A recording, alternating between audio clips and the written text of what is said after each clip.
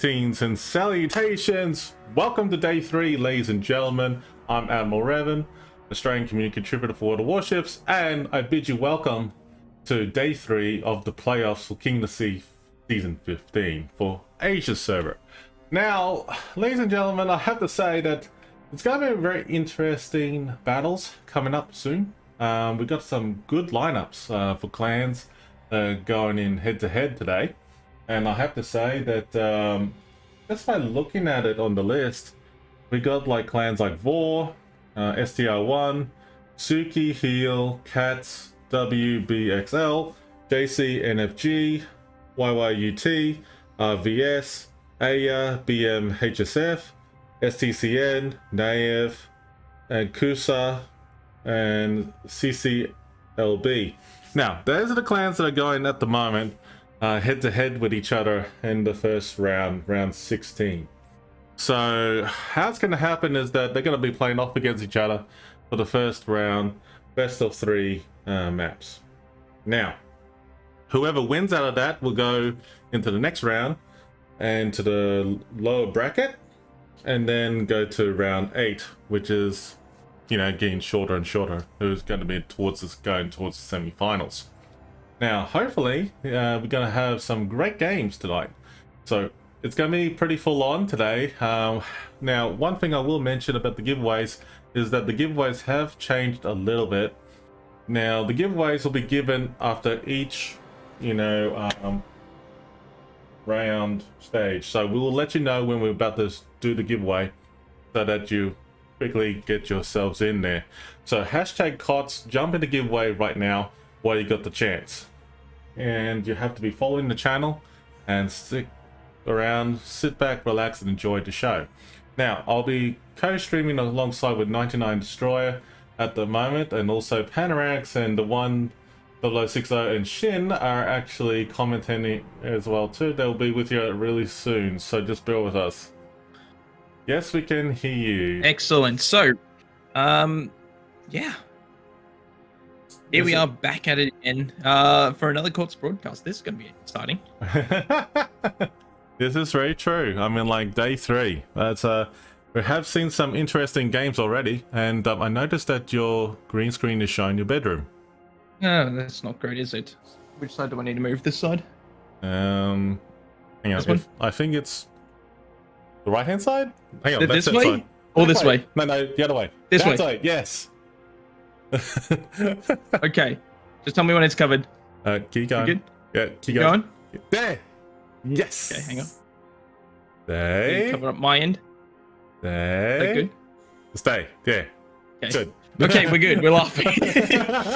So, there we have it. We now Excellent know stuff. what 99 Destroyer's bedroom looks like. Yes. Oh, good lord. That was the best content ever in the first half an hour into the stream. Awesome. Best content that you could ever ask for. I mean, what else do you want? Who knows? Maybe do a sleep stream next, honestly. We got interesting team lineups today. Yes, we do. Speaking of, I guess, just want to refresh the page first before I do anything else. But first game we've got here is we're going to be looking at is going to be between Suki and Heal. Yeah, that's going to be an exciting combination to be fighting over. Yeah, at the moment they've voted off their maps and also their ship bans. And what we can do, folks, is that we can show you the map pool in the meantime, so you understand what we're in for. Okay, I think how this is going to be working. So the map pool looks like this, folks. I mean, in terms of North, Shatter, Sleeping Giant, Warrior's Path, Arms of Ice, Land of Fire, and Loop. Now, all players in terms of the King of the Sea have the opportunity to choose which map they want to have and which map they want to ban. And hopefully, we'll be able to see that more information coming up shortly. Okay. Ooh, there's actually, I think most of the maps and stuff are sorted now for it. So. Oh, really? Okay. Yes, actually, I think so. As soon as I can find the last ship, I'll be able to. So, I'm going to transition to the where's the bands info?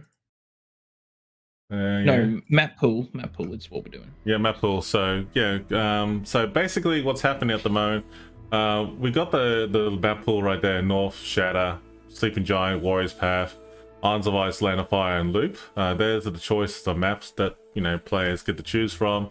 Now, with that being said, there'll be some maps banned in this kind of round at the moment.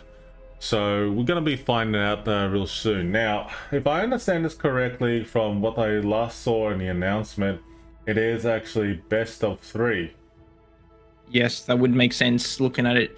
So that's going to be really quite interesting. I'm curious to see what kind of how teams are actually going to play this one. So just looking at the maps, I guess overall, so the banned maps here, I think they're quite strategic choices. We've got Shatter, which has been banned, and so is Sleeping Giant. Okay. Those 2 maps being banned straight off the bat I kind of like that. Honestly, I like that.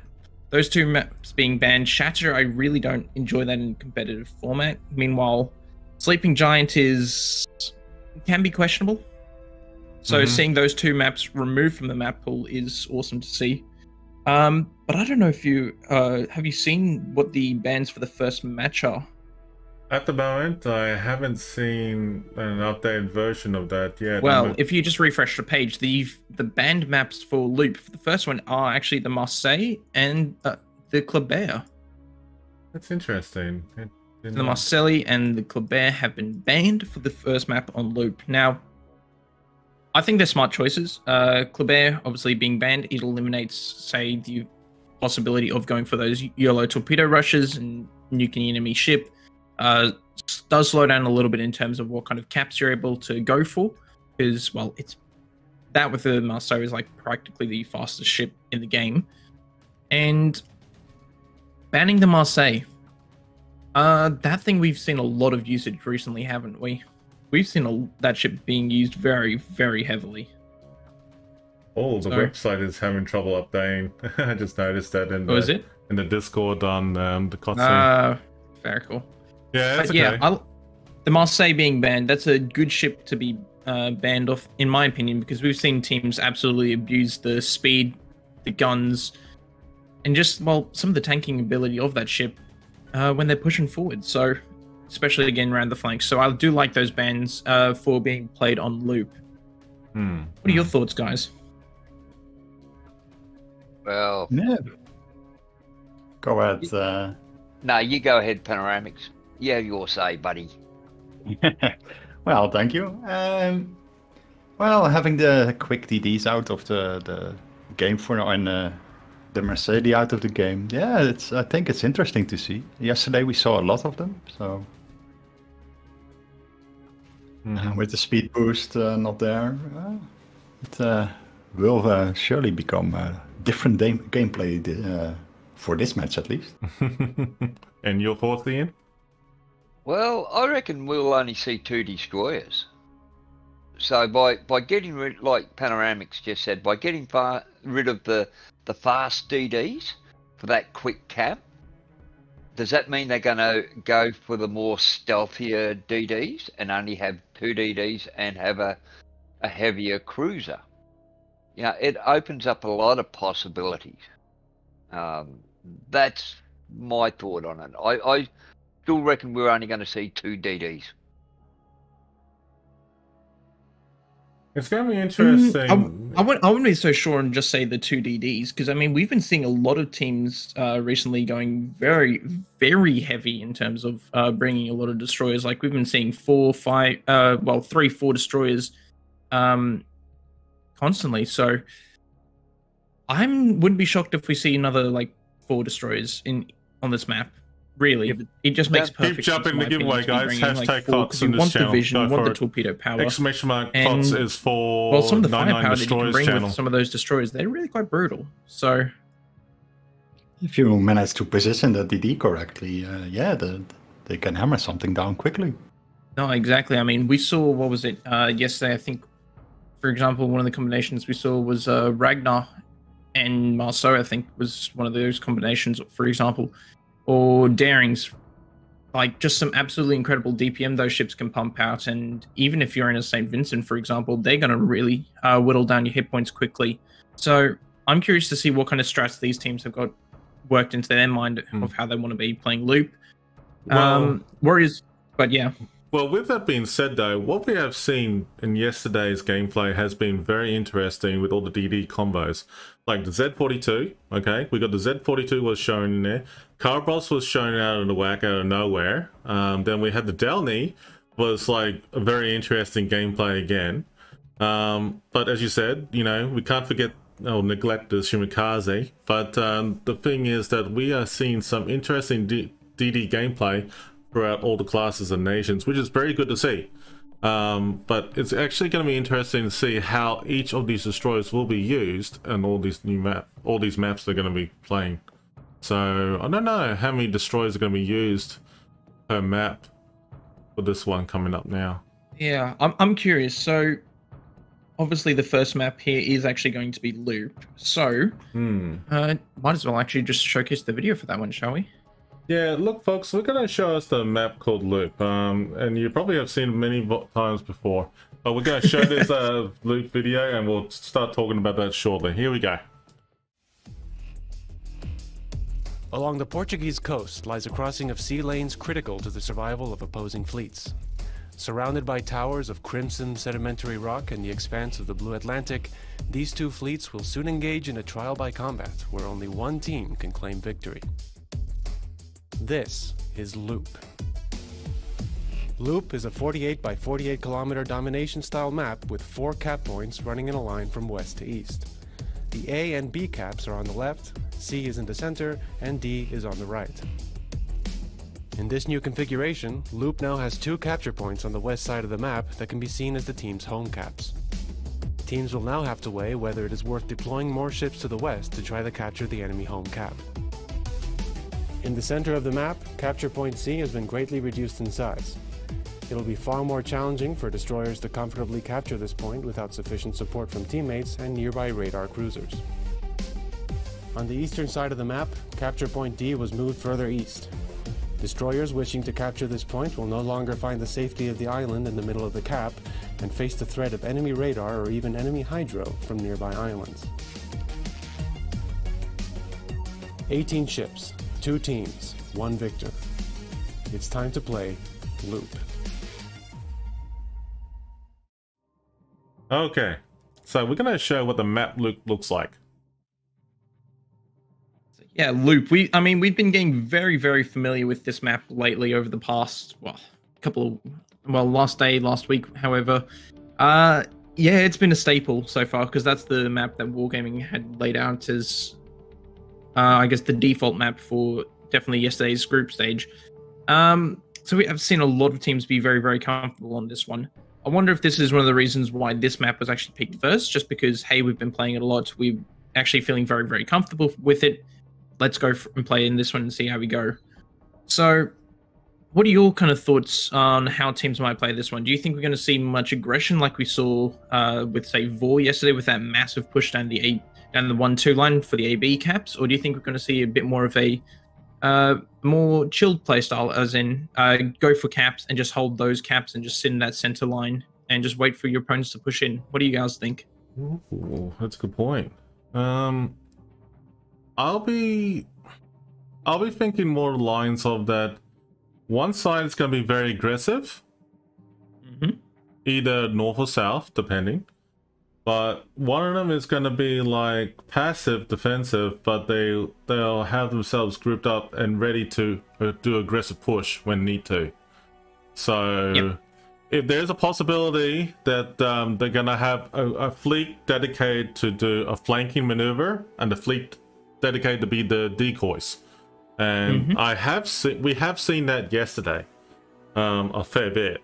But I don't know much about Suki or Heel, but I am actually very curious to see how this plans out.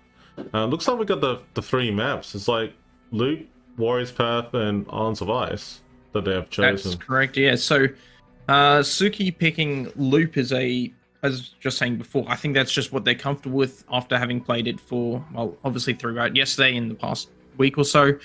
Heel picking Warriors Path. I'm curious to see what they've got in store for that one. And then the random one that has been generated is Islands of Ice. So, And I'm still waiting Islands for of the Ice, ship spans, yeah. though. The ship spans have to be updated, though. Just waiting to see. Ship bans, I think, are all updated, actually. So, it's Marseille and Kleber been banned for loop. And then the same two ships as in Des Moines from Suki and the Kleber from Heel, which has been banned on both Warriors Path and Islands of Ice.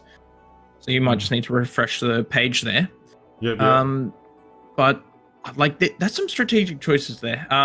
Marseille being banned, obviously I think that's a very, very good one to be banning on loop. And then banning the Des Moines on both Warriors Path and on Islands of Ice. That's a pretty solid ship to be banning, I think, because we saw, I think yesterday, quite a fair few Des Moines actually running around. There was several different instances where we saw multiple Des Moines on the same team in one game. So getting rid of what is quite a very strong radar with some excellent DPM from that ship, I think that's a fantastic ship to be banning if you're really trying to play around those cap circles. Yeah, but the question becomes, do we see a lot of Moskvas this time? Since You that won't, was the because general ban. Well, you can't, because Moskva is like one of the overall bans. It's you can only see one of those in it at any time. And I still feel teams are going to be picking St. Vincent over the Moskva.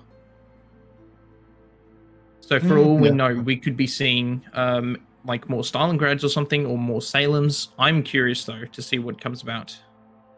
Yep. Okay, so I've just had someone come to me in chat, Prinz Eugen Führer. Sorry, Feuer. I can't even read German. What am I on about? But they're saying that's -1S. Suki is -1S. If that rings a bell for you guys. Yes. Yeah. I know Yep, why. -1S. -1S. I know those are very good legends. I mean, like, I have to say, those people have been very good in the last King of the Sea tournaments. And But that spices things up a little bit now. So a little bit now, because like now, you know what? I think Vor is gonna have some very interesting competitors going up for them again.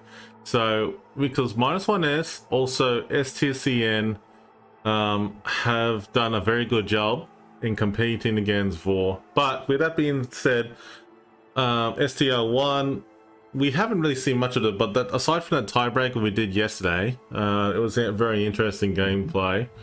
But these new clan names that we're seeing, or these groups, they have a name for themselves. They want to go for it. They all do. Absolutely. I mean, when you're playing for a prize pool of $10,000 with the potential for it to double to $20,000, keep in mind, fellas, if you're watching these Twitch streams, as long as you get those drops and complete the global combat mission, you are helping achieve a doubling of the prize pool from $10,000 to $20,000. So for these teams that are playing for prize pool as large as that, they're going to be giving it their all. So, like, there's going to be some stiff competition, especially in these next couple of weeks. Some very stiff competition going forward, and I'm very excited to see how that turns out. Yeah. I'm actually just glancing at the rooms at the moment just to see what our room is for Suki and Heel is going on. At the moment, it hasn't come up yet, but looks like STCN and also JC, YYUT have formed the rooms already. But we'll be waiting and seeing what the other rooms are going to be like real soon. This is going to be a full-on afternoon, evening, folks. It's going to be a big one. It's going to be big. Yeah, so I think there's a rule behind this, though, if they need to do a restart. Is a best of 3, isn't it just one? Restart or something like that? I think there is a rule. I think, well, restarts have got to occur within the first 2 minutes of the game starting. Yes. If you do need a restart. That's right. I think that's what the rule is, but I can't remember if there's something else. That's if both teams agree as well, and the referees and the people it's involved. anything like last year, Raven, it was each team could only have one restart. That's right. Providing the other team agreed. That's and right. If they couldn't, then it came down to the adjudicator Yep. to make a decision. Yeah. Well, we're about to find out how this goes anyway, so it's going to be a fun night. Folks, by the way, if you're watching both my channel and also 99's Destroyers channel, exclamation mark KOTS is for 99 Destroyers channel, hashtag KOTS is for my channel for the giveaways. Jump on in. We will be drawing our giveaways a little bit after each playoff is done. So basically, after the Suki and Heel match is done, we'll do the first round of giveaways, and after that, we'll do the next one after that, because Wargaming did apologize that they're supposed to get back to us and they didn't give us the next round of codes, which is okay, because we'll make do. At least we had some spare. So that's fine. But hopefully next weekend we don't have to worry about it for the semi-finals and the grand finale for the regionals. That's very interesting now. Looks like, ooh, AR versus BMHSF is actually up and running. Ooh, excellent. So just waiting for the game room to still get created. Yeah, so we're just waiting for ours and we should be able to jump in. As soon as that happens. Yeah. Looks like... Is that... No, that's not the right room. Cool. I was going to say that looked right and then it didn't look right. No, exactly. It started looking right and then it was like new. Oh, here we go. Looks like he's creating the room now. Should be awesome. You guys got any predictions? Which team is going to come victorious out of this first series of games between Suki and Heel? Which one do you think is going to come first? I'm gonna go with Suki. You can go with Suki. Wee, that's big. -1S. Let's go, baby. Fair enough. I mean, when you got a name like that, I think that's only fair. Good Lord. I mean, I reckon they're probably going to take this series out, but I'm more than happy to be surprised by some of these matches. Because, I mean, I think who was saying it yesterday, it might have been you, the one where we were talking about, like, sometimes nice to see the underdogs actually come victorious. So if we do see something like that, well, that's going to make things hella interesting. It is. I always feel that when somebody's on the top of, they can't get any better, it always pays for them to be knocked down a peg or two. And the only ones that can do that are the underdogs. So go the underdogs. Well, all remains to be seen. So, what about you, Panoramics? What's your thoughts on today's match going to be like? Oh, will be interesting for sure, and I think Suki will be the first to show us a victory. Okay. And so far, all the battles have been very good to watch and very entertaining. So, yeah, 100%. I mean, been fantastic to see some of the more unusual ship choices that we saw yesterday, for example. Oh, that was really good to see. Yeah. That was really, really, really interesting. I did like seeing those unusual choices like the Vampire 2, the Brisbane, the Forrest Sherman, for example, as well. Like ships that you wouldn't typically see in competitive actually being brought out. And that was great to see. And, well, speaking of, well, ships and whatnot, the actual room has been created. So let's try and join that. Yeah, I noticed that. And sometimes, too, by bringing in those ships that you normally don't see in the King of the Seas tournaments, can actually throw their opponent off balance.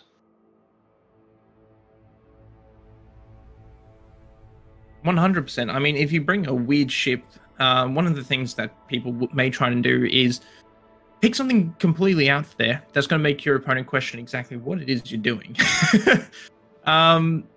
Like bringing something completely different than you're not used to fighting up against. Bring something different like that just to throw your enemies for a bit of a loop. I mean,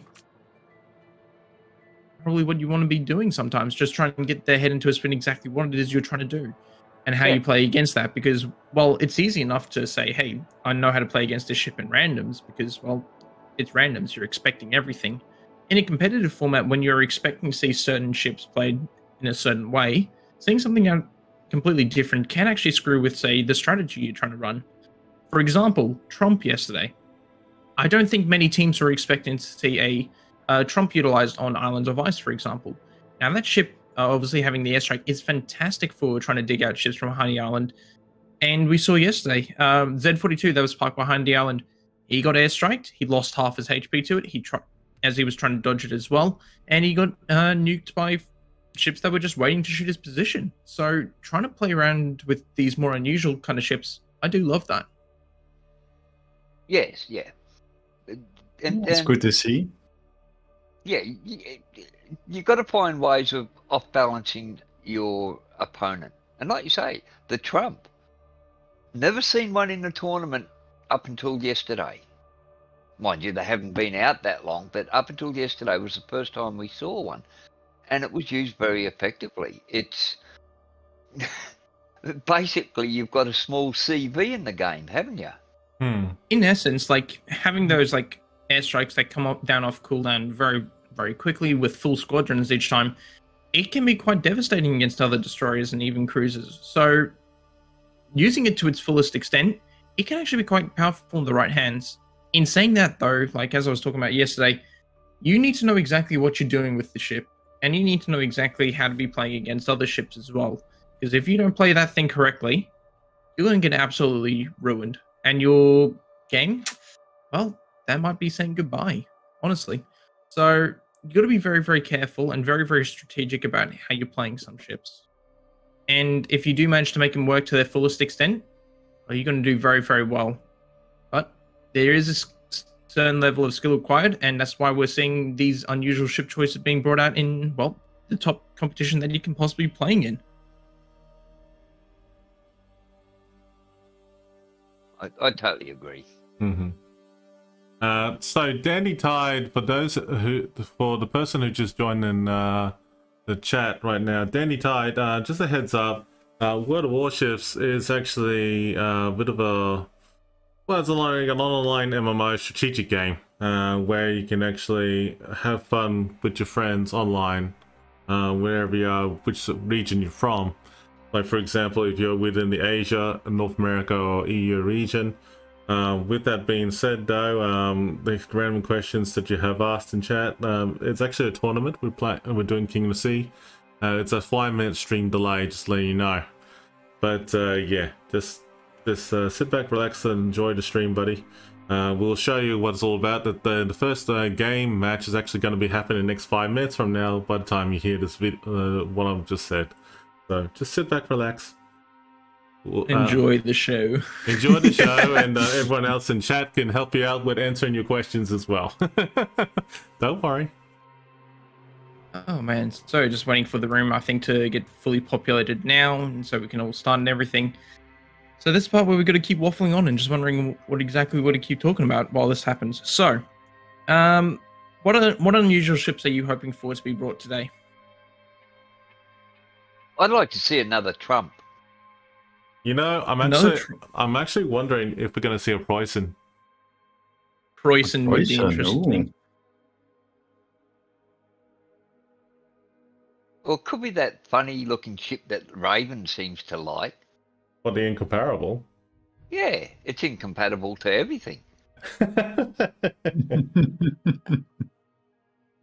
Oh, we saw a couple of yesterday, so... Yeah, we did. And it's like any ship in, you know, it doesn't matter whether you're playing a DD, a cruiser, be it a light cruiser or a heavy cruiser, or a battleship. There is still that element, like 99 Destroyer was saying. You've still got to have that skill level to be able to utilize the full potential of that particular ship. Just a heads up, 99. Looks like the teams have swapped over sides. Okay, yep. I think that makes sense. Yes, that makes sense. Suki is on the Bravo spawn for this one. Yep, for loop. So we're going to show the loop video right now while we get the chance, folks, because the teams are still getting together. Stay tuned. We'll be right with you.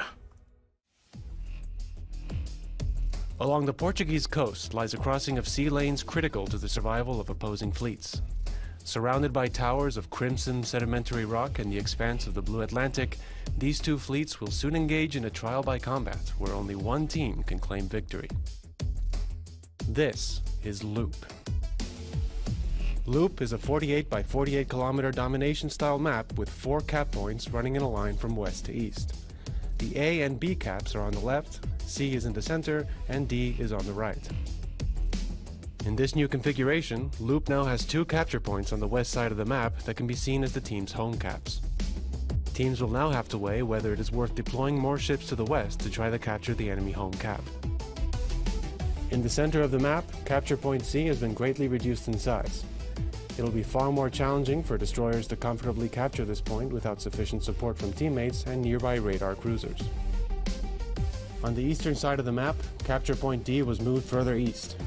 Destroyers wishing to capture this point will no longer find the safety of the island in the middle of the cap and face the threat of enemy radar or even enemy hydro from nearby islands. 18 ships, 2 teams, 1 victor. It's time to play Loop.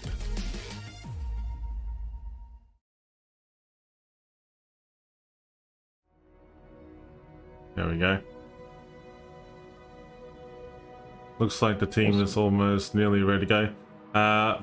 Dandy tied to how to join the tournament of King of the Sea. Usually it's advertised on the King of the Sea Discord for World of Warships or on the website, and you actually can form a team together and have fun.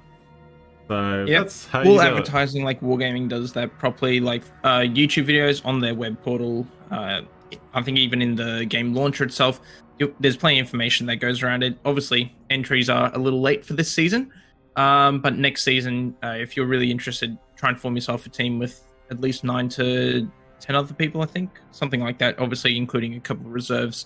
If you're really wanting to play in tournaments such as this.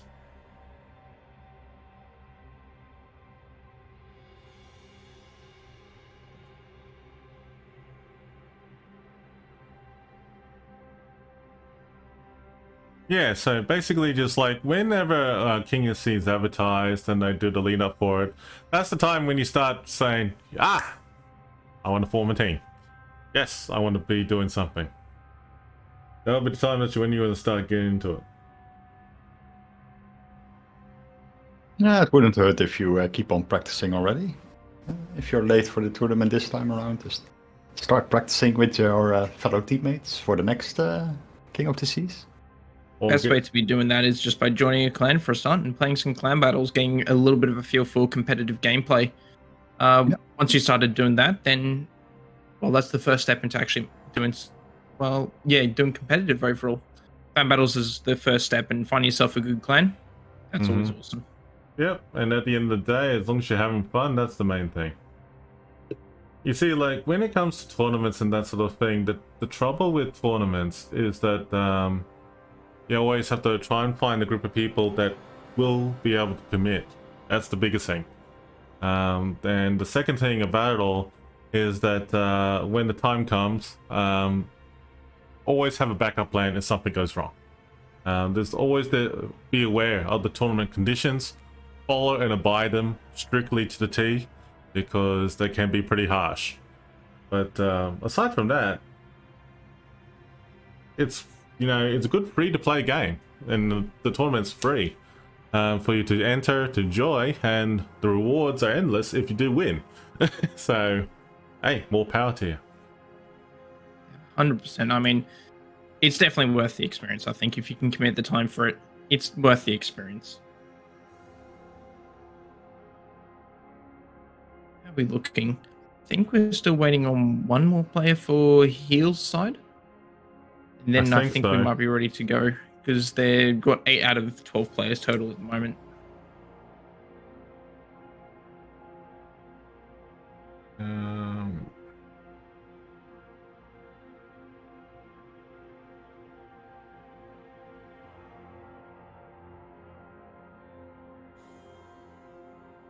Yeah, so don't mind us, folks. We're just trying to get things sorted out here.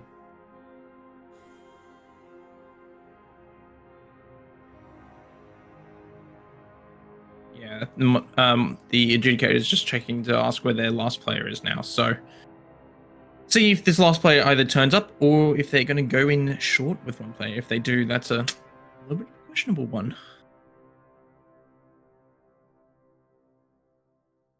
They will get the bot when that's the case, right? Mm-hmm. Mm-hmm. Yep. And they're tier 12 bots. Tier 12 bot. Now, that escalated real quick in the game right now. Oh, got to stay ahead of the times. We've got the tier 11s, so Well, you know, Yeah. like just around the corner, we're gonna have Windows 12, so next year, so yay. So No, may as well gotta have, we may as well have gotta tier have- 12 next year for World of Warships. Hint, hint, nudge, nudge. Hey, don't Wink, say wink. I said it. It was the 1060. Well, then you're accountable now. yep, put it all on me. I don't mind. I got big, broad shoulders. Looks like the ref is actually doing final checks. Yeah, Is he's doing some checks. He's just waiting to see though where on earth the 9th player for heal is at. And I took your advice, 99 Destroyer, to have lots of water with me. Yes, always having lots of water is fantastic. So this is what I've done. I grabbed 2 bottles. There you go. Once more. There we go. That's the Ah. spirit. Yeah, but how many bottles of whiskey you got to the side there, Raven? And who says it's water? It could also be other liquids. He could say it's water, but it vodka looks like water. I did 7. See? 5, 2, 7. I got 7 bottles. That's great. Very nice. He's got 7 bottles ready to go. What? 7 bottles of whiskey? Yeah, why not? You never know What? when you calls for an emergency. The emergency is like the only time that when I know that something went right. Oh We man. did call you at 3 a.m. this time, Revan. Let's see. It was definitely not you. No, no.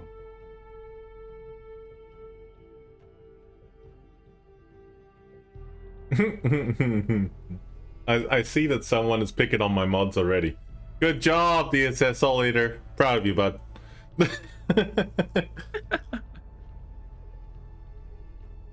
And I have to do a big quick shout out to all the moderators on both 99 Destroyer and also my channel. Keep up the good work, guys. We're very proud of you. All right. Well, Thanks, you legends. yeah, we do try our best to keep you guys honest. Or Honest. in line. Honest. Honest. And in line. Honest. Honest and in line, actually. But, you know, actually the same thing. You guys remind us to keep ourselves hydrated. So there you go. Yeah, yeah. So remember, drink plenty of whiskey with water. Okay. Oh, looks like we got our final player for heal. It looks like we're going to be starting very, very shortly now, fellas. Get keen. All right. Get keen for this one. So we may as well go to the game screen and make sure we're ready to go, because they look like they're both ready to go. So Just waiting now. We're waiting for the final countdown for both teams to go through. So we got Team Heal is on Alpha, and Team Suki is on Bravo. Yeah. So what I'm going to do is that when the battle has started, Anorax and Ian, go ahead and introduce us the 2 teams and what they're showing, and then we'll do commentary from there. Yep. Copy. But yeah, folks, we're about to start soon. The game countdown has started. Yep. There we go. There's the countdown. Let's go. Okay. Game's loading. So You go first, Panoramic. Crash. Okay. Don't worry, it has happened to us like last time when the server overloaded. It's like, oh man, the one time. Actually, that happened last season as well. Yeah, it was actually surprising. Everyone went click go and everything froze, and it's like, wait, what happened here? Oh man, it's not ideal when the server gets overloaded because there's so much good competitive gameplay going on. Honestly. Oh, this is true. But, ladies and gentlemen, we're about to start off with the first battle for the night for Season 15 for King of the Sea for Asia server. So hold on to your seats. Grab your Hold on to your popcorn horses. and Get whatever you ready. like. Spinning, And spinning. Spinning. round around the ring of Rosie. And we blame Camo for this later. Why later? We can do it right now. Yeah, 5 minutes your later. fault, That's Camo. true. Here we go. Oh, here we go. Ooh. Go ahead, Look at Panorax, that and Ian, lineup. to you. You go first, Yeah. Panoramics.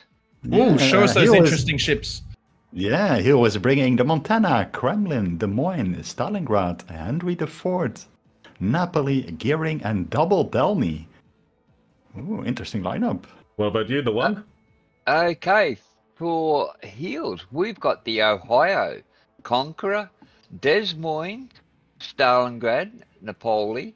Oh, here we go. The Chimikaze, Delany, Daring, and a Ragnar. So yes, I'll admit it. I am wrong. There's 4 DDs. I apologize. It's all good. So, -1S. I'm just going to call him -1S, I think, instead of Suki. Versus Heal. Now, this is going to be an interesting one. I'm loving the... I will admit, it's been growing on me again in competitive. Like, would have thought, hey, maybe it's not the greatest for competitive, but it's been growing on me after seeing King of the Sea. Chimikaze, man. I mean, we've seen some absolutely fantastic gameplay with this ship so far. And, well, players have actually been doing such a fantastic job of utilizing it.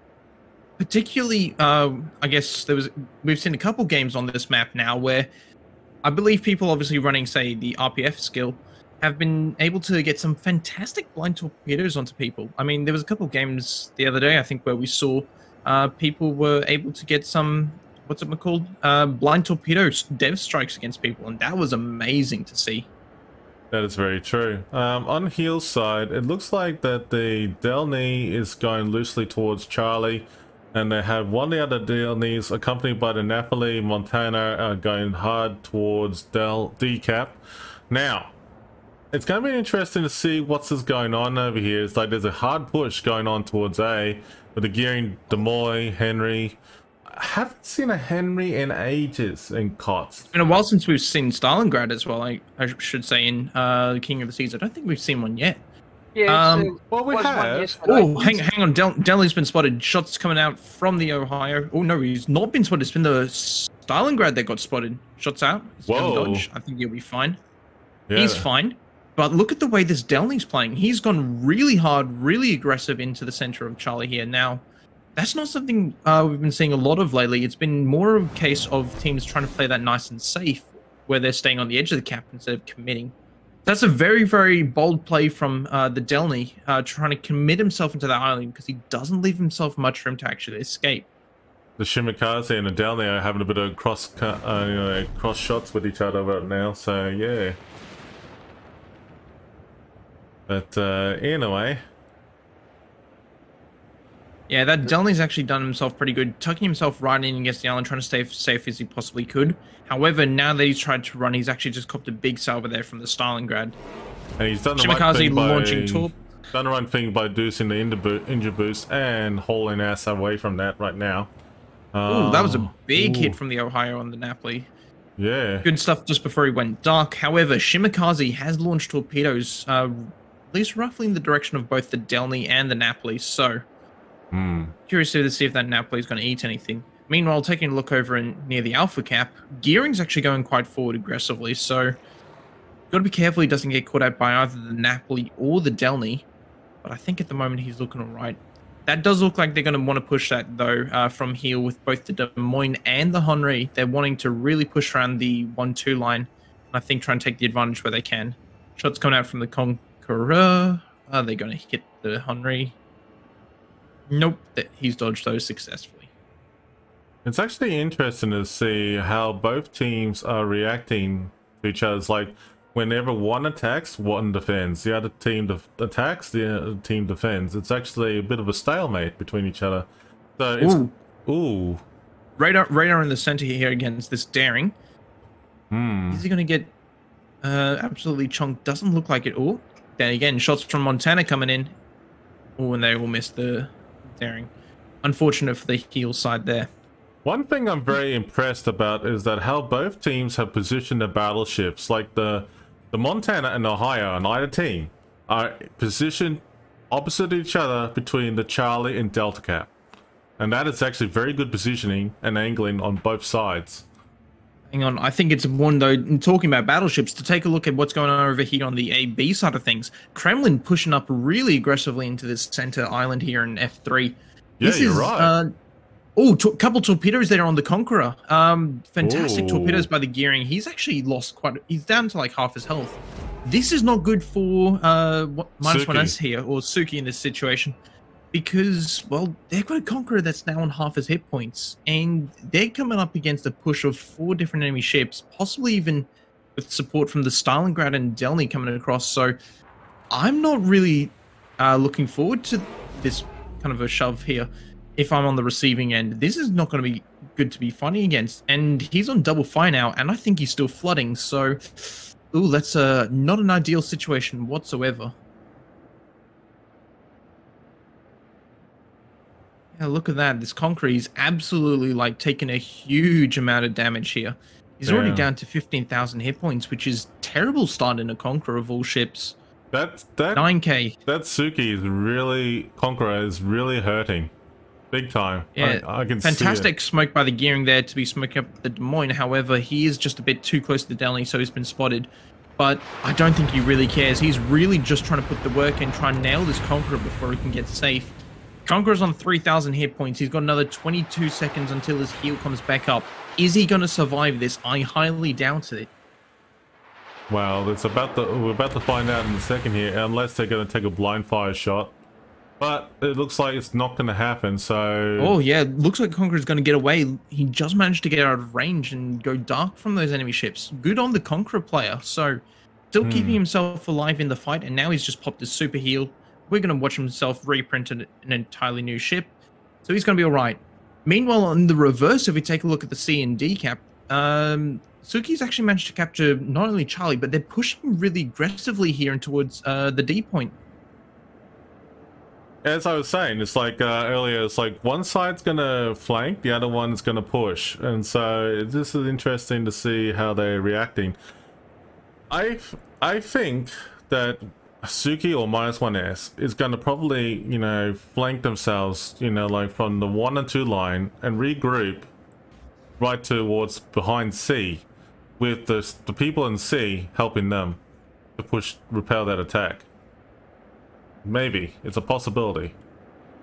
I like what Suki has done here. In response to this massive push on the AB side, they've actually just decided, look, if they're committing quite a fair few ships over there, let's try and push back in and try and take control of those caps and keep this circular motion happening. Where if they're pushing on one side of the map, we're going to push on their opposite side of the map. And in doing so, they've actually got 3 of the cap circles now, which is fantastic for them because it's really starting to put the pressure onto Heal here in this situation. Yes, they might be down hit points wise, but they're doing all right in terms of position and in terms of control so far. They've got complete control of that D point. They've got I would say a fairly neutral stance on the C point, but they do have a daring nearby. And they've got a decent presence over here on Bravo. Still keeping the Conqueror alive in the game is absolutely huge. And they've brought the Ragnar back to try and stop any potential caps of, well, Bravo from this gearing. Speaking of this gearing, he is, well, probably going to come into range of this Ragnar very, very shortly. And that's not going to be fun if you're in his shoes. Yeah. There he is. There's the radar. Right off the bat. But the gearing is kiting away and running right now. And just made it. Just gone out of range and he's just gone dark already straight away. However, he is going to have eaten quite a fair bit of damage from this blind fire just before he went dark. So that's not ideal for him. Not at all. He actually was very, very ambitious to get that Conqueror again. Did you notice that his torps is on his way to the Conqueror again? It's just unreal. He's desperate to get rid of the Conqueror, but I'm not sure if those torpedoes... I'm not sure if those torpedoes are going to hit because it looks like the Conqueror is just going to keep sailing well and truly out of range with them. Yeah, exactly. Unless the Conqueror does a full U-turn, I doubt they're actually going to hit him. True. Gearing's reversing back into cap now, try and see if we can start flipping that, but especially since the Ragnar has used his radar. So it looks like Heel's really gone all in to take out B cap, and they're still hanging in there. But at the moment, not much is happening over towards D at this stage. One thing I must say though, this is a very, very positional game yet so far. We're 9 minutes into the game. Not a single ship has been lost yet on either side. This is all purely about positions, purely about trying to get those cap circles. So I'm still curious to see what Heel is going to do here, because they've got to start making some kills happen now. Otherwise, they're going to lose on points because they're down. There's only a minute 50 left on the clock here. If they don't start getting those points and start getting those kills, yeah, this game's not going to turn out too well for them, because I don't really see how they're going to get into C or D to actually stop those points bleed. Yeah, I mean, like, this Ragnar is literally, with the injury boost, literally hammering with HE on that Kremlin and trying to burn it down as much as he can. Torps are going in towards Kremlin. Will he dodge those Torps? Yeah, he successfully dodges those, easy peasy. But it's still not enough, though. Like, Heel here absolutely needs to make some kills happen, and it's just not looking like that's going to be happening. I'm not sure whether they're even going to find an easy kill, because, well, Suki is playing this extremely, extremely well. And they're just staying completely safe, not letting themselves get exposed in any different kind of position. Apart from this Napoli here, but he's a Napoli. He's incredibly durable, and he's still got his smoke available. So if he needs to go dark, he just pops his magic smoke button, runs away, and he's going to be completely fine. But 40 seconds left on the clock, and I really don't see how this is going to turn out in Heel's favor whatsoever. Ohio on the Suki team is doing the right thing by fighting away. He's being focused fine on reversing, and he's taking... Well, speaking of which, Monty pushing into the C-cap. He's trying to do something here, but he's just getting absolutely focused now from all directions, from both this Daring and this Ohio. I think this kill has got to happen on this Ohio in the next 40 seconds. Otherwise, this is it's going to be game over. Torpedoes coming in from the Delney. Looks like you might cop 2. Looks like it's going to be 2. That might work, especially now that he's on 30 hit points. That's desperation. 13,000 hit points. This kill has got to happen in the next 20 seconds if they still want to have a chance of staying in this game. Look at that secondary gunfire. It's like impressive, the sound effects right there. Shots out from the Ohio. Is that enough to finish the Monty? It doesn't. Ooh, Kill's got to happen in the next 5 seconds. 3. 2. Okay, that puts him back in. That was 2 seconds left on the clock there. That was nearly game over, but well done to Heel for shutting him down. But is it going to be enough, though? Because they've got to keep the Monty alive for what little time they've got left. It's not looking good for him. However, he has managed to stick it out. Conqueror, big HE salvo incoming towards this Montana. Is he going to be able to dodge this? It's actually interesting. He sets him on fire. Ooh, that's not good whatsoever, especially considering he doesn't have a heal and he doesn't have his damage control at the ready. Torps are going towards the Napoli on over in D-Cap, and then Des Moines and the Shimikaze working toe-to-toe together against that. And hang on. Monty's going to go down here. If he goes down, this is going to be game over. 3, 2, 1. Gone. Game over. And that's a great first win there to Suki. Or -1S. Yeah. Fantastic stuff, fellas. Well done. Let's switch back to this camera. Oh. That is actually very well played for both teams. That was some great aggressive gameplay for both sides. 100%. It was fantastic to see. Why is my camera going a bit funky? Good question. But the one, Panoramix, what's your thoughts on that match? Well, yeah, the underdogs sort of, went under, unfortunately. But they played well. They're now day 3, so we're getting up there into the teams that know what they're doing more than others, unfortunately. So, but what can you say? Zuki just got the caps position. They just put everything in place. And I tell you what, if they meet War in the finals, it's going to be one tough game. It sure will be. Because they're both evenly matched, I reckon, when it comes to the skill level. But not only No. that, I mean, like if they get to like compete against SCCN as well, hey, world's your oyster as well.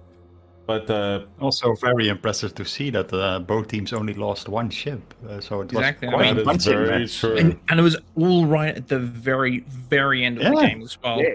So, like, keeping themselves alive for like more than 10 minutes, that just showed you this game is all about those positions, trying to work out, trying to aim for those crossfires, trying to put the pressure on your opponent to force them into a bad position. And, well, it worked out exactly. Yeah, so is it loop again, or what's the next map? Well, let's see. We're about to find out, because like I think that we're going to introduce Warrior's Path, aren't we? I think so. So let's introduce Warrior's Path, I think, regardless. All right, folks, And we're going to show you the video of Warrior's Path. Bear with us for a couple minutes. With more coastline than any country in the world, the nooks and crannies of the shores of northern Canada set the stage for a showdown between opposing fleets. Amidst the barren rocks and snow-capped peaks, only one team will remain unvanquished. This is Warrior's Path. Warrior's Path is a 48 by 48 kilometer domination-style map with 3 cap points running in a line from west to east. The A cap is on the extreme left, B is in the center, and C is on the far right. Given how the caps are arranged and how risky entering the B cap is in the early game, the most action is commonly found along the 1, 2, and 9, 10 lines. To the west, Cap A now no longer can be safely controlled with radars from nearby islands. Teams will have to rely on smokescreens and additional fire support to gain the upper hand in the battle for this capture point. Capture Area B is a difficult and challenging place to be in the early goings of a game. While the capture point was moved to a more central position, nearby islands still provide plenty of cover for radar cruisers, making this point exceptionally challenging to capture. Off to the east, the C cap offers solid cover for cruisers along the northwestern and southwestern edges, but precious little cover inside the cap itself. The long, narrow channel to the east that connects C to B is a frequent place to see pushes occur in the mid to late game, depending on the board positions of each team. Warrior's Path has a long and storied history within the tournament, having produced many close and competitive games. It begs the question, what memorable plays and matches will result this time around? 18 ships, 2 teams, 1 victor. It's time to play Warrior's Path. Okay, folks. This is interesting ship ban for this one. So, either side have chosen to ban the Colbert and the Des Moines. Your thoughts, guys? I like this. I like the Des Moines ban because it opens up the opportunity for a different, unique ship. Obviously, people might say, "Oh, just bring a Salem if you want the Des Moines," but you got to be careful about what you want to be bringing in replacement, right? Whilst yes, they are very, very similar ships, obviously being sister ships. The Des Moines, what does it have over the Salem? Well, it's got the much better radar, and it's got hydro in addition to that. So, but with the Salem, what you get in return is you get a slightly worse radar or hydro, so you don't get the choice between the two, but you get a super heal. So it's a question of really what you're trying to do with the ship. If you're trying to lock it, hold it in place, and just like sit there and tank some damage, like eat raw damage, eat HE damage, Salem's going to do you much better. But if you're trying to sit there and you're trying to prevent someone from getting a cap circle through radar coverage and trying to support your DD, seeing in a smoke screen, I think the Des Moines will handle you better. So what can you bring in replacement for a Des Moines if you don't want to be bringing a Salem? Well, I would say immediately off my mind, I would be saying maybe you could be considering something like a Russian heavy cruiser, but most of them have already been banned for the entirety of the season. So what have you got in replacement? Aside from the Puerto Rico. You could bring a Puerto Rico, but it doesn't have quite the same stopping power, I think, as the Des Moines does. Sure, it's got more guns, sure, it's got larger guns, but you don't have that same kind of a reload. But yeah, the funny thing is, though, I can't think of anything that's really good at that level. Because, like, you know, like I was thinking the American cruiser starts with W. Worcester? Worcester. Worcester, yeah. I was thinking back when I was like, it's like the Besky, the rapid firing idea, but it just doesn't seem right. It doesn't seem right. So Worcester is a fantastic ship. I do love it. It was my first tier 10, so I'm going to be a little bit biased in that aspect. Oh, yeah? It does have some absolutely insane DPM as well, especially for light cruisers. You easily outclass stuff like the Nevsky, hell, even the Worcester as well. The Minotaur as well from memory. You outclass stuff like the Brisbane, the Jinan as well, those super light cruisers. Like, your DPM is really, really up there. However, when I say however, obviously it is fragile. It's a light cruiser at the end of the day, but you do have a lot of utility. And the question is it really worth bringing a light cruiser? You don't have a 12-kilometer radar or even a 10-kilometer radar, like, say, on the Minotaur or the Brisbane. Minotaur, if you do go with the radar on that ship, for example, you do have the ability to stealth radar really quite effectively, because I think you get your concealment down to something like 8.5 kilometers or something with a 10-kilometer radar. Brisbane, you have something like a 9.2 kilometer concealment with a 12-kilometer radar. Like, that's really quite dangerous. Worcester, from memory, you have something like a 9.5 kilometer concealment with a 9-kilometer radar, which is a bit of an issue because you can't be stealth radaring ships. And if someone in the destroyer is playing it extremely well and staying just outside of your radar range, you're dead. Because there's no way you can spot him as long as he's handling himself correctly. Yes.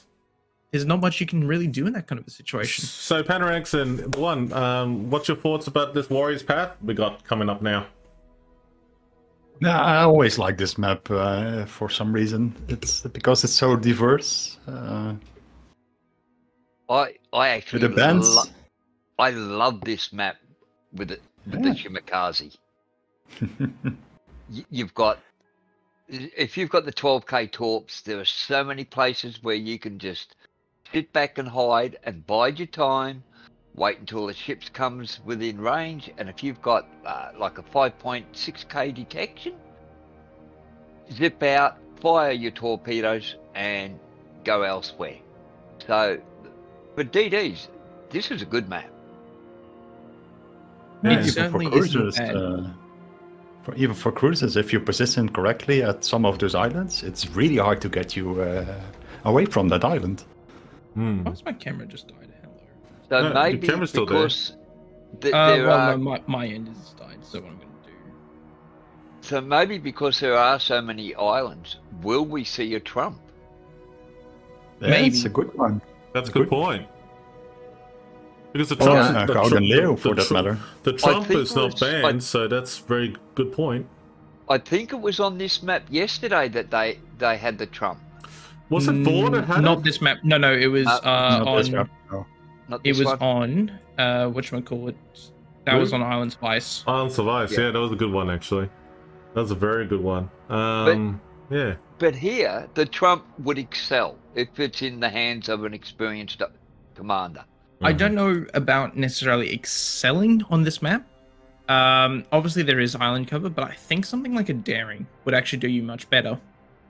Reason I say Daring is because of all those single fire torps. There is a lot of violence here, and being able to effectively nuke a ship with all those single fire torps is probably going to do you a lot better instead of the chip damage that you can get, say, with the Trump. Sure, you can nuke destroyers, but I think being able to single fire torps into like a heavy cruiser that's hiding around a corner or something, I think that's going to be a lot more potent in this kind of a map compared to, say, something like the Trump. Especially because you've got a lot, I think, in my opinion, you've got a lot better guns for close range engagements with the Daring. The AP on it is brutal. The reload is amazing. You've got the short burst smoke screens. You've got the hydro. I just think Daring brings more to the table instead of a Trump for this kind of a map. Really throwing it out there for a DD. What about a Halland? If you're looking for a torp boat, you might as well just bring a Shimakaze at that point.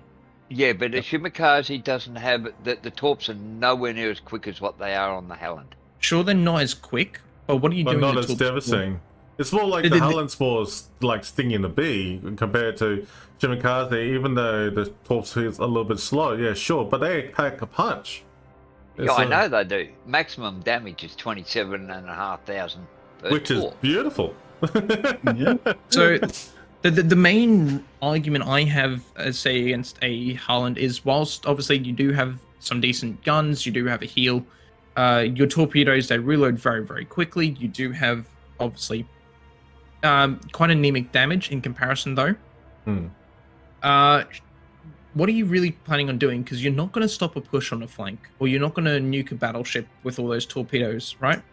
As we saw in that last game, one of the obviously defining things that did help Suki to actually win that one was those fantastic torpedoes from the gearing into the Conqueror. Now, he got reduced down to 3k after he was shot at after those torpedoes as well. With just the torpedoes, he was down to half his HP. With a Harland, unless you're hitting a lot of those torpedoes, you're not going to have the same kind of result, really. Even if you hit all your torpedoes, it wouldn't be the same. If you hit all of your torpedoes, I think you'd be doing like comparable damage, if not a bit more. But because of how low the damage is, if you're only getting one or two torpedoes, it's like eating, say, a carrier torpedo. That it's not really going to do a huge amount of damage to you. Obviously, the main difference between them and, say, carrier torpedoes is that carriers can just circle around your ship and drop like another 3 lots of torpedoes, but that's besides the point. Well, that's true. Yeah.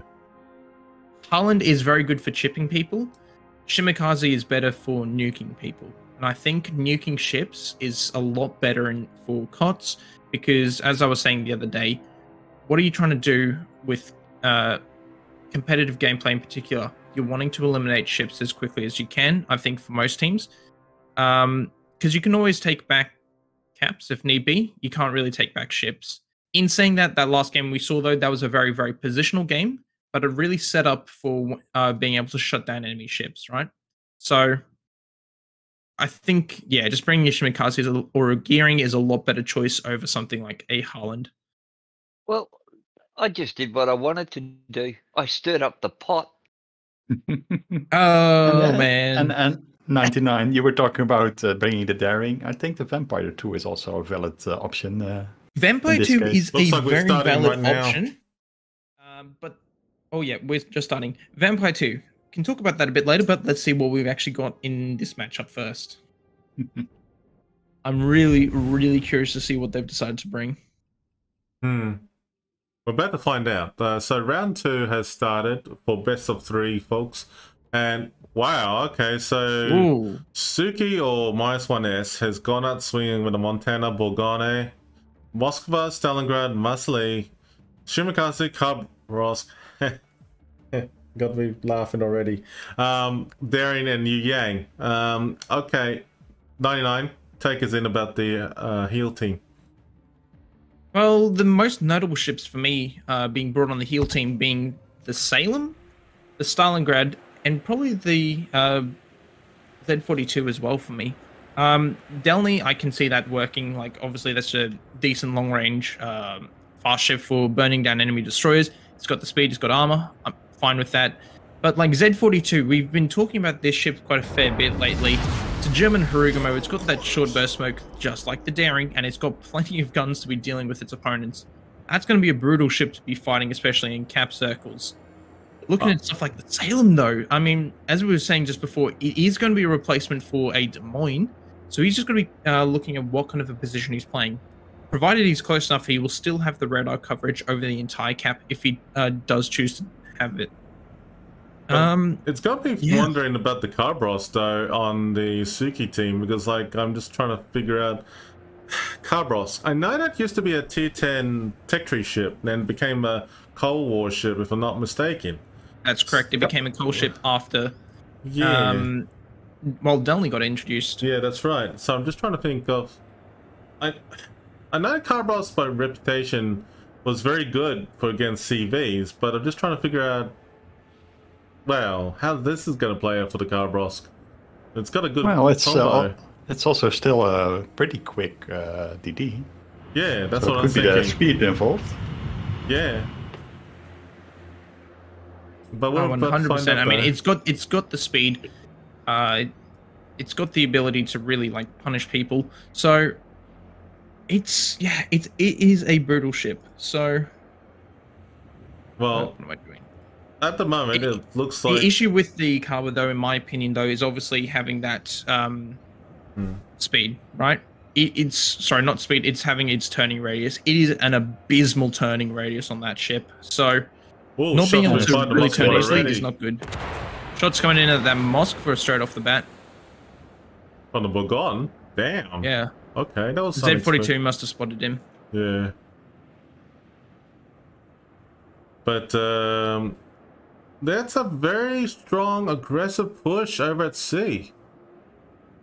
For both sides. Ooh, radar from the Stalingrad has caught out that daring. That daring's got to be really careful now because that Z42 is going to start punishing him. Yeah, exactly. He needs to try and get out of dodge very, very quickly.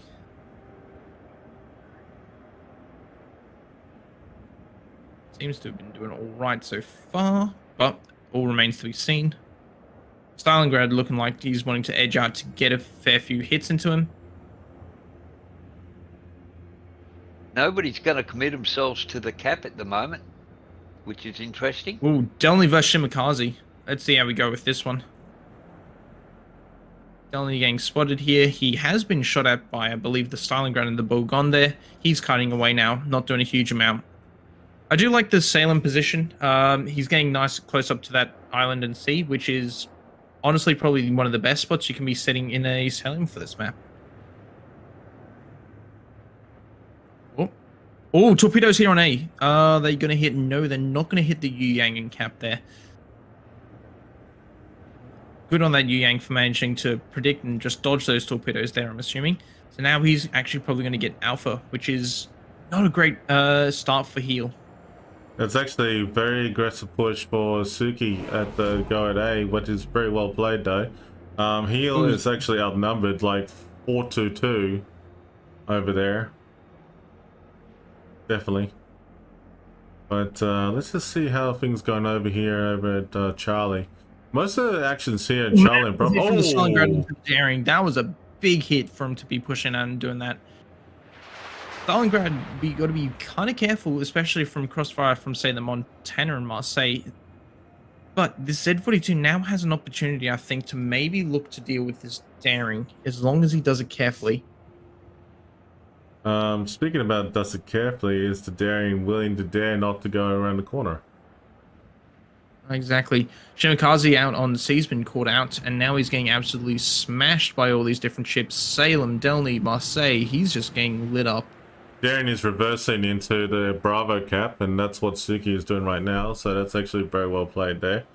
Yeah, Daring could... Oh, it looked like he might have been trying to get some single fire against the Stalingrad, but no, he's actually just sitting there just trying to get the cap now. Mm-hmm. And Moskva's in good positioning as well too to help out, so that's not bad at all. Hydroacoustic's been kicked on for both sides, so they both detected. The question is, who's going to make the move? Z42 is reversing. Who's going to make the move? Getting the cap, though, that's pretty damn good on Suki's behalf, because now it's starting to put the pressure onto Heel to try and force back some of those caps. Yeah. Now, the most likely cap they're going to be able to get is going to be the Charlie cap, but yeah, because look at how aggressively they're starting to push down on the A side. Yeah, it's actually interesting that there's a lot of torpedo guessing as well too, I've noticed, and they've done a great job with it. Oh, Daring's got hit again. Didn't see who hit him, though. Shimakaze actually being pretty brutally annihilated here over on A. He's managed to smoke up now, so he has gone dark, but he has eaten quite a significant chunk of damage, which is not great for him whatsoever. Yeah, this Daring, though, that's not great for him. Ooh, Moskva pushing around into the Bravo cap. This Z42 does need to get out of dodge. Those talks are going in, closing in on the Moskva right now. But I think he'll dodge them successfully. Yes, he will. He has definitely dodged the first set. Now it's the second set. He's got to look to see if he can dodge as well. I'm pretty confident he will dodge them, but all remains to be seen. As long as he doesn't move forward, and he's reversing back, so he'll be safe. Yeah, he's fine now. As long as he doesn't turn. Yeah, he's got Hydro up. He doesn't need to do anything in particular. Oh, you said Moskva that gets for his radar Z42, up. no? The Z42 just hanging around a touch too long in that smoke. Yeah, yeah. Meanwhile, St. Vinny's starting to make a play, trying to push up through the center there of Bravo. Carbros is trying to make a between play on the Charlie. Z42 as well, so there's a lot of, you know, harassing gameplay here. This is pretty good. Oh, that daring's going up against the Z42, but I don't think he's going Might to actually get him here because of how low that Z42 is. Oh, that radar is about to go down, and it is down from the Moskva, but he does have shells out that... Oh, he doesn't quite manage to get the finish, but I mean, leaving him on 1,600 hit points, that's not a great result for the Z42 under any kind of a circumstance. At the moment, if you look at A right now, the Yu Yang, the Masai, and also the Montana, they're really aggressively pushing on the Shimikaze and the Bogane. Oh, Daring goes down. Daring. That is fantastic for heal in this situation. Nice. Very, very well done. Very Now well this push played. is actually starting to really come to fruition here. Yeah, yeah. This is looking really good for heal here, starting to close off all these positions. This Stalingrad, he's stuck here in this position. He's completely and utterly circled here. He can't get out. Oh, Shimikaze gets the deli. The torpedoes. Wow. Yeah, that's unreal. That's a really big one. Well done to the Shimmer for that. Oh, that's fantastic. Oh, boy.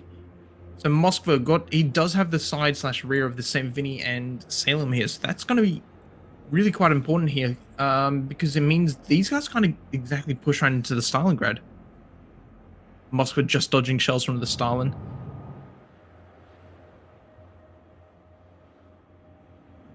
Now, is this Stalingrad going to dodge all of these torpedoes? I don't know.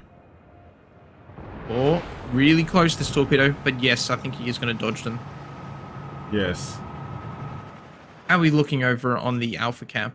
Hang on, This Bulgon is nearly down.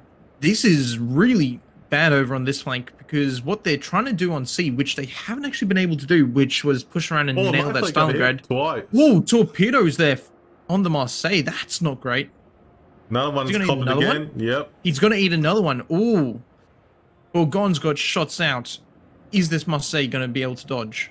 Let's see. 3, 2, 1. No. He does dodge them.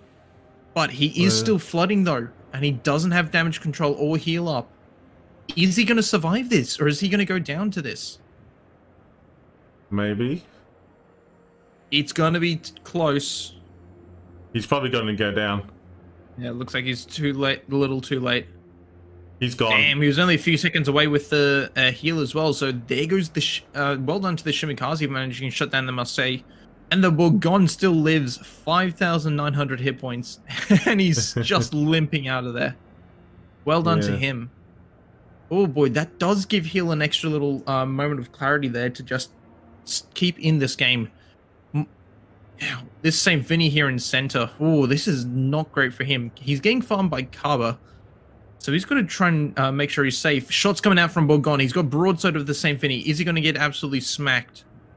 First shots miss. Second salvo. They don't miss, but he does get a rear turret off. Yes. Shells flying in towards the Bourgogne. The enemy is about to win. Very good hit, actually, for just the rear turret. This Stalingrad in C, he has been actually a fantastic champ. He's just been sitting there and he's been holding off this entire corner. I have to admit, Heels St. Vincent is really ambitious to get into the B, the C. B Oh, you can see what he's doing. There, though. Yeah. Look what the St. Vinny's doing. He's trying to get rid of this Moskva here. Yeah, yeah. Ooh, that's really quite a risky play. If he does it, it's going to be fantastic because this Moskva's now pushed into a very bad spot. He's going toe-to-toe with a Salem, and of all ships, you don't want to be fighting a Salem or even a Des Moines from close range. Oh, boy. This Salem, though, he's misplaying here. He really shouldn't be shooting HE. He should be going for the AP, trying to break the guns on that Moskva, I think. But no, he's continuing to shoot HE. He's trying to get those fires. He does get another one. I would be switching to AP here, really trying to nail those turrets. Still shooting the HE. You need to keep backing up, dude. Oh, massive Citadel from the Bourgogne on the left.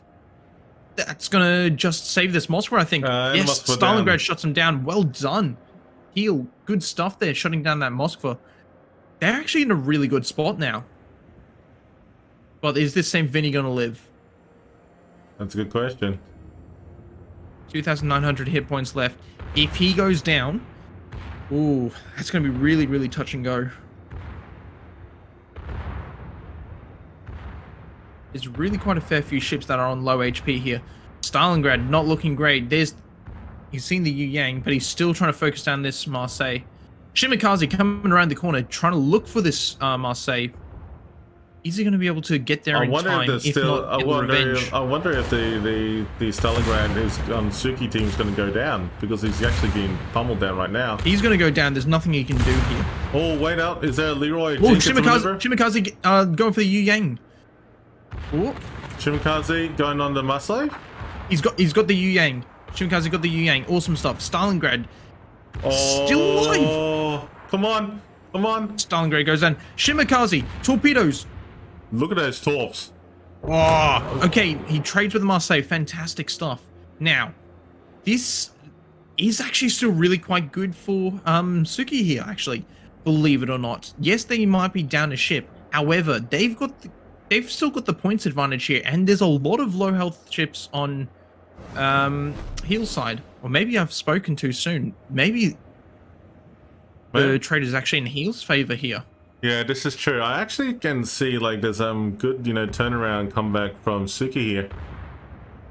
If Suki manages to hang on to this, they've got the cap. Right, they just need to live for 1 minute. If not, if they pick up another kill, say for example on that Z42, that's going to make a world of difference. This Khabarovsk here in this is stuck behind this island. He's got to stay there. He's got to keep himself as safe as he possibly can, at least until he gets his heal up. Because if they can take down that Shimikaze, that might be their way out of this. Yeah.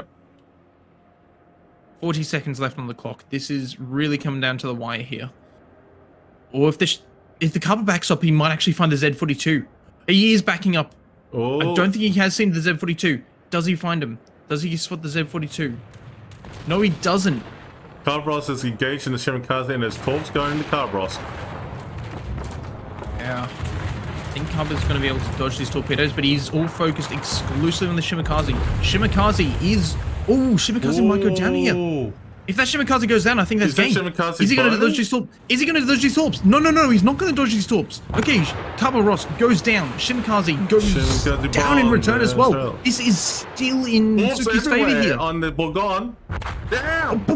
Hey, that trade! Like, the trade's happening all the way across the map. Shimikaze over here on the sea flank. He's now finding a sailorman of the St. Vincent here. I think he's going to go down. He does get torpedoes away. He gets one set. Is this St. Vinny going to dodge this? He has got the wreck of the Bourgogne. Doesn't look like it. These torpedoes are going to smack home. This St. Vinny does go down to these torpedoes. He goes down. Wow. 2 versus 3. Wow. That is incredible showdown for Suki. They're not giving up without a fight. Holy Suki still wins on 1 cap. Literally, this Montana and this Yu Yang do need to do nothing but survive. They win on 1 cap. Wow. Would you take a look at a result like that, fellas? Battle ends in 5 minutes. That's unbelievable. That's utterly unbelievable. If I was Suki right now, I'll be sweating. They don't need to sweat. Honestly, they can be laughing, throwing their hands back and clapping because, I mean, they need to do nothing now. That's true. They literally need to do nothing. They've won this game. Unless they say monumentally screw up here and sail into those torpedoes. I don't even know if they've got time to then the remaining 20 seconds, but that's game. And that is such a fantastic result. That's a very well played result, actually. Well done to Suki. I mean, that game went up and it went down. That was a roller coaster of emotions, but when it all came down to the wire there, Suki came through and they came clutch and they won this game. And congratulations, Suki. You are definitely won that match. Wow, look at that. It's like, 2 ships left over for Suki team and also, 3 versus I mean, heel. Like, let's look at that Shimikaze player on Suki's side, though. What's his full name? Seth, it's about Tim. Holy jeez, 4 kills in KOTS, with a Shimakaze. That is pretty damn good going. That is pretty If you damn don't good. mind me going. saying. That is Yeah. very, very good going. And considering they only picked up 6 kills that entire game, and 4 of them with the Shimakaze, very, very well played to him. Unreal. That was pretty unreal, I will say. So, yeah, well done. That's very well question is- played. Do we play the next one? That's a good question. I mean, like, it said best of 3, so I would assume that they have to do it as part of the requirement. Let's just have a quick look on the crosstalk in the meantime while we're waiting. I'm just going to have a look at the Discord and see on the Kingdom of the Sea Discord and see if that is the case. Because if you won 2 matches in a row, it would make sense you play for the third. It would make sense to wrap it up. But if you have played 2 maps and you won 1 of each, either team, the third one is the decider. So we'll soon see what they say. But Well, if it says best of 3, yeah, Zuki have done it. They've won 2 out of 3. yeah, exactly. And I think it's safe to say that Suki have done it, claimed it. Yeah. Yep. And I've got to say, that was... Oh, what a game. What a game It was indeed. amazing to watch. And it... Praise be to the Shimakaze. Praise to the Shimakaze. That was unbelievable. 4 kills. Yeah. That was Wow. actually very good gameplay. 4 kills. Let me just have a quick look and Pretty read. insane. Quickly recap on that. It was actually unbelievable. Just by looking at it. The Carbros did 2 on the Suki team. 4 kills on the Shimakaze. And I think everyone else played a key role by doing a lot of damage, which I did. Absolutely. Like, I mean, I'm really impressed with that game, and I'm very, very impressed with that Shimakaze player. What a game. What a game. Yeah, exactly. And 99, Yes. I got to let you know, you have got your ads running. I can't turn them off, unfortunately. Yes, you can. You can go into the settings. I'm trying to go back into settings. 'Cause... While we'll wait and see what's going on in the meantime, folks, we're going to take 5 and go to the Be Right Back screen and just hang in there. Because, like, the hashtag KOTS for my channel, exclamation mark KOTS for 99 Destroyer's channel. Give a shout out to 99 Destroyer, folks. He is co-casting with me. He's doing a great job.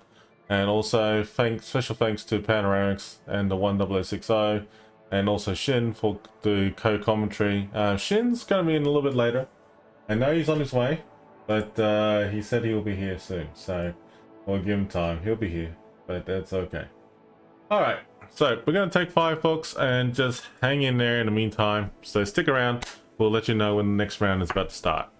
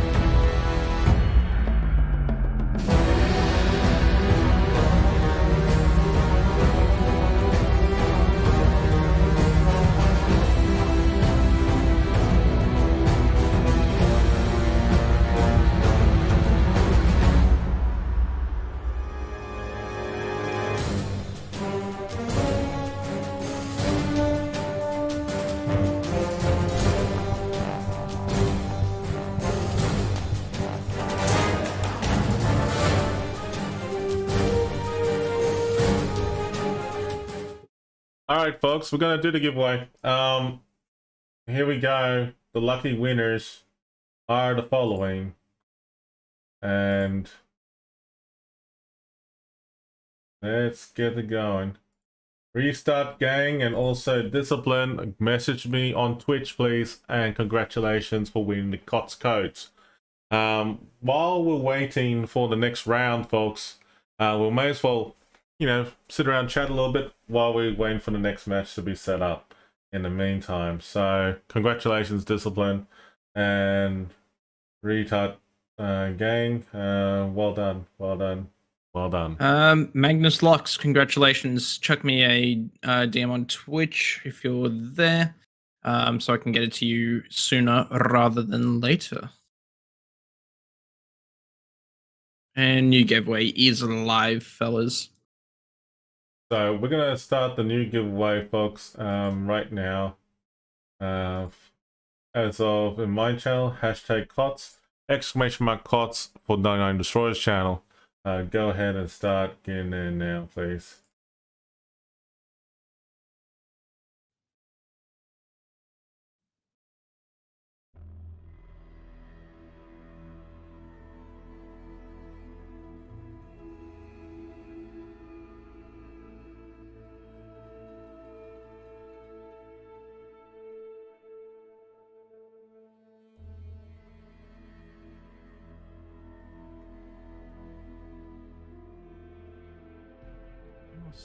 Okay, so while we're waiting that for going on, let me have a look and see what we got going on in the next round. Let's have a look.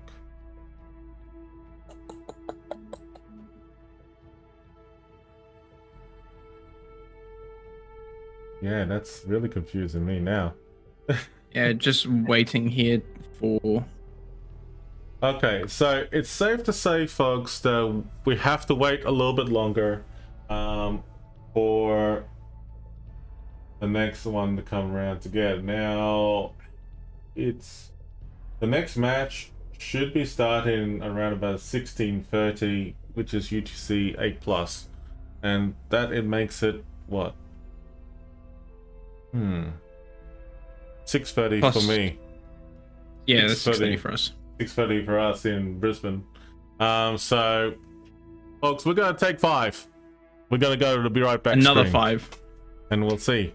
We'll be right back.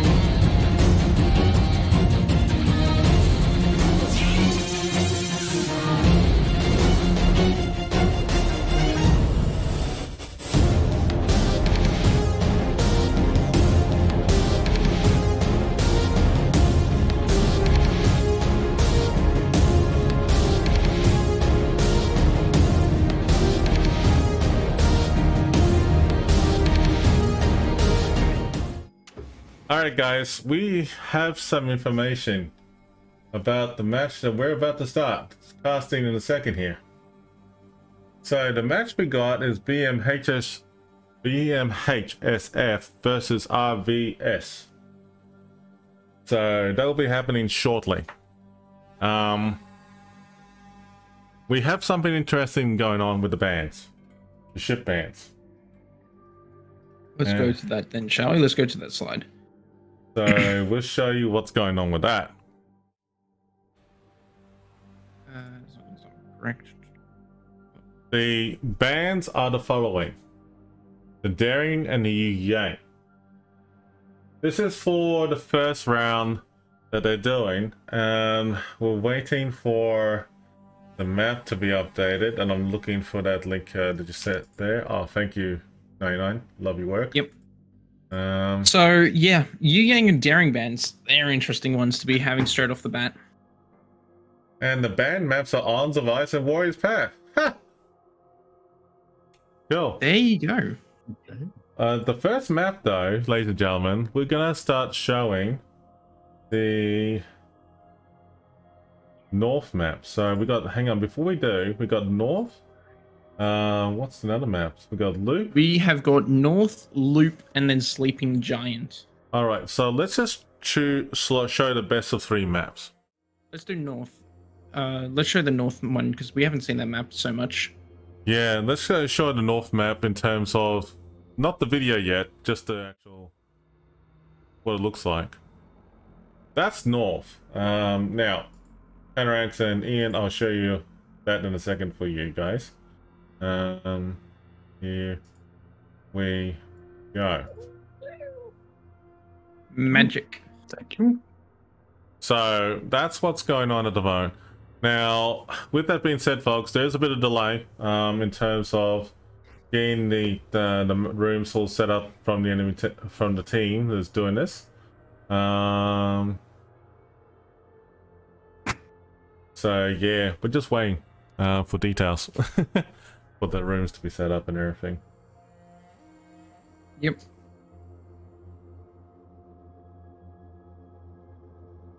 But at the moment, the North map, Panoramics 99, the one's actually making dinner. So there we go. Panoramics There's the 99. room. Go for it. Just post it there. So 1 second. Oh yeah, password 1. Wow, that's an awesome. That's an awesome. That's the best password there is. No one ever guesses it.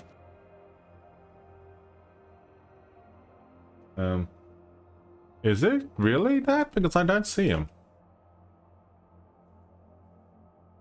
Oh yeah.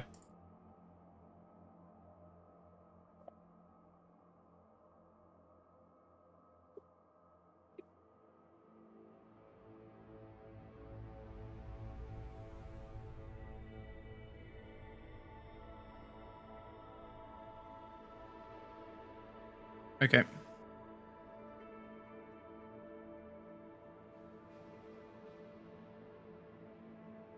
I found it.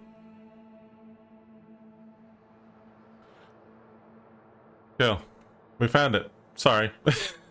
As you were. Yep, there we go. Got it now. Cool. I'm in, you're in. We're all ready to go. Yep, okay. So, North, interesting map. Very unique map, I have to say. We haven't seen a huge amount yet, and I am excited to see what comes up.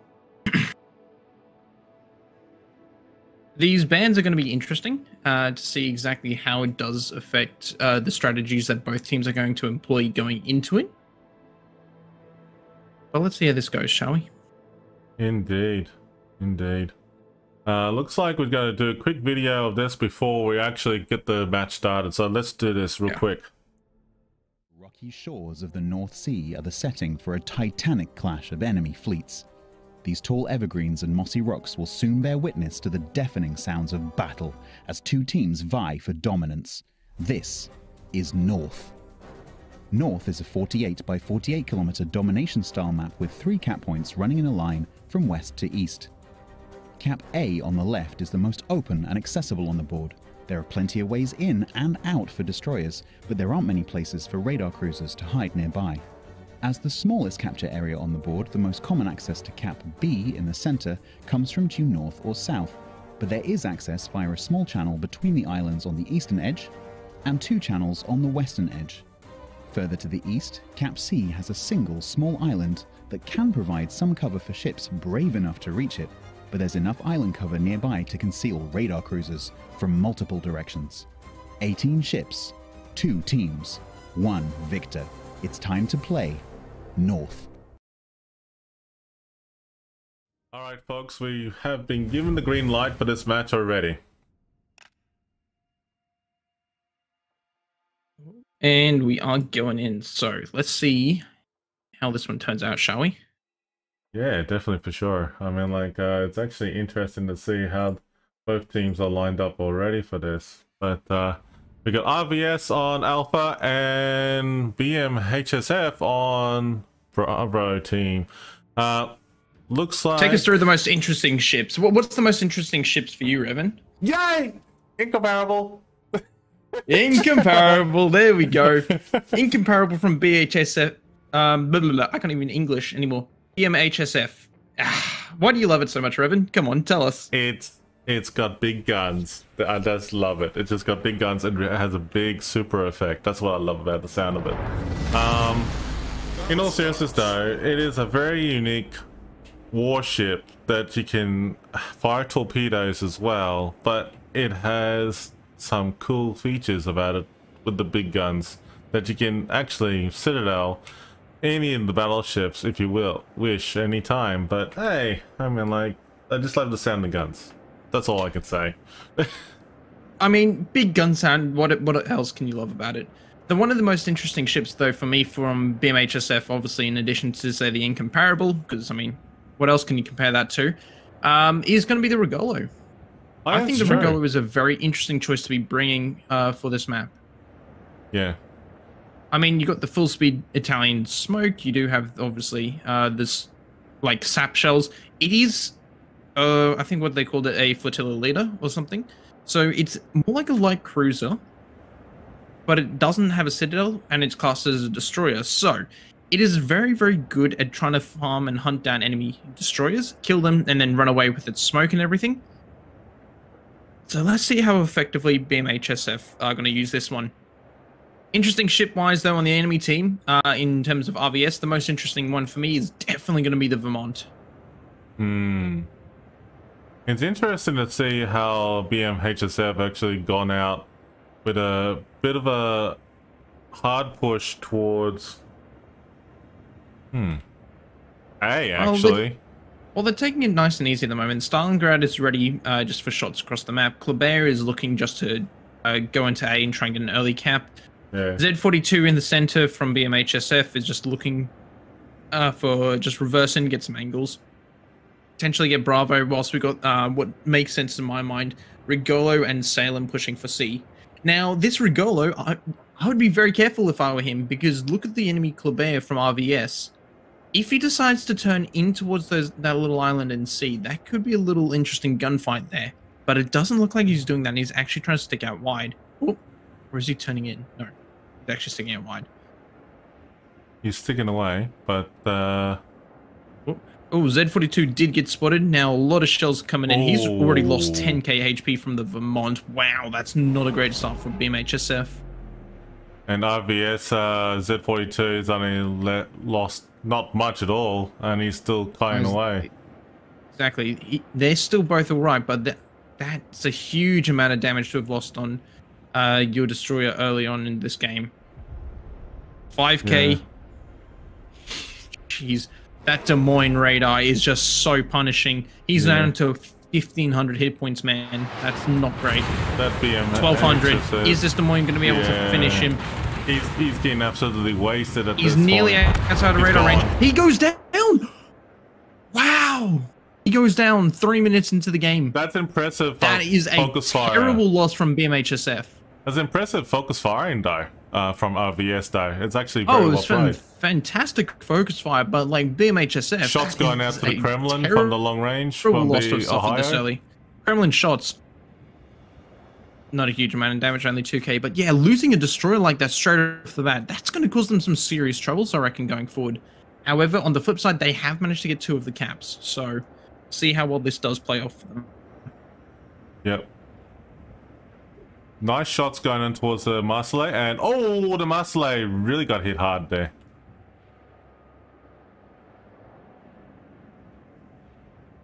Yeah, some big hits coming across, especially from like the Salem, etc. That Salem though, he's copping a lot of damage, and I mean a lot of damage from all these different ships focusing him. He's got to be worried about these torpedoes now from the gearing. If he's not careful, he's going to eat a couple of them. Oh, this might kill him if he's not careful. Yep, he's going to cop maybe 2. Ooh. No! Oh! That is too close. Wow! That was super close, man. He's so lucky to have gone away with that. Now, as we can see with BMHSF from Alpha side, they've got the cap, and now they're actually rotating everything back across into center. I like this. They're trying to make up for the gap in which they lost the Z42 in center. So they're trying to plug that gap, try and bring their ships back and deal with that. Yeah, the DD that the BMHSF's got at the moment in Bravo Cap, that's actually very good play what he's doing right there. But hang on a minute, he's spotted already? Yeah, he has, well, it's a Regolo, so it doesn't actually have the best concealment. So he got spotted out by the Z42 that was in there, and he might actually be, is he hydroed by the Des Moines? It doesn't look like 6 kilometer range, though. I think he's hydroed by the Des Moines. Yeah, he's within 5 kilometers of the Des Moines. He's hydroed by him. Oh, wow. Oh, that's terrible news for this Regolo. He's going to get absolutely murdered now by this Des Moines, unless he can just sneak out of this gap in time. Can he make it? I don't think he makes it around there. No, Des Moines is completely overcommitting onto him. There we go. Oh, man, this Des Moines is going to have an absolute field day. Yep, this Des Moines is really going all in on this Regolo. Meanwhile, this Salem, though, oh, he eats a torpedo. There he goes. Salem gone. Yep. Oh, this is not looking good for BMHSF. And the Regolo beaches again. That's it. He's so dead. Oh, he doesn't live. He does not live this. Goodbye. Goodbye, Regolo. Wow. Fantastic stuff from RVS there to shut down 2 ships in very quick succession there. The 3 ships have gone down really quick, back to back, and you know that's incredible, man. That's incredible. And now I think BMHSF is just in shambles now. I don't think they get out from this. Oh, the Napoli and Stalingrad are really hammering that Des Moines. Big shells into the Des Moines. Napoli finishes off the Des Moines in center. I mean, that's just payback for what he's managed to do to the destroyer. Yeah, exactly. But I'm still going to be struggling here to see how BMHSF comes back from this one. Same here. There is a chance, though, especially if this Kleber plays it correctly with those central caps. Incomparable is actually focusing fire and on the Vermont. Will he hit him? Maybe. He does get some hits. Nothing much really special there. Shots but let's take a look over on C-Cap. This Marseille, he's getting absolutely focused now. And this is not going to be looking like a very nice situation, BMHSF. Dead. Well, hang on. 1, 2, 3, 4, 5. Hang on. 1, 2, 3, 4, 5. Shots from Kremlin out to the Ohio. Yeah, this is going to do anything good. That was alright damage.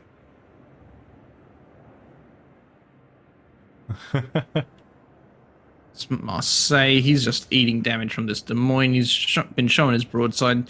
It's not fun. Oh, shots from Ohio. Are they going to nail this Marseille? Let's see. 3, 2, 1. Decent hit there. Marseille, he's trying to push around the corner there, I think, and trying to get some citadels into this Marseille. Can he get them? No, he's not. He's actually just going to sit there and try and get some stuff against the Kleber. Kleber torps on the way to the Marseille. Yeah. Kremlin just managed to blast straight through the front of the Marseille there. Marseille from RVS pushing forward now, trying to look for what damage he can get. Because if he can even get this ram against this Kremlin, that's going to be very, very good news for them. Look at this. He's going to be watching, though, careful for Marseille on his left. Oh, this Marseille doesn't actually have his guns turned yet. Is there going to be a ram? He's going to try and go for the ram. Can this... Marseille gets Citadel by the Ohio. Can he get his guns in time? Can he get guns in time? No, he doesn't. No, it doesn't. Marseille gets the ram off against the Kremlin. And now this Marseille here, he's going to just go down to this Ohio and all these ships surrounding him. There he goes. There he goes, gone. And Shut down. basically the 9-10 line flank is gone. That's it. I don't really see BMHSF coming back from this one. And now the Incomparable is being focused. Yeah, that's not ideal. He's got Z42 in front of him opening up. He's got Napoli to his left. Potentially Vermont to his right if Vermont doesn't have shots, but that's all right. Yeah, mind you though, I mean, like, the Incomparable on his own as it is, it's just like, yeah, he's yeah, he's trapped out. He doesn't come back from this one. I'm actually having a look at see what the other, you know, teammates are doing. The Stalingrad is actually hanging back, and the Napoli as well. Well, the Napoli is moving away. Yeah, they're just too passive, really. Yeah, well, unfortunately. The Stalingrad. Are these torpedoes going to hit this Incomparable? Let's see. He is trying to accelerate. I think he does get out of these torpedoes. Chance. Yeah, he gets out of those Italian sea mines. Big hits from the Napoli's AP there. I mean, Incomparable, as fun as that ship is, it doesn't really have the armor to back it up. That was unreal. Ooh, shells incoming. There we go. Napoli putting some big hits there into the Incomparable. And yeah, this Incomparable, yeah. Oh, these little torpedoes on the way here. Is he dodging this one? I don't think so. I'm extending himself. No, he eats it. And there he The goes. enemy is about to win. Taken out by the Napoli. Napoli absolutely shutting him down there. And then suddenly a surprise Kleber comes around to try and deal with this Z42, but Vermont says hello, smacks him a little bit. And yeah. The higher Napoli and the gearing, well, the Napoli is basically last man standing. Does this Z42 go down to this? He does. He does. So well done to that Kleber for that. Well done. And the Napoli goes down to these torps. The enemy is about to win. Yeah, well done for the gearing for those torpedoes there. And I think he easily dodges the Napoli ones in return. Oh, I think that's going to be well and truly GG. Don't think BMHSF is coming back from this game.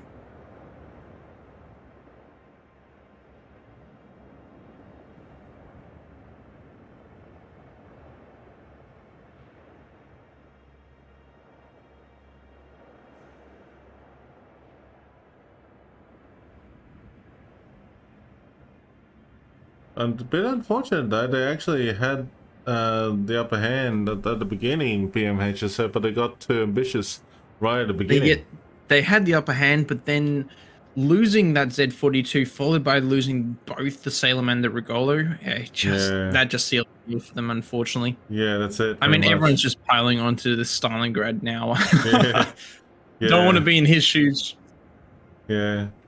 What about you, Panorix? What you would be feeling right now if you were the Stalingrad player right now? I just got it over with and off to the next battle. What else can you do at this point? Not much, you can. But he's being focus fired on by all angles. Oh, Citadel from the Ohio. Yep, Ouch. Citadel from the Napoli. He's done. He's and gone. 35 seconds left on the game clock. I mean, everyone knows what this Kleber is. He's shooting. Yeah. Just some last Hail Mary torps out because, you know, what else is he meant to do? Exactly. He's trying to motor into A, but I mean, even if he does step in, it's not going to extend the game time out by that much. No. Only a few seconds. I mean, what, there's 5 seconds left on the game clock. 4, 3, 2, and game. And game. So, congrats to RBS. That's actually a very impressive win right there. Yeah, 100%. Very, very well done to them for that first win. So the next map, very decisive win. It was a very, very decisive win there, I will say. Yeah. Very well done to them. And we got Love the cat cam. We got the cat cam right there for panoramics. But with that being said, we will have to reset ourselves up here for the new map layout and everything. So bear with us, folks, because we're going to have to do a bit of tweaking here. Just give us 1 second. So the teams have swapped over both sides. So give me 1 second. And RVS is Bravo this time round. Okay.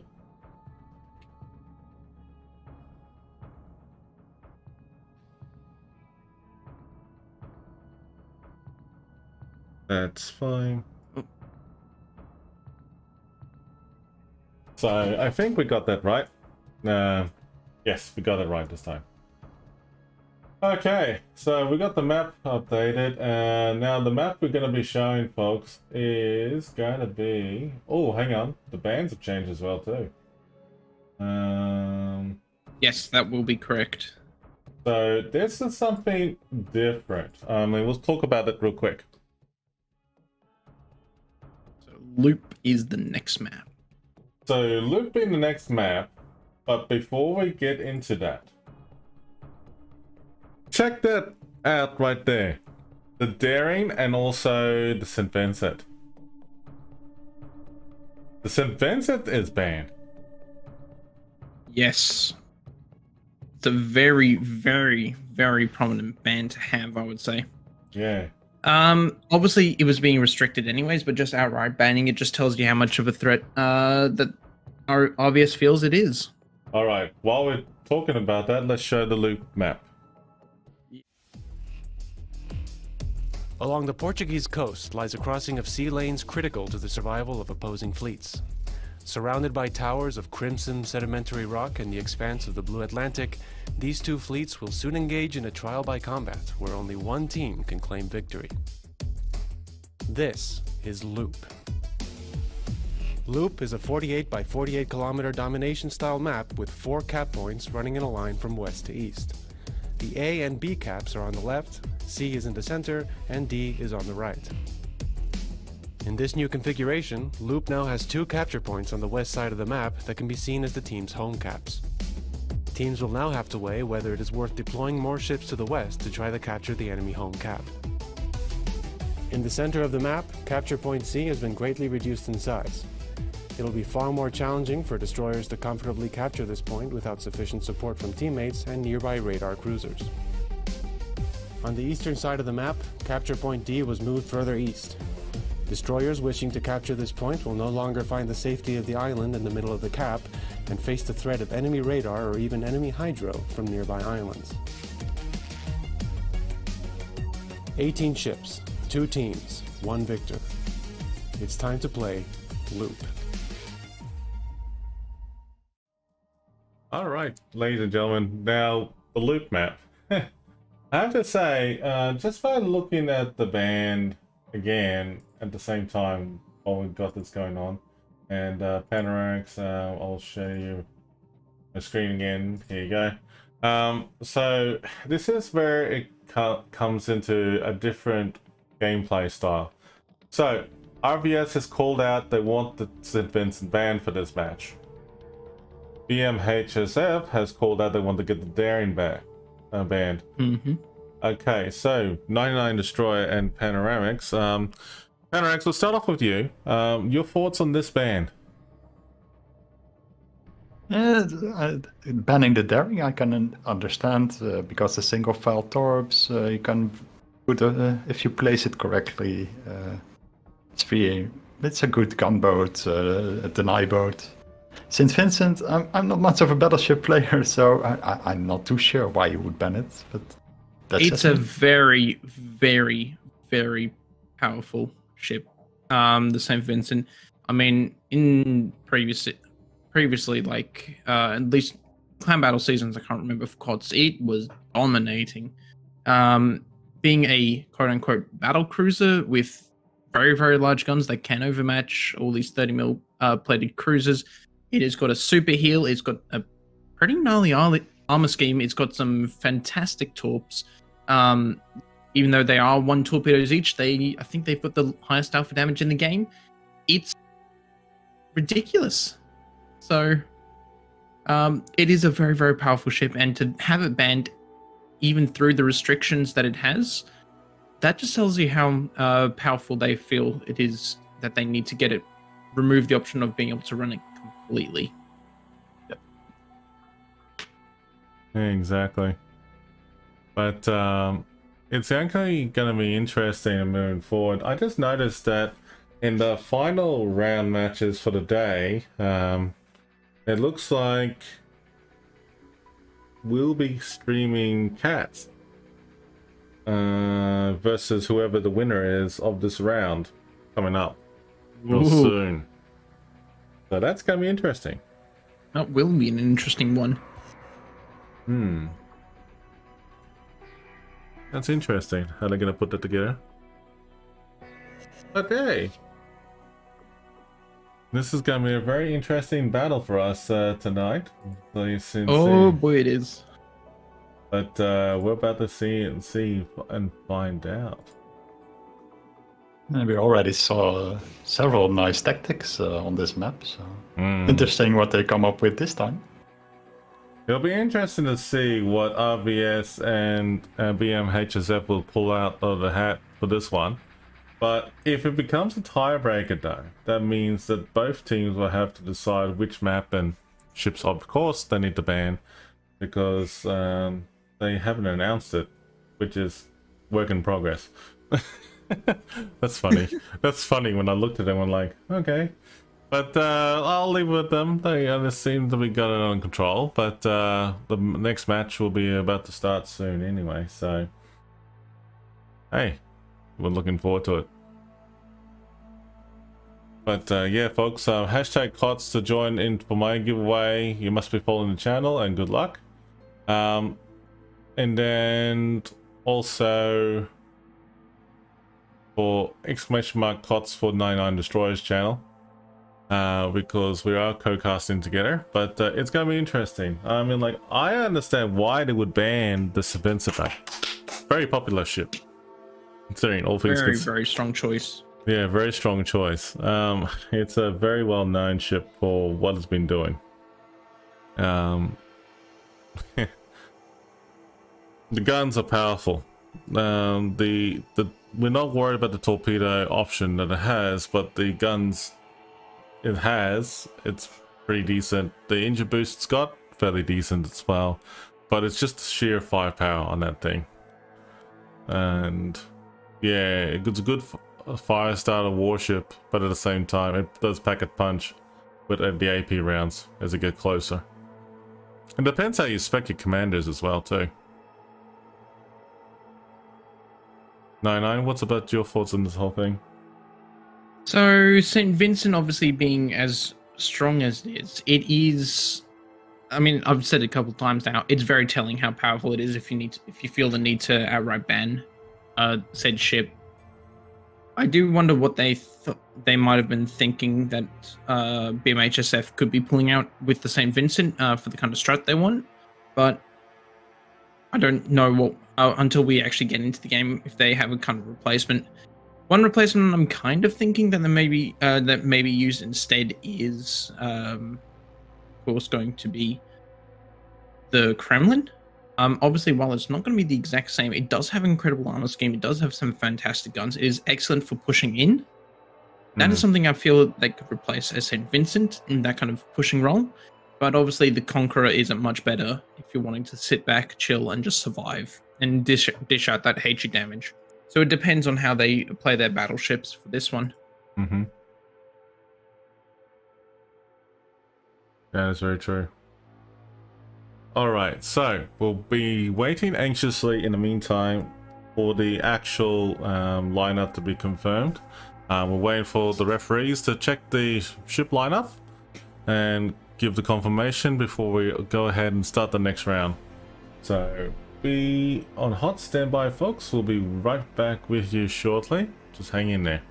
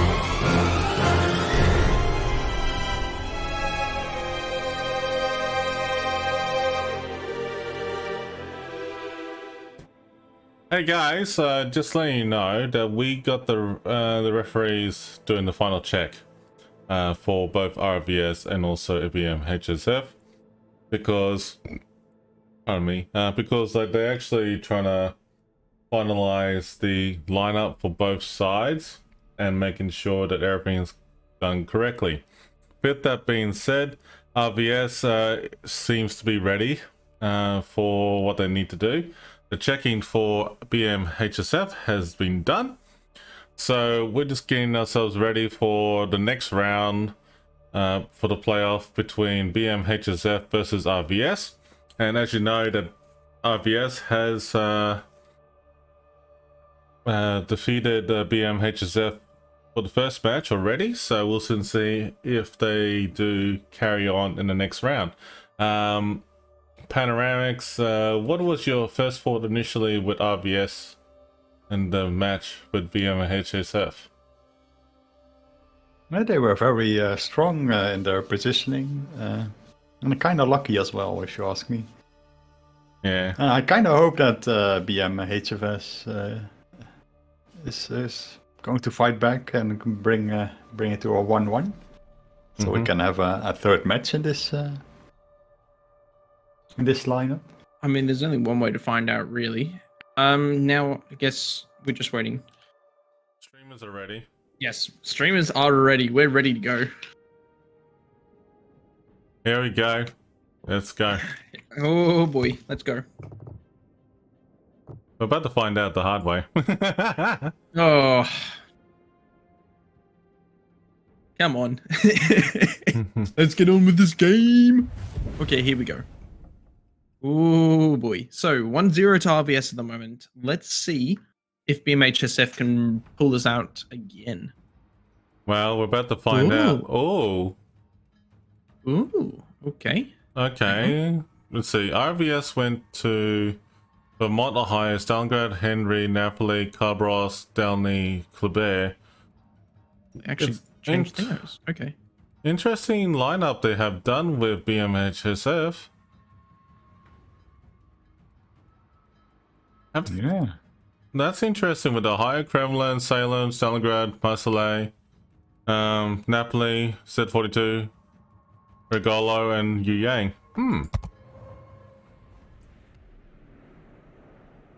Okay. Ian, well, the 10060 and Panorax, your thoughts on that? Well, unfortunately, I didn't see the first match between these two, but of what I heard, it was pretty action-packed. So Yes. It sure was. I'm hoping that BMHSF can come back. They've got a good, strong team, I reckon, against the. Excuse me. The other team. So yeah, I'm hoping to see a really exciting game. That's all I can really say. Panorax, what are your thoughts about the RVS lineup here they got going on? Yeah, interesting to see they bring 4 DDs. I'm kind of wondering how they're going to deploy them. So far, very slowly moving into position. On both sides, actually. So. I mean, what we can see through Kleber, Carber, Delney, that's a very, very aggressive setup they've got. So the Delney and the Carber, they're actually pushing through this tiny little gap in the islands here, and they're going to try and cut off whatever is in front of him. Kleber, meanwhile, is absolutely booking it for the island, trying to get there, get behind the island so he's safe. Stalingrad has radar, obviously, because he did touch the cap. So now he's just going to sit there. He's going to try and get the cap and stay as safe as he possibly can. Shots are out from the Regolo, so the Regolo is now spotted. Carber, Delney opening up now against this Regolo since he made the foolish decision to start shooting. He's smoking now. Interesting stuff. So what does this mean for BMHSF? So the Yu Yang and Regolo, they're actually stopping here. They're trying their best to try and get some shots into people who are spotted. Delney and Carver, they've got to start backing off because they're being, they were spotted, at least when they were shooting just before. It's actually... Everyone seems to be quite alright, though. Not a huge amount of damage has actually been dealt to anyone just yet. Also interesting to see how the Logo and the Yu Yang are working together in the crawl smoke. Yu Yang is actually leaving the crawl smoke so he can just spot for the Rigolo. Rigolo putting some good work into this Delny. Lots of shots flying in. And, well, he's on fire, and I think his engines have been knocked out. His engines have been knocked out, and he is on fire. But he hasn't actually used his damage control yet. He feels as though there's no need until just now. Now he feels as though it's good enough for him to just be dodging. Oh, fair bit of damage, though. He's nearly half HP. Can he keep backing up? Looks to still be alright. So that's a very, very aggressive type of push here with the Yu Yang, Rigolo, and Napoli all pushing down straight into D, trying to take that initiative off RVS.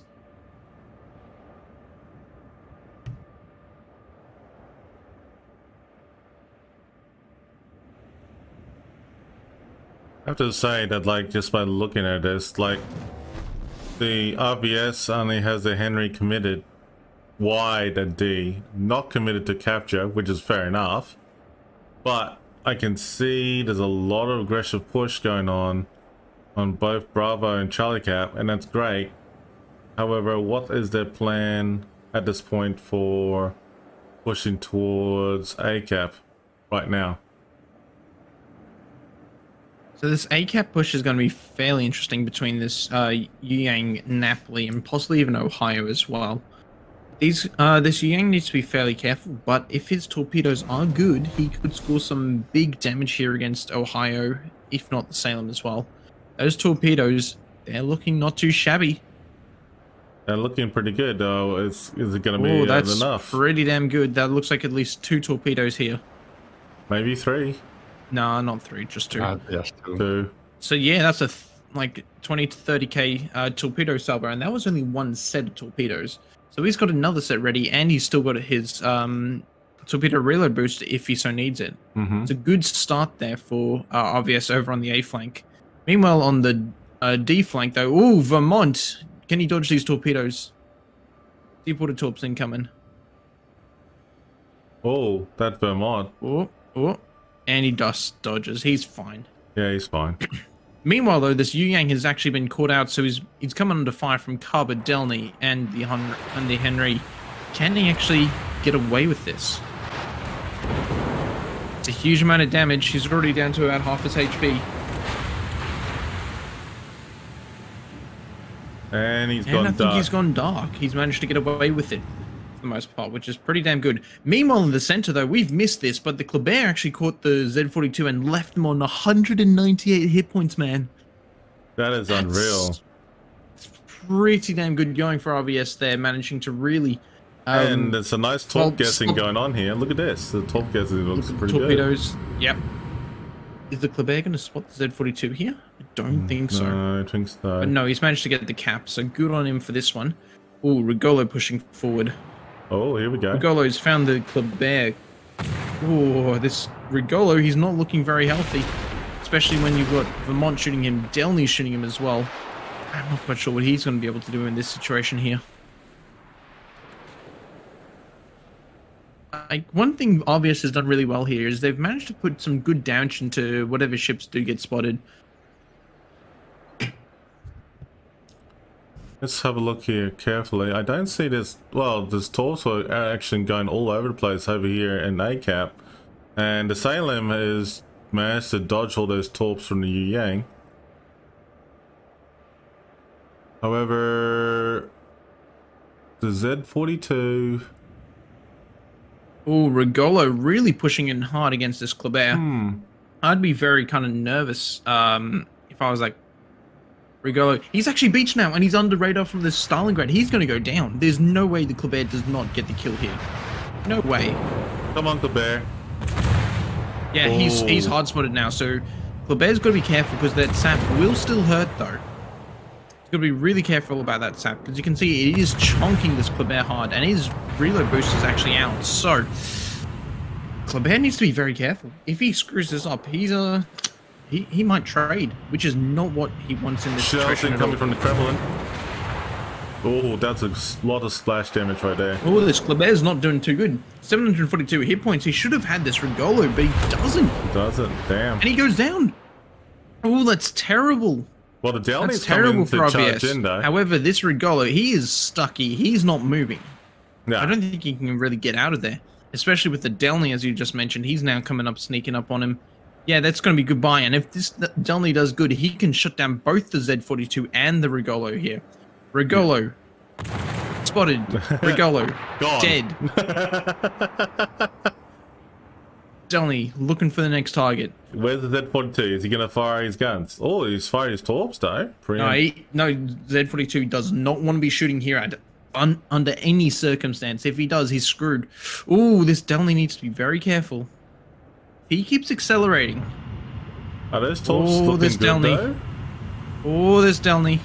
Oh, there's shells in the Z42 Z42. shoot. There's a fire Delny, going on. very the careful. Z42. He doesn't have an engine. He hasn't seen the torpedoes yet, I don't think. Oh, that's too early to use DCP. He's wanting to use it for dodging. I think he's seen the torpedoes now. Hey, can he squeeze? Yeah, he's definitely seen those torpedoes. He's got one coming straight up his stern. Is he going to be able to dodge this? Yes, no, he doesn't. He cops one. And that's going to hurt. And now a Stalingrad's poked out around the corner. He doesn't have damage control. Stalingrad's got the HE loaded. Started shredding him. And now... Oh, this is not good for RVS. RVS is firing his torps. Downley's just launched some Hail Mary torps trying to do what he can, but he's under fire. He's shooting. Can he hit Z42 spotted. Z42? Only get the kill here. Shots out. Shots out. Let's see. Oh, man, it's so Oh, close. Z42 doing fantastic stuff, dodging those first salvo. Second salvo comes in. Nice kill. Finishes them off, though. Stalingrad. Will he kill the Delny now? Stalingrad should get him. Wait, Or is he gone dark? No, he's not gone dark. He's spotted. Shells in the air. Shells coming in. Delny. Nice dead. shot. Now, torps going on to Stalingrad.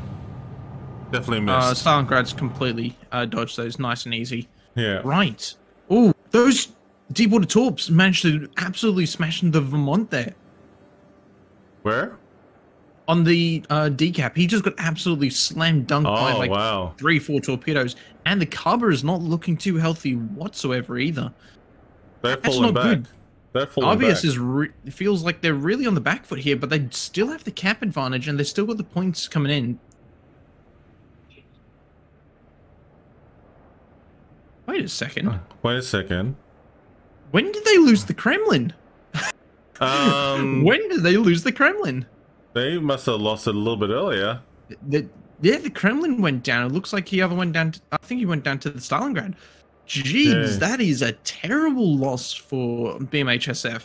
No wonder the points are so heavily in favor of RVS here. Yeah. That's not great whatsoever. Actually, a little bit curious to see where did the Kremlin died. Well, he died up here. See where the Marseille is? Yeah. He's just died in front of this island here. Oh, that's true. You can just see the stern of it slipping beneath the waves. Yeah, over in E7, yeah. Oh, wow. There he is. Was. Really changed his pronouns from is to was were. Yeah. Oh, those torps are going in on the Stalingrad on the RBS, but it's going to be a miss. Those torpedoes really are just going to give him a nice wide berth. He'll be fine. Now it's the question of what happens now. Ohio taking shots out of the Stalingrad. Not a huge amount going on. Cross-map shots coming from Vermont at the Stalingrad. Do these do a huge amount of damage? Yes, no. No, they don't. Swing and a miss. Swing and a miss. This Ohio trying to push in aggressively against this Napoli, that's going to be very, very dangerous, especially when you have a Yu Yang right here on the corner. He does have torpedo reload booster at the ready. Just a question now of when those torpedoes reload. Because he's ready. He's sitting here. He wants this Ohio. He's got his AA shut down, I bet, because like he's waiting, because he's got that spotter plane in the area at the moment. Oh, 100%. And the Yang is actually just creeping, crawling, waiting for the right moment to strike. Yep, waiting for those torpedoes to reload. because he probably doesn't want to use the reload booster just yet if he can afford to. He spots the Salem there, pushing in. He does get his salvo off. Torpedoes in the water. Torpedoes in the water. Let's see if he's got the angle correctly. He is starting to move forward. Wow. Second set of... There's the reload booster. There's the reload booster and the next set's torps. Here we go. Can this Ohio dodge them all? No, he can't. He's already going to eat 1 to 2 torpedoes in this first salvo. That's going to be 2 torpedoes. 1, 2 torpedoes. He will dodge the second set, though. That's not good for this Ohio, but he has been forced to use his damage control. If this Yu Yang does this correctly, he can actually go ahead and start shooting and try and get some fires on this Ohio.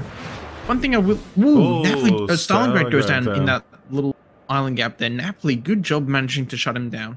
The Stalingrad and BMHSF is actually getting focus fired on by the Carbaros and the Ohio, so he's gone. So going to go down now. Gone. Ohio finishes him out. Now, this Napoli over here on the D point, he's got to be really concerned. And, well, he wasn't concerned enough because, unfortunately for him, he got shut down and game ended. And that is a win to RVS, folks.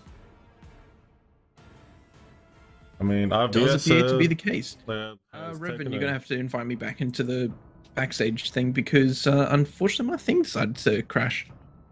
Oh, it's okay. I mean, like, it's all good. We'll get that all sorted out here, but give me 1 second. Where is it? Where is it? Where is it? I know you're here somewhere. I'm here somewhere, clearly. But, yeah. Well done to BMHS, sorry. Well done to RVS for the win there. Congratulations to them. And, yeah. Yeah, there we go. And there we go. We get it all sorted out there. Sorry about that, folks. We're just getting this technical difficulty. Technical difficulties. Come on, man. We're just getting it sorted out. Oh, you still didn't accept it. Wait, I have to refresh that page. Yeah, because I'm backstage at the moment. There we go. Now I'm happy. There we go. There we go. And he's back. Okay. Hey, there we go. So, I can now pull my magic transition back over and boom. So, awesome stuff there to RVS. Congratulations on the win for those couple of games there.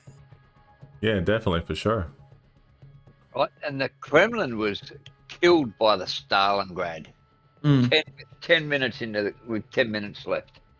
And speaking of which, well, we'll do that giveaway right now while we have the opportunity. Yeah, might as well whilst with thinking of it. So giveaway, fellas. It's no good, DK, and also Disruptive Taco. You have been called because you have won the King to Sea code. Message me on Twitch. You know the drill. Have fun. But yes, while we're doing that, congratulations to RVS, by the way. That was a good win. It was. Sleepy, congratulations. You have won a King of the Sea code. New giveaway is now live. So, obviously my channel, ! KOTS, if you want to go for a giveaway. In Revan's channel, though, because he's special, go for hashtag KOTS. So, get on into those giveaways, fellas. And I'm looking at Panoramics and going like, that's a nice, lovely mesh that's made. And I'm going like, I don't remember giving you coffee, but that's okay.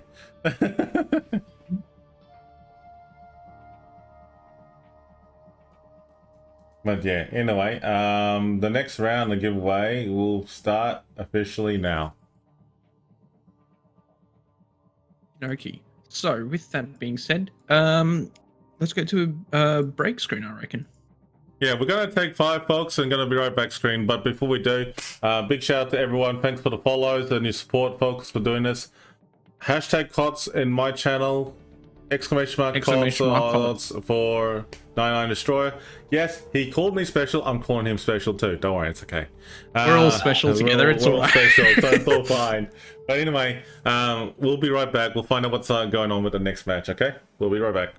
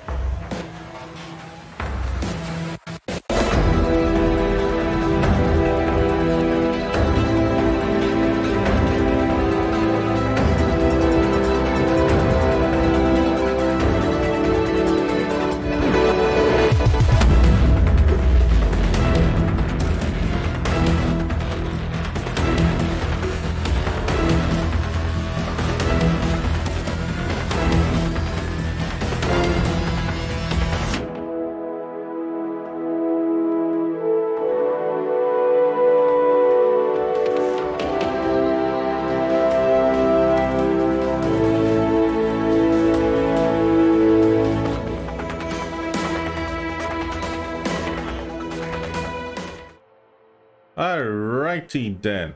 Okay. So, let's talk about what's happening with the next matches coming up soon. I'll explain the details so you understand what's happening. So, let's understand this.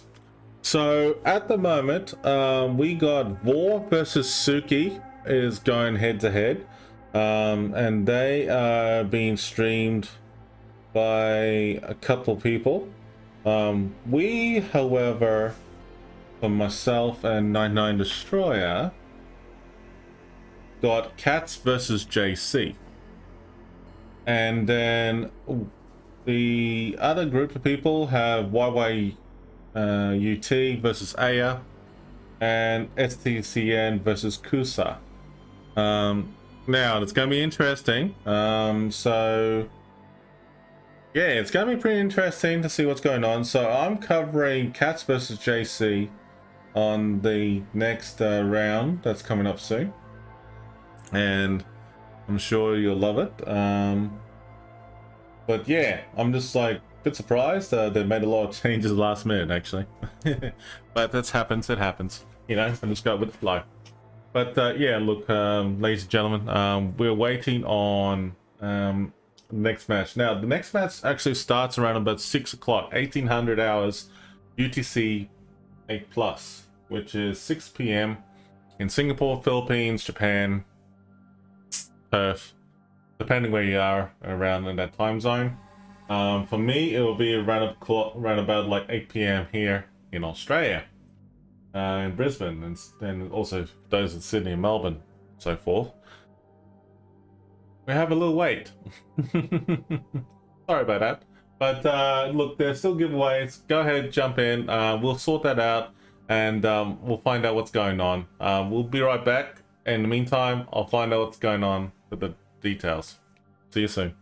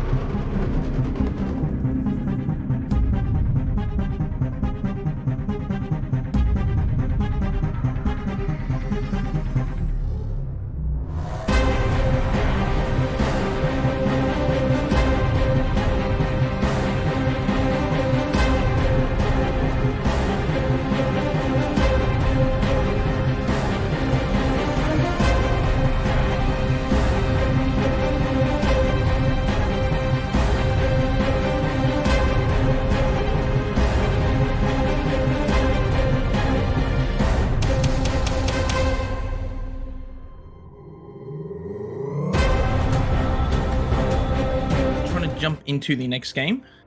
So just give us one moment as we jump into the next round of matches.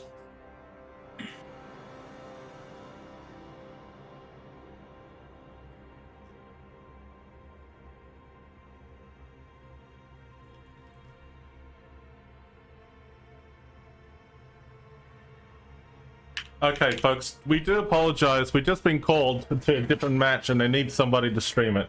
So we're going to do this right now. Okie dokie, so we're in Islands of Ice first. So that looks like NFG versus WBXL.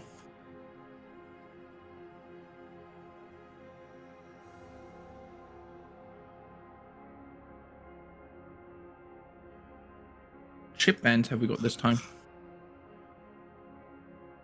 Okay. Islands of Ice, eh? Yeah. So, well, we're going to get into it very, very shortly, actually. So, quick one straight back into it. So, let's see how this goes, shall we? Yeah, exactly. So we've just been called rather last second. That's putting it mildly. Let's put it that way. Yeah, so we're all good.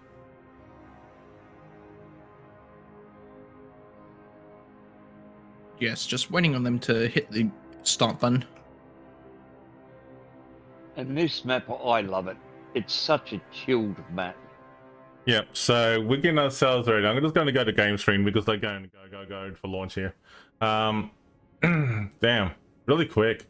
That was unexpected. Wow. Yeah.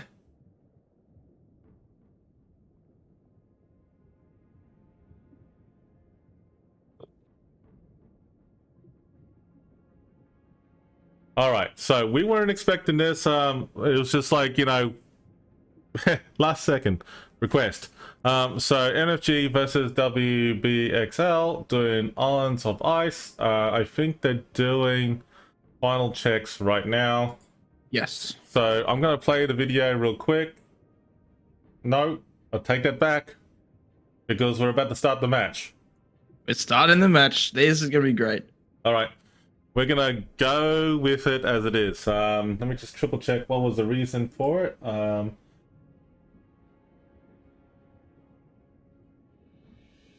this is the tiebreakers. That's why.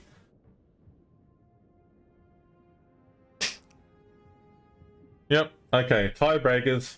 Sorry. I wasn't expecting that. That's okay.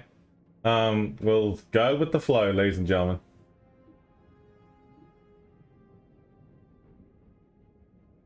And look, you know, it's good coverage anyway, so enjoy. Sit back, relax, grab your popcorn, grab your drinks, let's go and have fun and enjoy yourselves and have a great time. Yeah. Meanwhile, I need to find my whiskey. Damn it. Where's the whiskey? Well, I'll improvise. I'll have water now. Yes, of course. Okay, we're in. Let's go. So let's take a look at this lineup as soon as it shows up on screen. What does NFG stand for, by the way? Sorry? What does NFG stand for? No forks given or anything like that? I need to check it that. Good. Oh, man. Look at this lineup. Okay. There's a couple of unique ships here I want to pick out. Firstly, though, holy Des Moines on both sides. Holy Des Moines. Yeah. This is truly the match of American supremacy. But the ships in particular I want to be pointing out now, the Z-52 and the Vampire 2. Z-52, we are going back in time. We're going back in time with the Z-52 because that ship is from arguably meta from a few years ago now.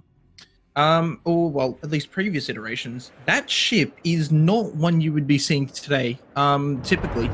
Normally what we've been seeing a lot of is the Z-42, but the Z-52, it's still got got some strengths, but Z-42 just seems to do its job just a little bit better.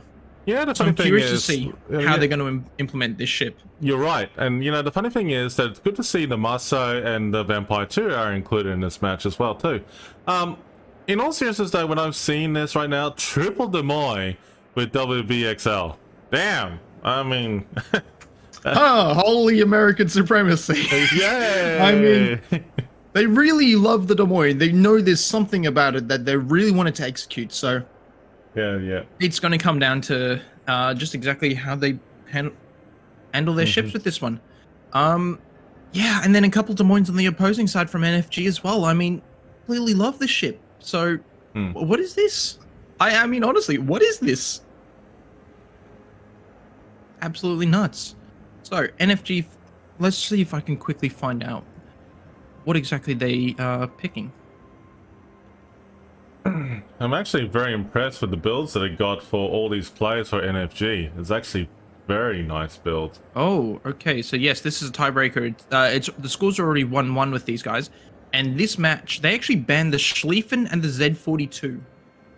So that explains the picking of the Z52 because the Z42 got banned. That makes a lot more sense. So the Z42 got banned. What was the other ban? Schlieffen. What the? Wow. Okay. Schlieffen got banned. So. Yeah. Poor Schlieffen. Rip the Schlieffen, but here we go. Z52 playing exactly where the Z42 would be. So he's the replacement Z42. It makes a lot more sense behind the pick of that ship. Yeah. Panarax, the one, what's your thoughts on this? Because, like, this is completely unexpected.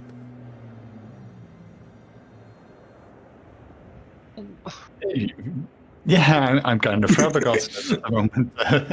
Yeah, we've got 5 Des Moines in the game, for Pete's sakes. What can you say? Exactly.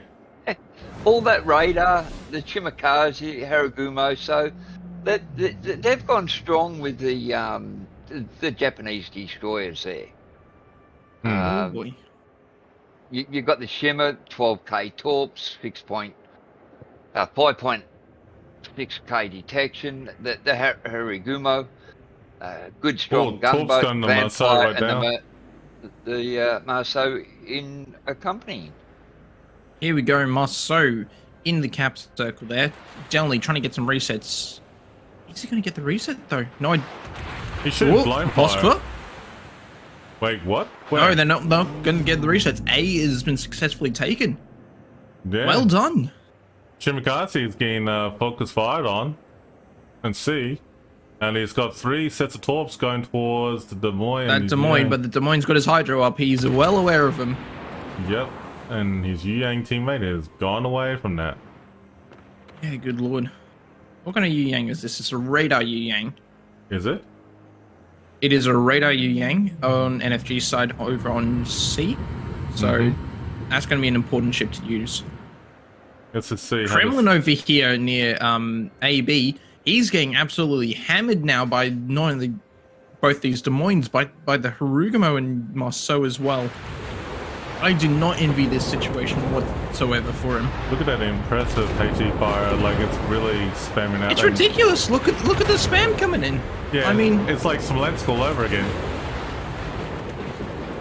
Wow. Yeah, that's Harugumo and a Marceau shooting at you. Yeah, that's true. Oh, exactly. Yeah. Marceau, though, it has just started getting chonked in return, so... And the Harugumo did the right idea with smoking his Des Moines teammates. It's like awesome, though. 100%. Delny just gets smacked there by the Kremlin in front of him. But yeah, this Kremlin's health on NFG side, he's getting absolutely withered down. Look at his HP. He's already down to half HP. Oh, like his HP's just evaporated. What is this? That poor Kremlin is gonna be annihilated if NFG don't. He's actually getting shot by the Des Moines behind him as well. that tells you like how screwed he is. He's getting shot at by 3 Des Moines, a Harugumo, a Marceau. Yeah, this Kremlin, I would hate to be in this position because there's nothing he can do. There's nothing he can do here. No, there's definitely much you can do in this position at all. I mean, like, just by looking at it, no matter what angle you look at it, That Kremlin on NFG is going to be annihilated. There may be torps going towards that WBXL Kremlin right now. He may take 1 or 2 torps, or miss them all, depending. No, they're all going to go either side of him. So Yeah. he's all right there. But yeah, this Kremlin, he's not long left for this world. 20k HP. Oh my god. Look at his HP. Take your bets, folks. Like, how long will it take to burn this Kremlin down? Down to 15,000 hit points. Des Moines behind him. Just opening up on him now as well. I mean... And he's getting shot from behind. Yeah, that's the Des Moines behind him shooting. I mean, Look at he's that. screwed. He's He been is flanked. absolutely screwed. He's been flanked in He's both gone ways. dark though. He has gone dark. Which is going to help him immensely, but... Oh, this Des Moines trying to keep up with the blind fire. Looks like he's stopped for now. Yeah, I think this Kremlin needs to get out of here. See, just dodging those torpedoes. If I was in a position like that with that Kremlin and NFG, I would be trying to turn hard astern, not hard to starboard, I should say, with no secondaries enabled, and just start moving away. Hang on. What's this What happened? WBXL Kremlin doing? Is he trying to nudge forward? He is. He's going to catch himself on the island, but... Oh, look at the Des Moines! Look at the Des Moines on NFG! Absolutely annihilated, dude. He had Harugumo Maso and that double Des Moines just absolutely smashed him. But this Des Moines here from WBXL, he's actually taking a bit of a beating in return. He's not looking 100% healthy, so... No. He's down to 6.5k HP. That's not ideal. Are those torpedoes got the range? No, they don't. Oh, 4,000 hit points. Will this Moskva be able to finish this Des Moines? Because if he does, before his heal comes back up, he's gone 700 health. 35 seconds until his heal. Dead. Okay, cool. That's one of those Des Moines taken out. The score is fairly even, though. It is, actually. This is actually not bad for a tiebreaker match. The main thing at the moment, though, is obviously there's the Vampire 2, which is in Bravo at the same time as the Z52, which is preventing that cap from happening at this stage. There's a bit of a stalemate between them two. Even though they got hydroacoustics up and running. That poor Kremlin is getting done. 100%. I mean, just this Kremlin now on WBXL, it's his turn to start getting focused fired now from the ships on NFG side. The NFG Kremlin, he's done a very good job. He's managed to stay dark and he's actually managed to heal up most of his HP. He is left down to 1 heal though, so he's got to be very careful about that. He's got to conserve it, but the Kremlin's getting focus fired again. Yep. Well, everyone's seen him again. They've all switched back to him and watched his HP evaporate once again. Yeah. Shell's coming in, left, right, center. What can he do? He's got to just try him back up, but he's got to be really careful of the Vampire 2 behind him in case he launches torps. Oh, the Des Moines over at sea. What happened to him? He's down to 1,000 HP. Wow, somebody smashed him hard. Must be the Ohio. Must have been Ohio.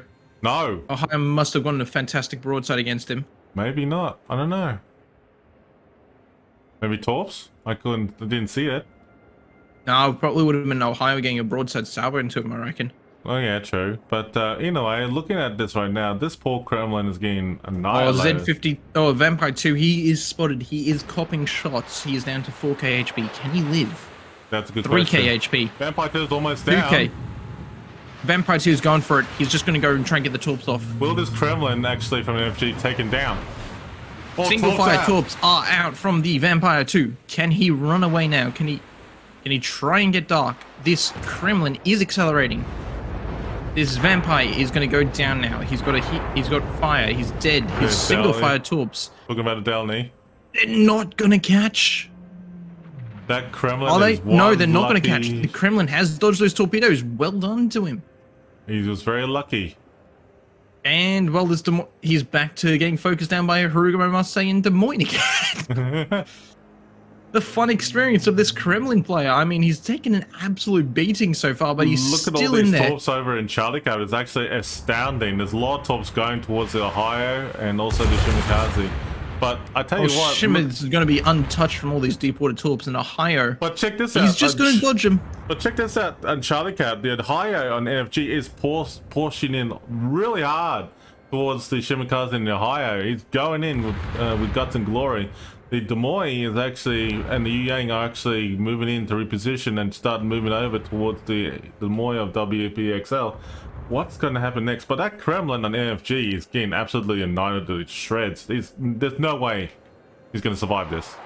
Whoa! Z52 gets some fantastic torps into the enemy Kremlin, and this Kremlin here, he's going to go down. There's no way he lives this. Yeah, there he goes. There he goes. Credit to him for surviving as long as he did, but that was some fantastic torps into him. Shimakaze over on C, though, he's launched an entire wave of skill against this Ohio, and this Ohio, he's not going to be looking very healthy after copping 1, 2 torpedoes. That's never good for your health. No.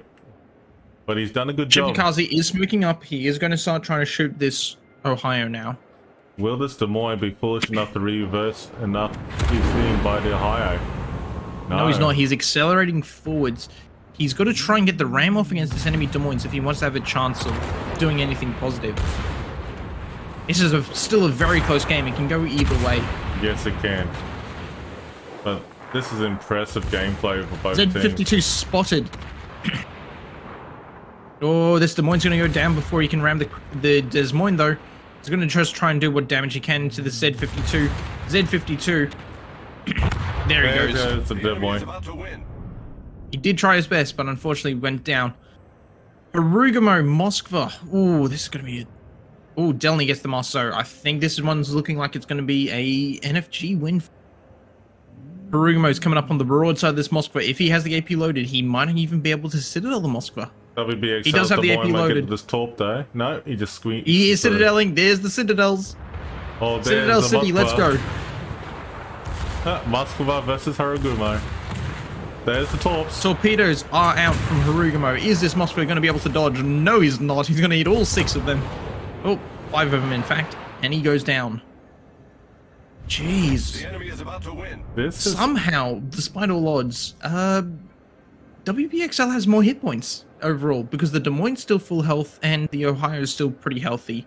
In saying that, though, their 2 DDs are very, very low on hit points, so it's not going to be good for either of them. So what's your thoughts on this one, Panoranx, and the one? What's your thoughts on this one so far? Oh, come on, leave me out of it. I'm enjoying this hard-fought game. Oh, now I've got to stop and think. Oh, no, this has been like, what a comeback. Like you were saying, the WBXL, wow. The goes to show, though, if you have, like I have always said, if you've got a good DD with you and a good supporting cruiser, you can accomplish anything. And that goes to show with their Des Moines and the Harugumo. You know, they've just they just work well together. Panoranx, what are you thinking? Edge of the seat gaming here. Yeah. It's very fast paced for both sides. I've never seen it so quickly right now. I mean, there's some torps going towards this Moy over here. He's got high drop though. He's gonna dodge these ones easy peasy. Yeah. Which is fine in a way, but interesting to see what they're gonna do next. They're regrouping NFG. I can see that right away.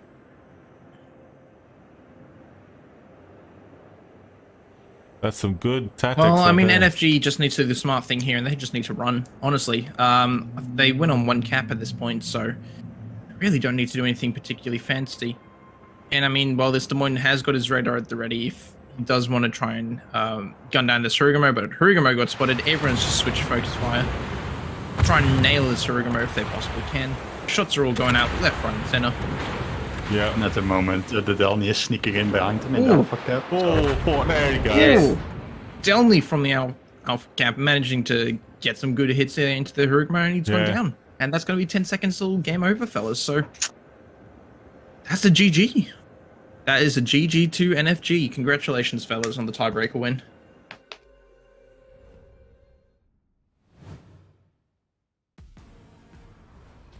Awesome stuff.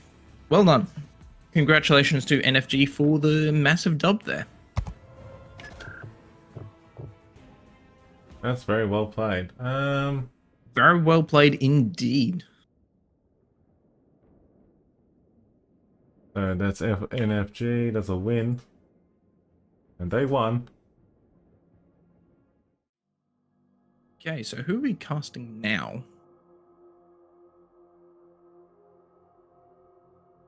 Awesome question.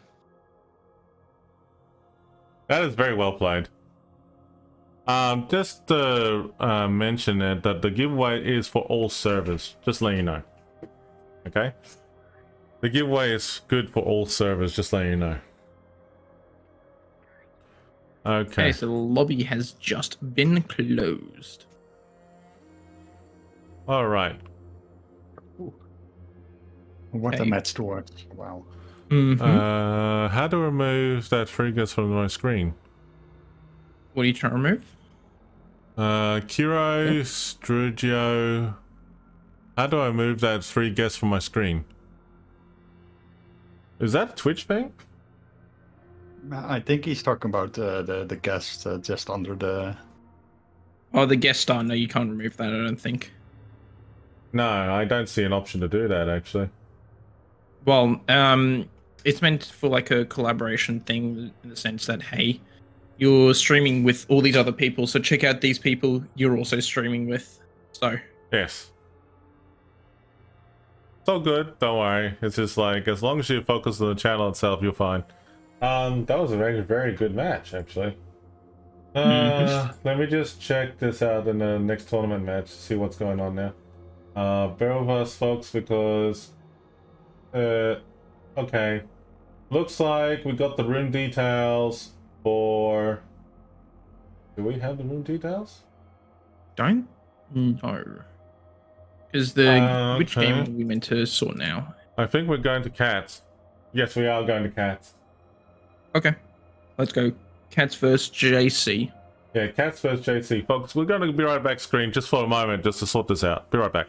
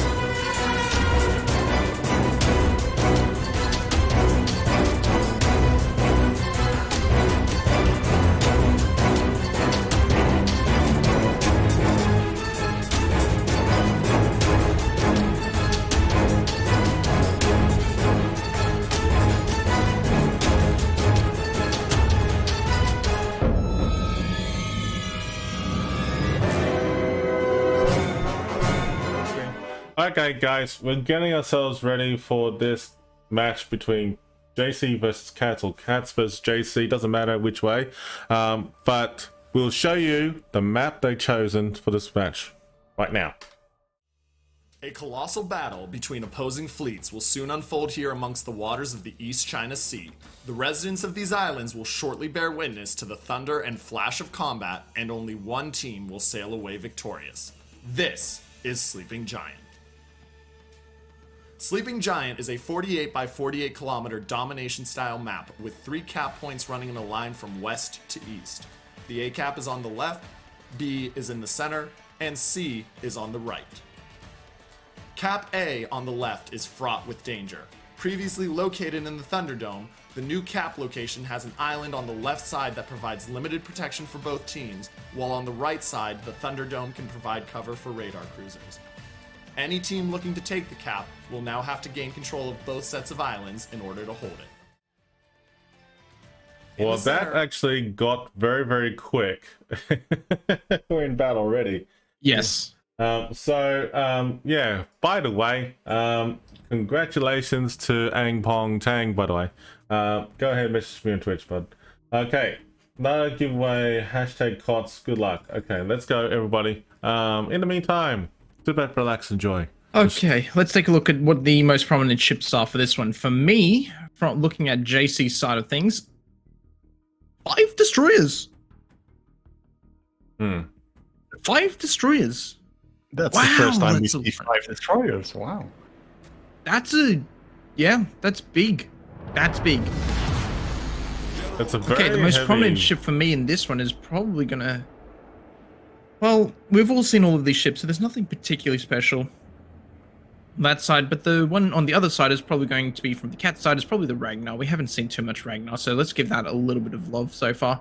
Ragnar, no torpedoes, pure gunboat. It's a very, very strong gunboat. A bit boring to play though, but having radar, managing, and obviously being got some armor, it's got a lot of HP for a destroyer. It's not something you would ever want to be getting into a gunfight with. No. But it's actually interesting that to see like 5 destroyers were chosen from JC team. And look, you know, there's 2 heavy cruisers and the Napoli, Delny, and Yang Ragnar on the Cats team. So let's just see how this pans out for the lot of use for destroyers for JC. See how they pull that off.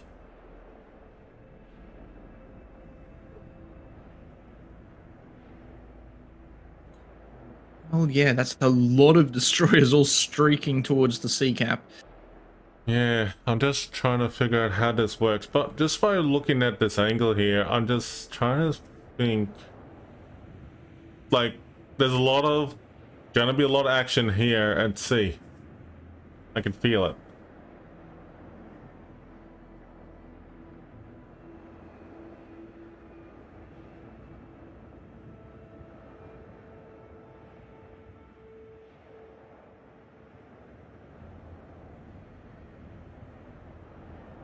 One thing I will note about bringing this many destroyers, you're really relying on their damage output and their ability to go for caps to really make up for the HP deficit you obviously take when you have so many ships like this.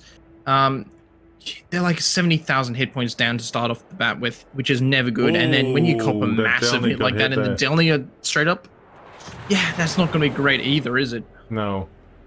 That Delny just lost half its health already. Exactly. So any HP loss like that, it's not going to be very good whatsoever. Meanwhile, the Cat's Delny, he didn't lose nearly quite so much. Actually might cop these torps. No, he can't because they're deep waters.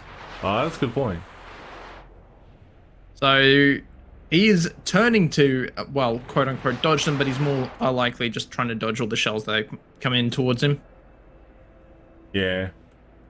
Yeah, the funny thing is that with counter-attacking deep water torps, if your destroyers can not be taken up by deep water torps, at least you can be the sacrificial person to actually reveal the torps. Big hit into the Yang there. Yeah. Big hits into him. That's not what you want to be seeing whatsoever. Yeah, Cass is really focusing well on KOTS has been shooting very well. Like, I mean, all those shots managing to put some massive damage into these destroyers. It's kind of exactly what you want against a lineup like this. The more HP you can chunk off them, the less ability they have to be playing around with these destroyers in more aggressive positions. That's right. Yu Yang versus Yu Yang. They're spotting each other now, so it's not great. No. JC really needs to put the hurt onto this Yu Yang. That's been trying to go for the C cap, but the shells are coming in.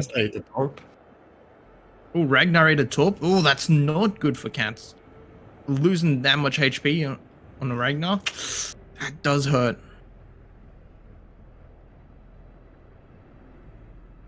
That does hurt a fair bit. And especially if you get a Ragnar down to low HP, he's got to play extremely carefully then, because he doesn't have torpedoes, so it's not like he can turn into a pure torpedo boat at that point. He's got to be super careful if he does anything like that. That is very true. Oh, looks like the KOTS team now has decided, hey, we can't see any of these destroyers. Let's all just turn to shoot the St. Vincent, and St. Vincent has got 3 fires burning on him at the moment, so that's not great for the St. Vinny under any stretch of the imagination. At the moment, I mean, like, I'm seeing some interesting gameplay going on for KOTS from this angle, and just while watching at it. Like, the Ragnar lost half his health, but has actually fallen away back from B. But it's interesting to see what JC will do with the Delny and the Daring moving together, closing in on the B cap. KOTS is going for a repush here on the A flank, it looks like. Yeah, it looks we like have it, the yeah. Napoli smoking up now, trying to push back in, I think, and the Ohio looks like he's moving forward. Where are they turning now? Are they turning to head towards Bravo? That's my question. Hirogomo did smoke up the Des Moines, so there's that just radar denial area.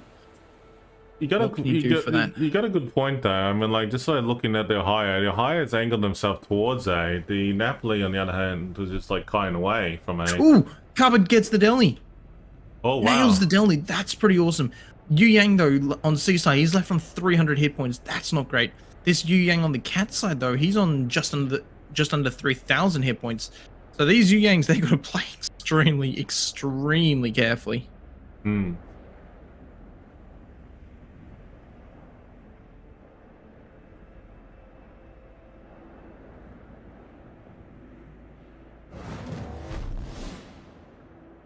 That Yu Yang does get spotted again. Well, KOTS is looking to make the repush here on the C flank now that they look like they have the advantage here. That is very true. Oh, here we go. Here's the repush on here happening. Marseille is regrouped with the Ohio. Napoli is pushing out wide. They're wanting to retake this A cap, and I don't think there's going to be too much to stop them from doing this.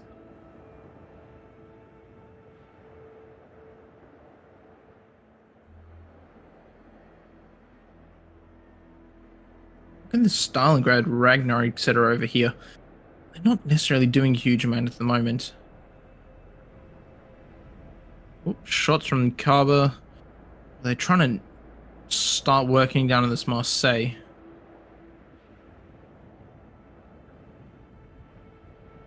I mean, this is where the Kaba excels at long range, but shots from Marseille coming out. Those... And he manages to dodge most of those shells. That's pretty damn good going. He has popped reload boosted over this Marseille. Let's see if his next salvo is going to do any better than the first one. Shots are out. Looking a lot better this time. Yeah, that's a huge salvo into the Kaba. Just took half of his remaining HP off. And Bourgon has popped his reload booster as well. He's shooting HE at this Kaba now. Kaba not having a fantastic rudder shift. It means it's really difficult to actually be able to try and dodge a lot of these shells. More shots coming in from the Bourgon. Is he going to dodge these? He doesn't. He does catch one, and that sets him on fire, unfortunately. So that's going to burn for a bit. I don't think it's enough to kill him. Ragnar regrouped with this Bourgon, Yu Yang, and Marseille push. They're now all going in together, trying to do their very best. And, well, Napoli and Ohio in A have actually pushed in, and Marseille's going through the little gap there in towards the center of the map. It's interesting. Fantastic stuff. It's actually pretty good. Fair play what they're doing at the moment. KOTS is like Ohio is actually taking a little bit of a beating at the moment, but I can not see any big major push going on yet, except the Kremlin and JC is coming in the middle near Bravo. This Ohio has just been getting absolutely smashed. This Des Moines AP on broadsides is absolutely and incredibly punishing. Oh, torpedoes coming in at the Napoli. Is he going to dodge them all? I think he does. I think so. Oh boy, this Marseille. Here we go. Marseille v Kremlin. Is he going to push forward into the Kremlin? Maybe. Is he going to? Maybe not. Yeah. He's like, no, I don't want to do that. But he is trying to shoot that St. Vinny on the other flank. St. Vinny's on 3,700 health. He's going to go down. St. Vinny goes 3, 2, 1. He's dead. He's gone. Excellent stuff. So this push has gone actually really quite well for them. Now, the thing is, they've got to start trying to loop back around and nail those ships in the center. Otherwise, things are not going to go too well for them. Kremlin shuts out Napoli. Napoli weathers the storm well. This Ohio, though, he's been not having the most fun experience in the world, getting perma-spotted by this Harugamo, and this Des Moines is absolutely punishing him. The Daring shots as well. out of Des Moines. He's actually getting burnt down, unfortunately, just like how we saw like the Kremlin was getting burnt down in the other game. Yeah, 100%. So this Ohio, he's not long left for this world. He's going to go down. There's not much he can really do in this situation. He's getting absolutely smashed, this poor thing. And there goes the Ohio.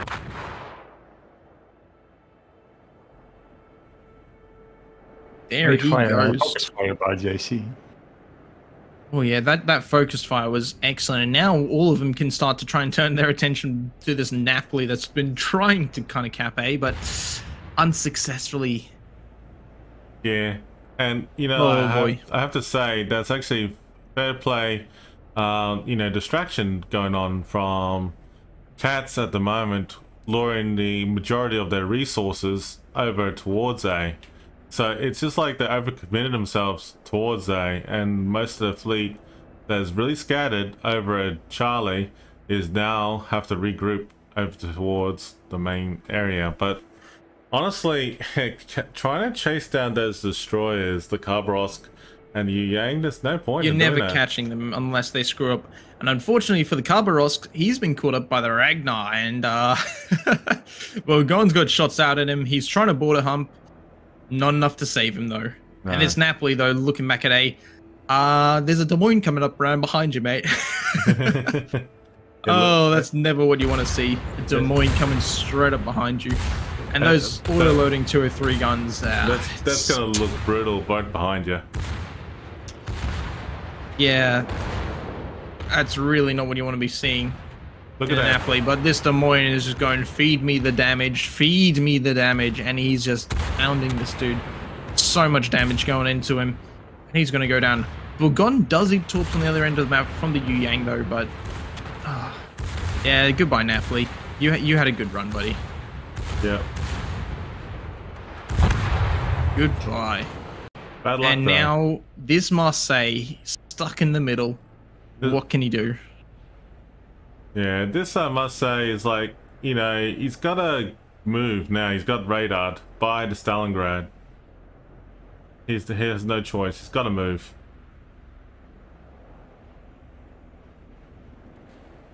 He dodges the first set from the Des Moines. Does he dodge the second salvo? It doesn't really matter too much if he doesn't. Oh, this Delny's coming over to rush on the Marseille. Delny's coming forward. Delny's got balls. Ooh. What's he wanting to do? He's going to rush into the Marseille, I think. Looks like it. Jump onto this Stelly. See how he does. I mean, his name sums it up perfectly. No rush, no life. He's got to commit. His name says it all. Unfortunately, though, he completely whiffs it. He didn't have the HP for it. I felt, no rush, no life, that. And clearly, well, he chose no life in the end. I felt that. So, man, he goes down there. And, yeah, I think this is going to be a pretty comprehensive JC win. Yeah. It's actually... Ooh, Citadel's on the Kremlin Revan, from the Marseille. That was brutal. But the Kremlin just follows up by just donking him straight through the bow. There you go, gone. Yeah, it's pretty nasty. Ooh, hang on. This may not be over yet. This isn't over. Hang on. This has changed around now because of that. Yu Yang can get Bravo here, and there's nothing JC can actually do to contest this. There's actually a chance here JC can actually win this with the 2 caps, provided the Yu Yang gets it. So, this is going to come down now to how the rest of the team plays this. So there's a Bulgon that is pushing this Daring and this Yu Yang hard. Yu Yang still alive on 300 HP. He is launching torps, trying to do what he can to slow this Bulgon down. Ragnar, though, is doing a fantastic job and sitting in front of him, acting as a bit of a screen. Yes. Torpedoes from the Daring coming in towards Bulgon. Looks like we're going to get 1, maybe 2 torpedoes. One torpedo. Yeah. Good stuff. And I think... Oh! That's actually turned them broadside onto the Yu Yang torpedoes. Oh, that's fantastic. Damn. That's actually fantastic torpedoes. Look at that. He turned broadside onto those Yu Yang torpedoes. And... He's gone. Nailed. That actually puts JC back in the lead. Even with 1 cap. Yep. They can still win this match. And now they're focusing this Ragnar out with the Daring and the Stalingrad. It's brutal. That was honestly some incredible torpedoes, both from the Yu Yang and the Daring there. It worked out perfectly to turn that Bulgon and nail him. So very well done to those guys. That's actually very exceptional gameplay there from JC. Just by looking at it, they actually deliberately lured cats in, and they took the, try to, catch the mice. Well, the mice are catching back. But forced him to turn one way, and unfortunately for him, as soon as he turned, he got perfectly broadsided on to those other torpedoes. The crosstop was absolutely phenomenal. You couldn't have asked for better. Oh, the Stalingrad launched ASW to attack on the Marseille, and also to try and reveal their position. Well, they worked. Oh boy, so the question is, the 2 Marseilles. If Cats here does get 1 kill, I think that's enough for them to put them back in the lead. Yes. So, if this Ragnar is able to ever find this Yu Yang, and I don't think he's going to be able to, he doesn't have any more speed boost left. This Ragnar is completely and utterly useless in this fight. This Stalingrad that's right down in the southern end of the map, if he can get some fantastic salvos into either the Des Moines or the enemy Stalingrad, that might be enough to change this game around. But first, it requires them to be spotted. And so far, that hasn't quite been the case. The Marseille, both Marseilles are still unable to see them, and the Yu Yang is not able to see that. So, Marseille, he's getting torpedoed at the moment from the Daring, pushing forward, trying to just watch out for those torps. Is he going to be able to dodge them all? Oh, this is a close one, but it looks like he's going to be able to dodge it. Oh, skims the paint. But look at the next cross torp right there. Oh, even more torpedoes. Here we go. So, pushing forward now. They're going to try and nail this Stalingrad. I think that's the ship they're going for, because they can't see the Recruitment, they can't see the Daring. 2 waves of torps coming in. See that? Another 2 waves of torps coming in towards the Marseille. Another couple. The cross torp action. Oh, is they going to both hit them both? It might very well. If this Marseille doesn't go down to these front torps, oh wow! Can he get look at that cross torp? Can he get the double torp? Can he get the double torp? He goes down, but it's enough to protect the back one. And just by that much. He doesn't dodge that torpedo. He does eat that torpedo, and I think that's going to be GG straight for JC. Wow! Now, there he goes. There he goes. Bloody well done. Oh, that was fantastic to see. Stalingrad here is probably going to go down, but that's not going to be enough, I don't think. Oh, Stalingrad's down. He's going to go down, but that's not going to be enough, really. Yeah, unfortunately. But it was actually impressive to see that. Unless, and I say unless, this Stalingrad that's pushing in, if he can either kill the Des Moines, let alone get into A, in a minute 27, they might have a chance at this game. They might. It's a very big might, but it is still possible. Ragnar, no more heals, no more radar, no more speed boost. It's just him and his guns versus these destroyers here. And that's not going to be a fun one to be fighting. He's spotted. Daring's opened up. Ragnar opening up. Harugumo opens up. Ragnar needs to switch his focus fire to the Harugumo, but that's a ton of damage coming in from Harugumo and Daring. And, well, there you go. There's the GG. JC has taken the lead and sealed the game right there, folks. That is huge. Congrats, JC, for that first one. That was oh boy, that was a game and a half. That was what we love to see. That was a one hell of a game right there. And well, there's Panoramix's cat. Anyway, that was very interesting. That was awesome to see.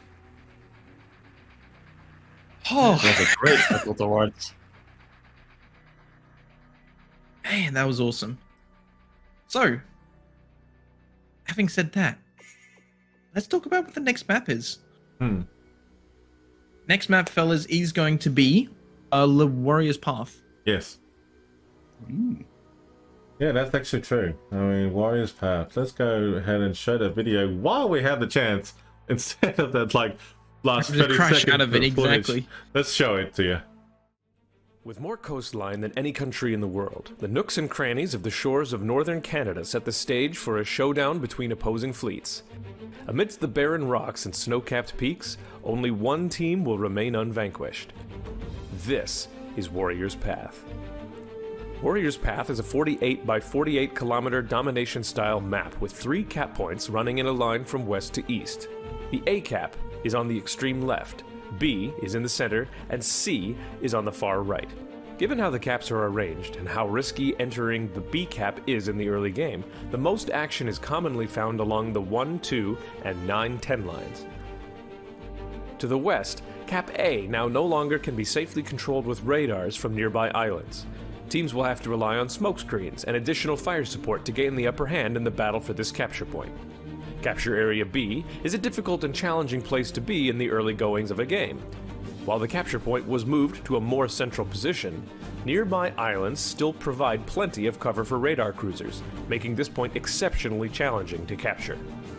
Off to the east, the C cap offers solid cover for cruisers along the northwestern and southwestern edges, but precious little cover inside the cap itself.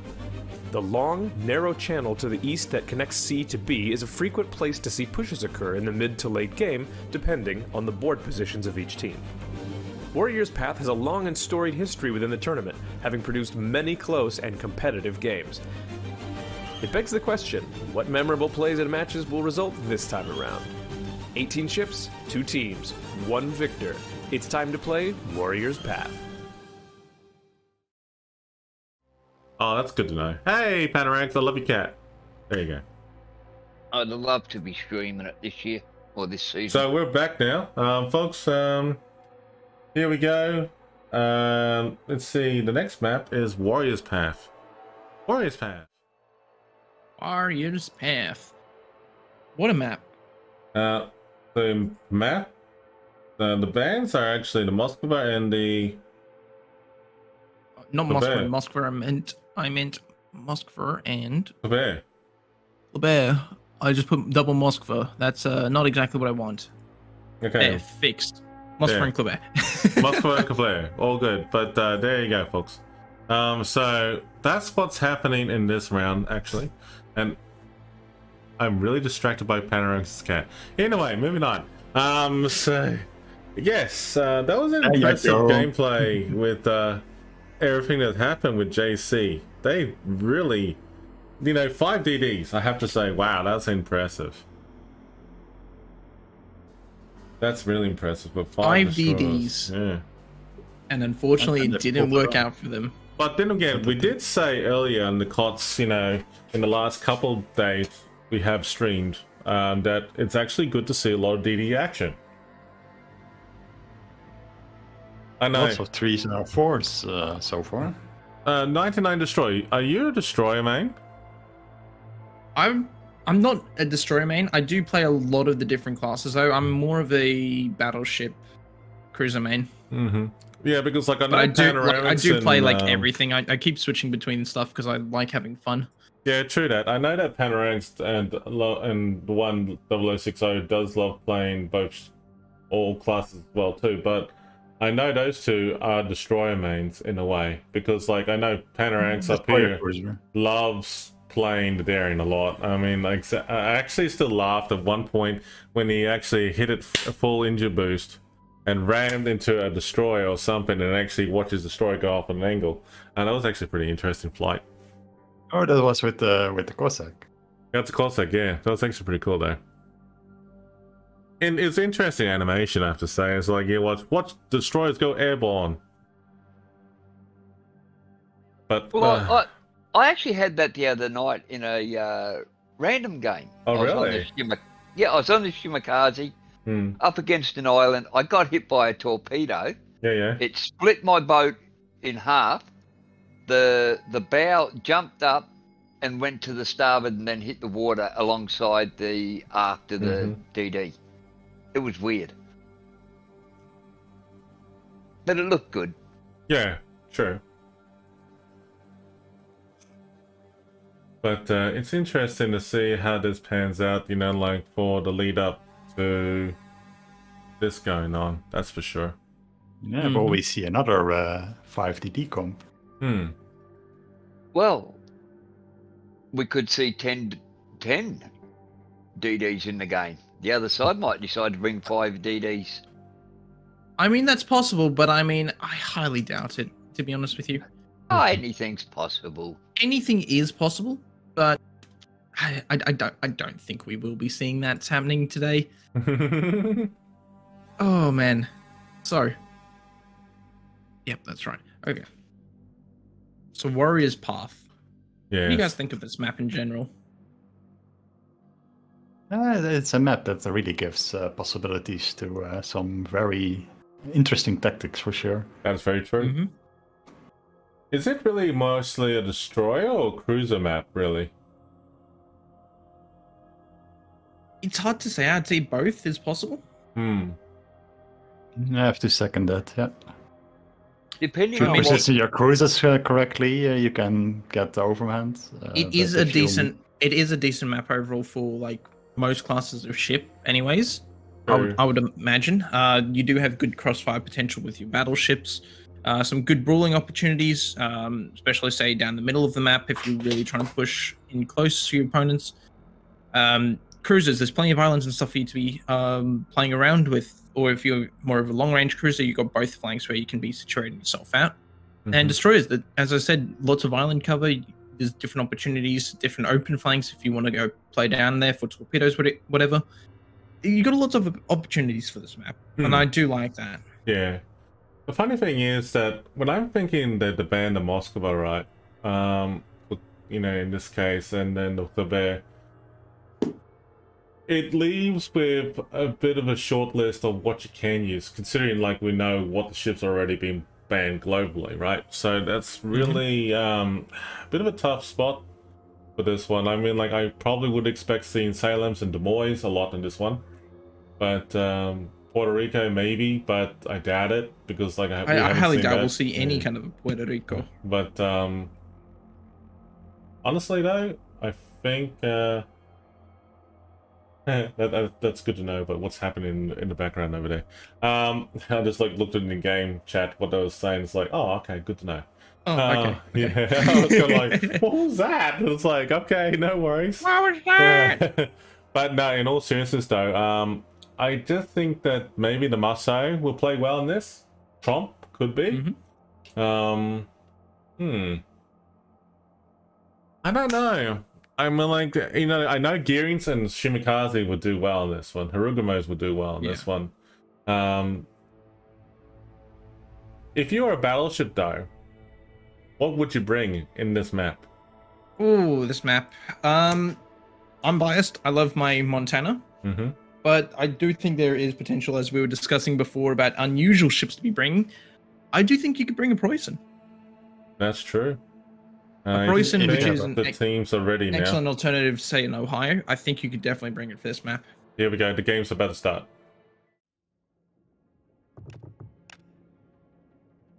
But yeah, good luck to JC and Cats. This is round 2. Round 2, Electric Boogaloo. Let's go. You want to change your screen and Discord? I'm already working on it, mate. All good. Just trying to remember where it goes again. There. I feel satisfied. Okie dokie.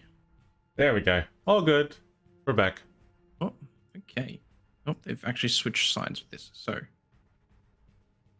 looks like Cats have gone out swinging with the Conqueror, Stalingrad. Okay. Pretty Marseilles. Ooh, okay. Shimakaze. Venezia and Shimakaze. Okay. Also Ragnar. Oh, I want to know. I'm really curious. I know my mod isn't working for this one. Revan, can you do me a massive favor? Can you tell me if this Venezia is running the new legendary mod? Stand by. I'll go have a look. I'm really curious because that's going to dictate a huge amount of how he actually plays. Where is he? He's on JC. Hang on, let me find him. JC side. Yes. Hang on, I'm gonna have fun looking for him. Wait 1 minute. Oh, hello. Is he running the legendary mod in slot 5? No, he is not. No, he's not. Ooh, okay. So he's a standard Venezia. Okay. Now, the reason I was quite excited about that is because obviously in the latest patch they added the Venezia and Haaland legendary mods. Now, the exciting thing for Venezia is it dramatically reduced the cooldown of your smokes. And it means you could sail around in your smokes at your full speed smoke for quite a fair bit. So it would make for some quite exciting opportunities for different flanking, different pushing opportunities with that ship. Obviously, it comes at the expense of the concealment mod, but if you have your smoke screen, it doesn't really matter. Yeah. But we do have, in terms of destroyers, we do have a Daring and a Ragnar and double Daring and a Ragnar. For some reason, I read it's a Gearing on JC's side. I seem to like the Ragnar. Ragnar seems to be one of those picks that both teams have been bringing a little bit lately. So, well, the Ragnar is a good ship. The Ragnar is a good ship. It just needs to be accompanied by somebody. It's a good ship. It can be very boring to play, though. Well, true. Come on, you know it's one of those ships. Yes, it's a good gunboat, but that's all it does. It's just a good gunboat. So true. What I find interesting to see is that Cat's only bringing 1 battleship. Yes, that is actually a massive thing to keep in mind. Triple Marseille and a Stalingrad for only 1 Conqueror, right?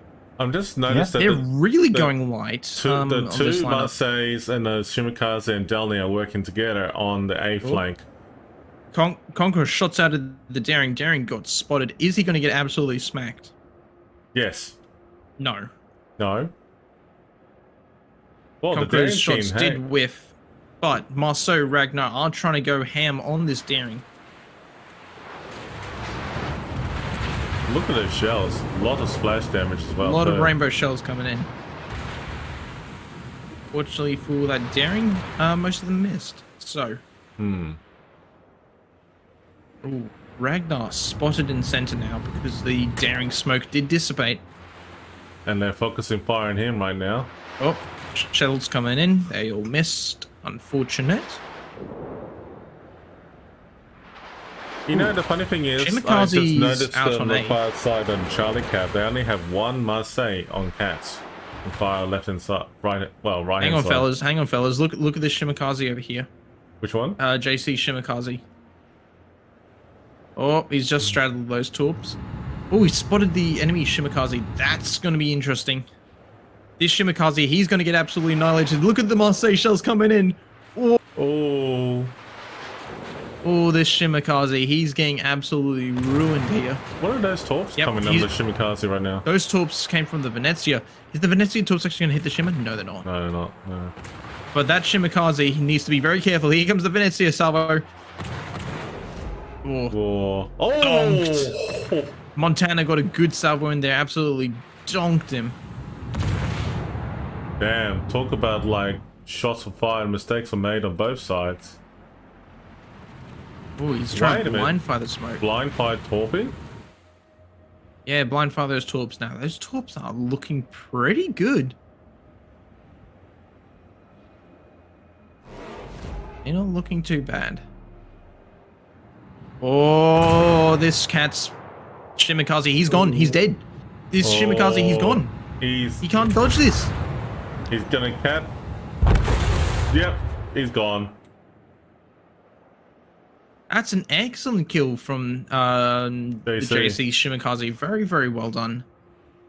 It's actually a bit unfortunate for the cat's Shimikaze to go so soon.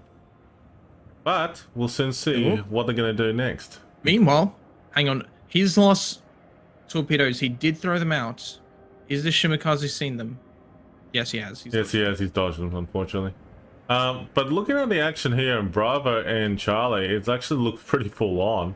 And I must say, Charlie is this one daring. He's just gone full at it. It's one Marseille versus like the world over here. yeah. He's going like, I'm getting out of here. He's really motoring it out of there. But in the center, ooh, Ragnar Marceau, Stalingrad. If they could maybe get some good hits into, say, that daring, that'd be pretty good. Stalingrad shots out at the Ragnar.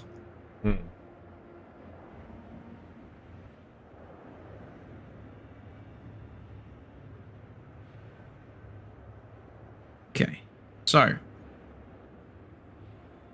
what's this Stalingrad down here going to do now? Over in Charlie? Yeah. He's actually just positioned himself like just in between the islands and just not really worried about moving over towards Bravo. He's just focusing at long range on the Marseille. The Marseille is just like using engine boost and just fighting away, getting out of range on that daring. But I don't think that will help him for long. JC has a good opportunity here to actually try and retake Bravo because the Ragnar has backed off a bit. However, Stalingrad is looking like he's going to actually... Yeah, Stalingrad's already used his radar. He's backing off. But the Ragnar, he's got his radar ready, but he's not actually heading straight for Bravo. He's looking to maneuver his way around those islands. It's interesting to see how both teams have positioned themselves right at B. I can feel that the action is going to be here. It's just like, you know, at A, just by looking at it briefly, a lot of top action going on from the Shimikaze from JC, but less action pushing in towards the south side, and they're just hanging back. So, Cat's just hanging back. Well, JC's doing a good job here. All they're doing is trying to get this Bravo cap. So, they're just trying to work on the advantage they already have in terms of ships. They're just trying to extend it further by getting those points and keeping it ticking up.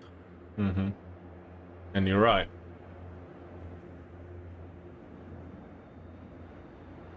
Ooh, those shells look pretty good on the St. Vincent then.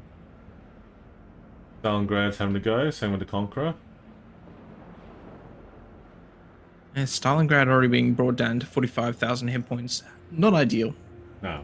But he's in an alright position. He's literally just to sit there and, well, not push in too hard. Shells from Conqueror coming in. Double fire. Instant damage control from the same Vinny.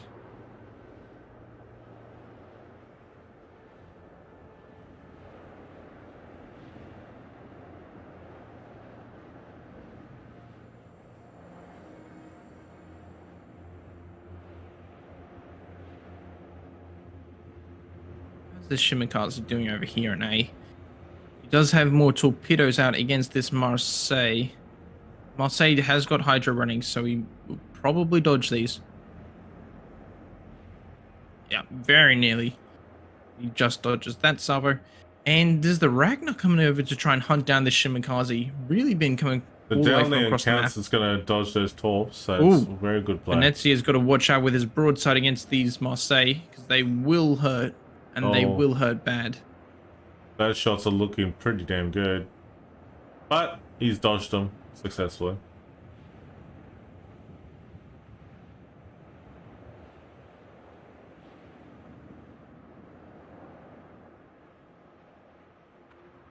So these Marseille over on this flank here, what they're trying to do, they're trying their very, very best to actually hurt this Venezia as best they possibly can.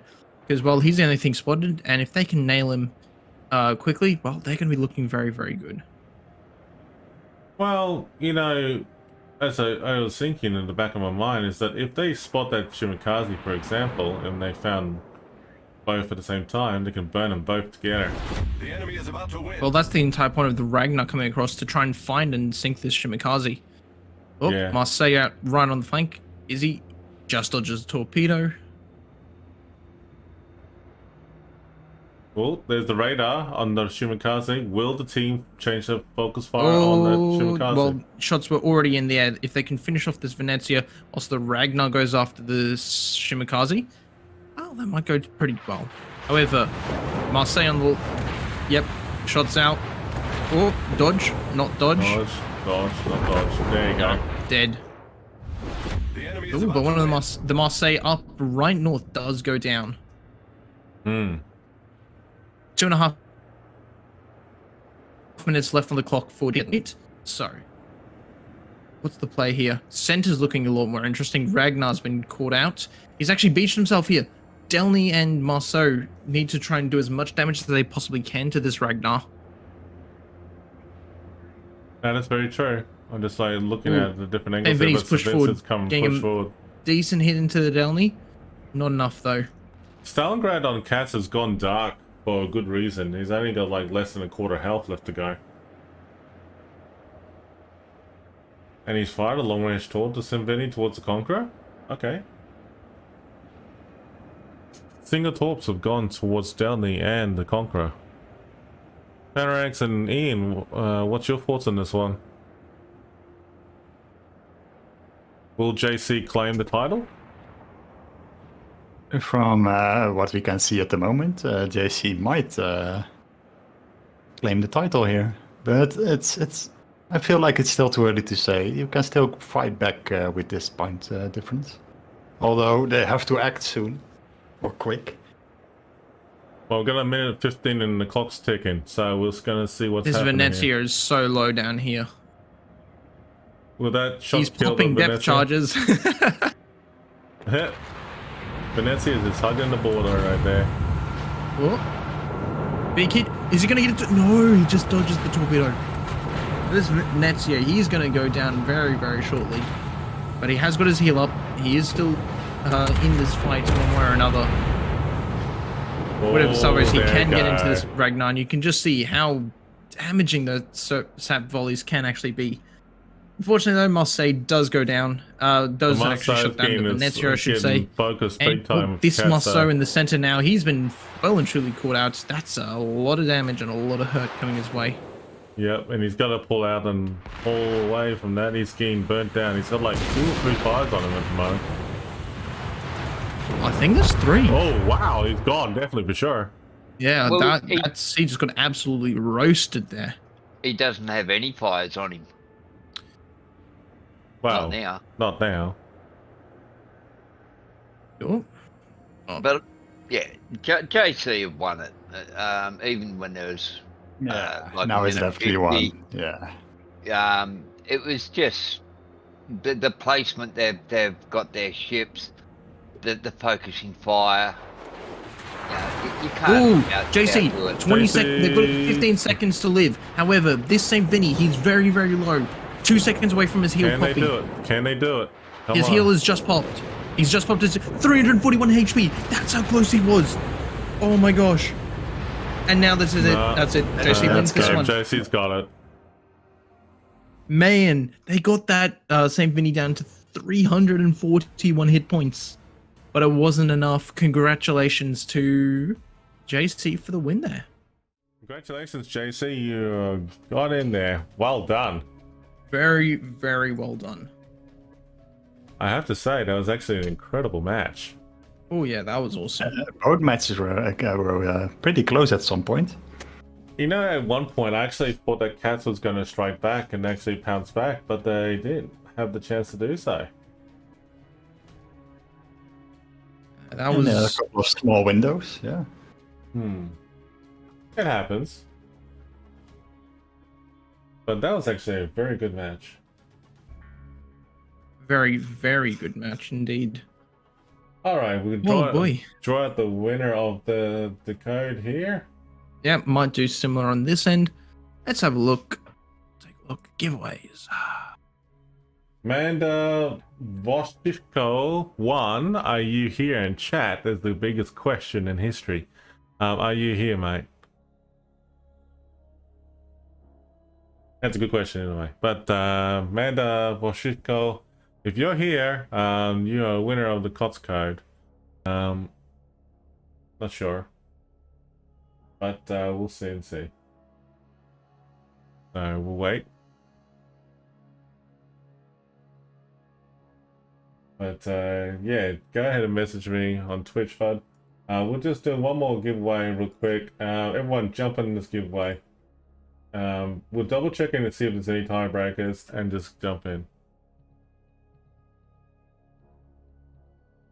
Okay. So.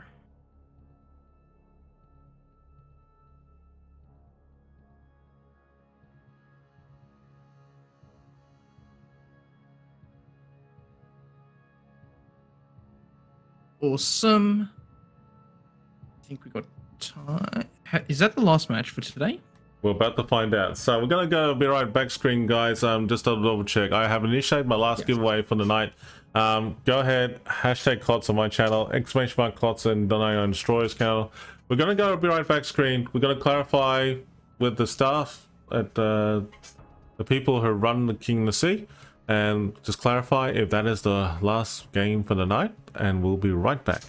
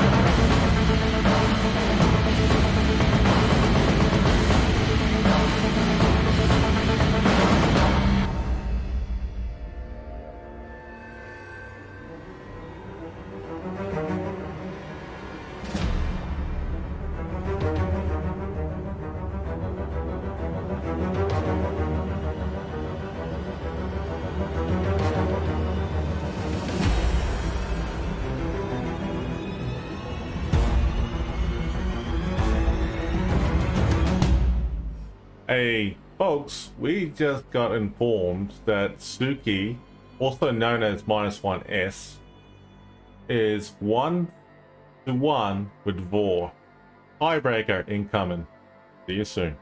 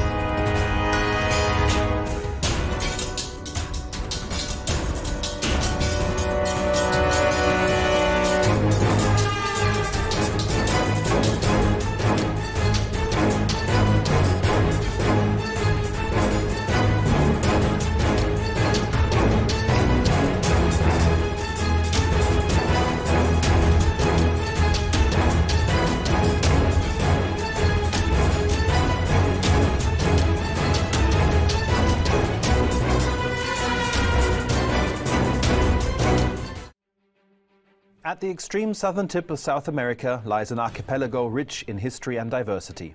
Soon, these storied waters will play host to a heroic clash between opposing forces, and the region will live up to its name.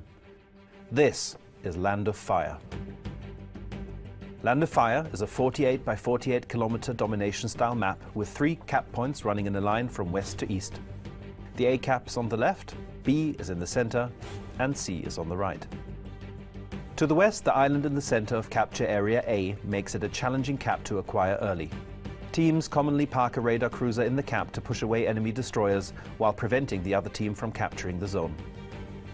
Cap B in the center is wide open with plenty of ways in and out, and is initially the purview of competing destroyers.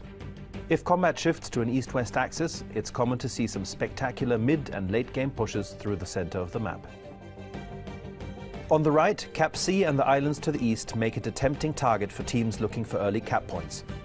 But the teams who invest too much firepower along this edge of the map may find themselves at an extreme disadvantage later in the game. 18 ships, 2 teams, 1 victor. It's time to play Land of Fire. Okay, ladies and gentlemen, we can rock you with this battle tonight. -1S and Vor are very competitive, very, well, mind-blowing clans. Let me put that in the context of... That's putting it mildly, I think. That's very mild-blowing clans. Look, let me put it this way. When I have seen these 2 clans in action in KOTS not too long ago, yeah, the name says it all for both. Look, let me put it this way. It is good to see that we are seeing this now.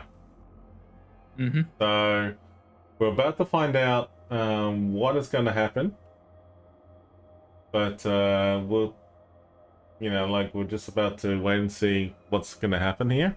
But, look, if the game does go ahead, we'll just wait for the Empires and everyone involved to do the rest. And we'll just wait and see. Wait and see, essentially. Yep, so... It's going to be a big one. It's a big one. You've been all waiting for it. So the game should be starting in about the next 5-10 minutes anyway. So just hang around. You've all been waiting anxiously to see a possible showdown with Vor, like Vor versus STCN, Vor versus like Azuki. Well, congratulations, ladies and gentlemen. You got what you wished. So we're about to see what you're after. So basically, the map that they've chosen and everything is looking like this. Ignore the bans at the moment, but for the ship bans. But this is the land of fire. They have chosen this map. It is exactly 1-to-1 right now. So, you know what that means. It's a tiebreaker decision. Whoever wins this, still go either way. It depends how it works out in the lead up for the next week for the semi-finals. But we'll just see how this pans out for next weekend, because like as you know, next Saturday is the semi-finals, and after that is the grand finals for the region, for Asia. Now, which is going to be huge. So you won't miss it. Unfortunately, 99 Destroyer won't be here for the semi-finals. The semi-finals, unfortunately, but the day after will be here. Yes, so that's okay. But either way, you must not miss this for those 2 incredible days. However, for now, let's focus on the task in hand. That Vor versus Suki, or depending how you read it, it's gonna be good.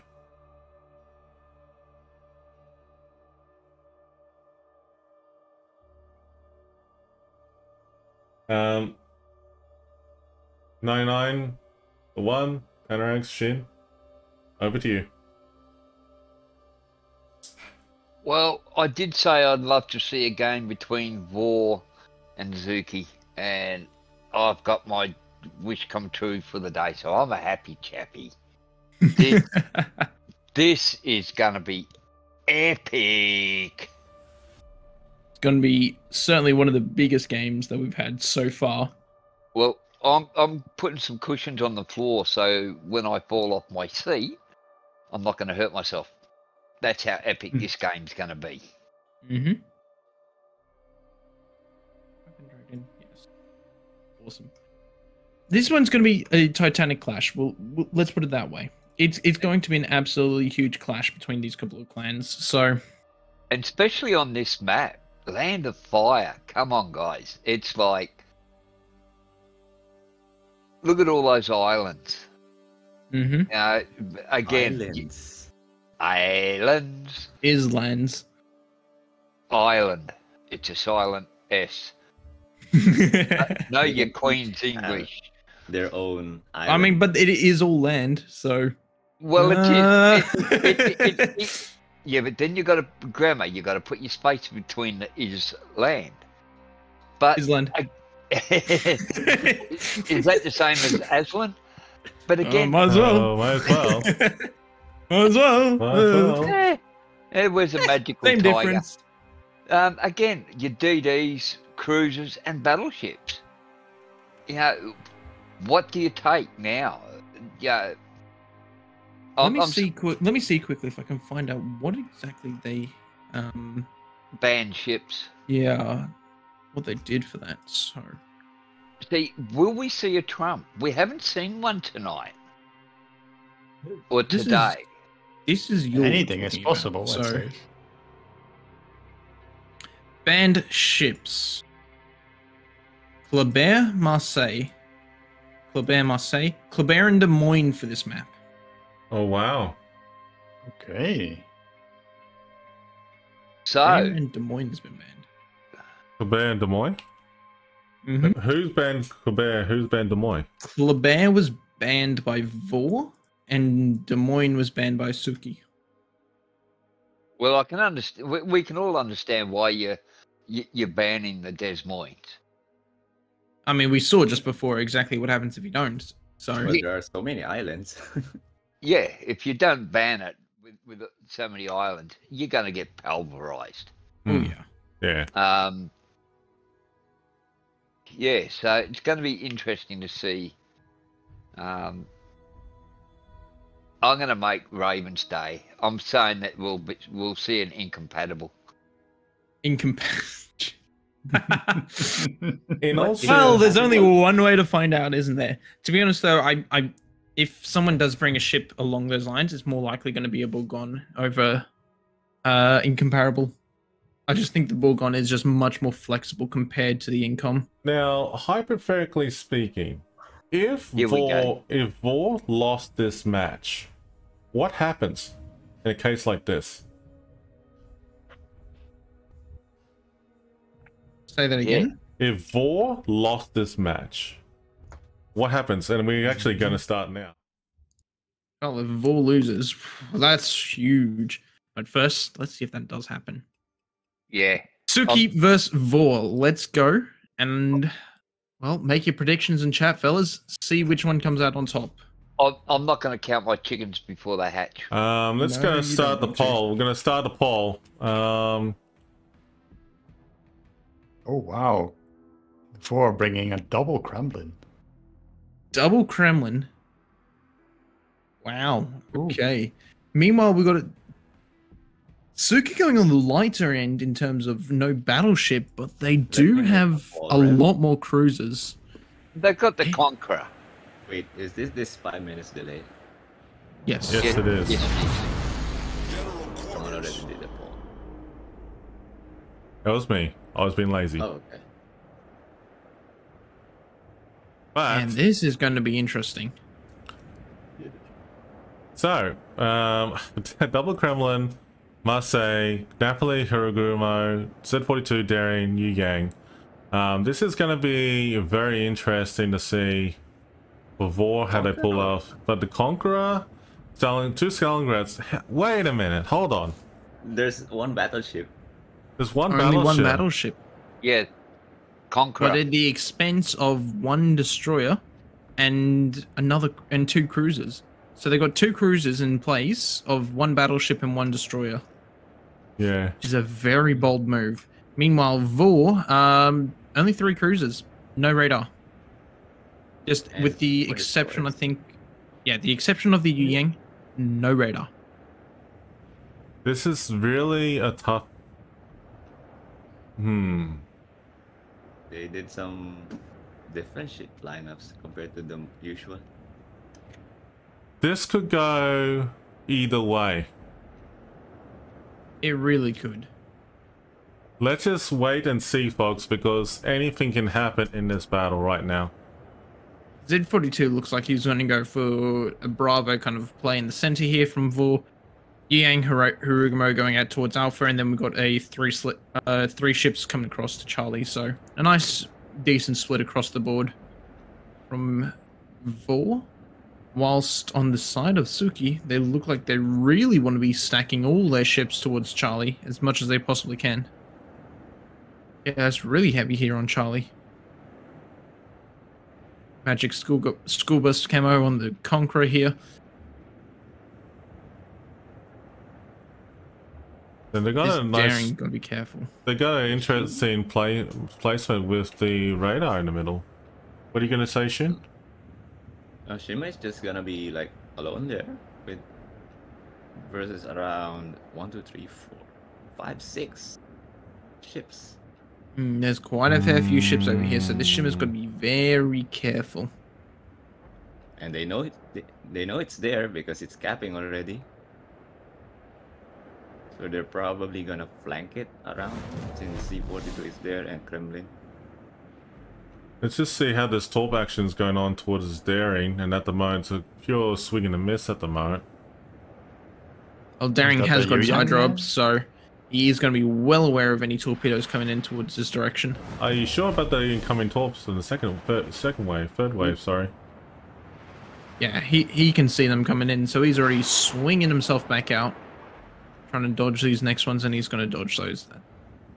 Yeah, easy dodge. No. Hirugumo starting to try and work down this Z42 who's been radared by the Stalingrad. Is that gonna be enough? Probably not, since there's an island in the way. Yeah, actually this Z42 is pretty safe at the moment. Yeah, He just backs up a little bit again, he won't get hit. And the radar is down from the Stalingrad, so now he's perfectly safe. Yeah. And look to try and enter himself back into Bravo. Meanwhile, A side, well, Harugumo's smoke train is here, and well, they've managed to fully cap A here from Vor. I think Yu Yang's going to dodge all these torpedoes anyways. Yeah, he should dodge these torps. Only just. That said 42. If he had gone back a bit sooner, he would have wore one in the stern. Yeah. Ooh. Or in the aft. Daring in C's just been radared by the Stalingrad. Not ideal. This is actually very interesting gameplay for both sides. One side has, well, lots of radar. The other side does not. It's only got the Yu Yang in terms of radar. Yeah, it's just like, you know, how many radar is that? Like what? It's one radar versus two radars. 1 to 2. So what War needs to do is kill the radar.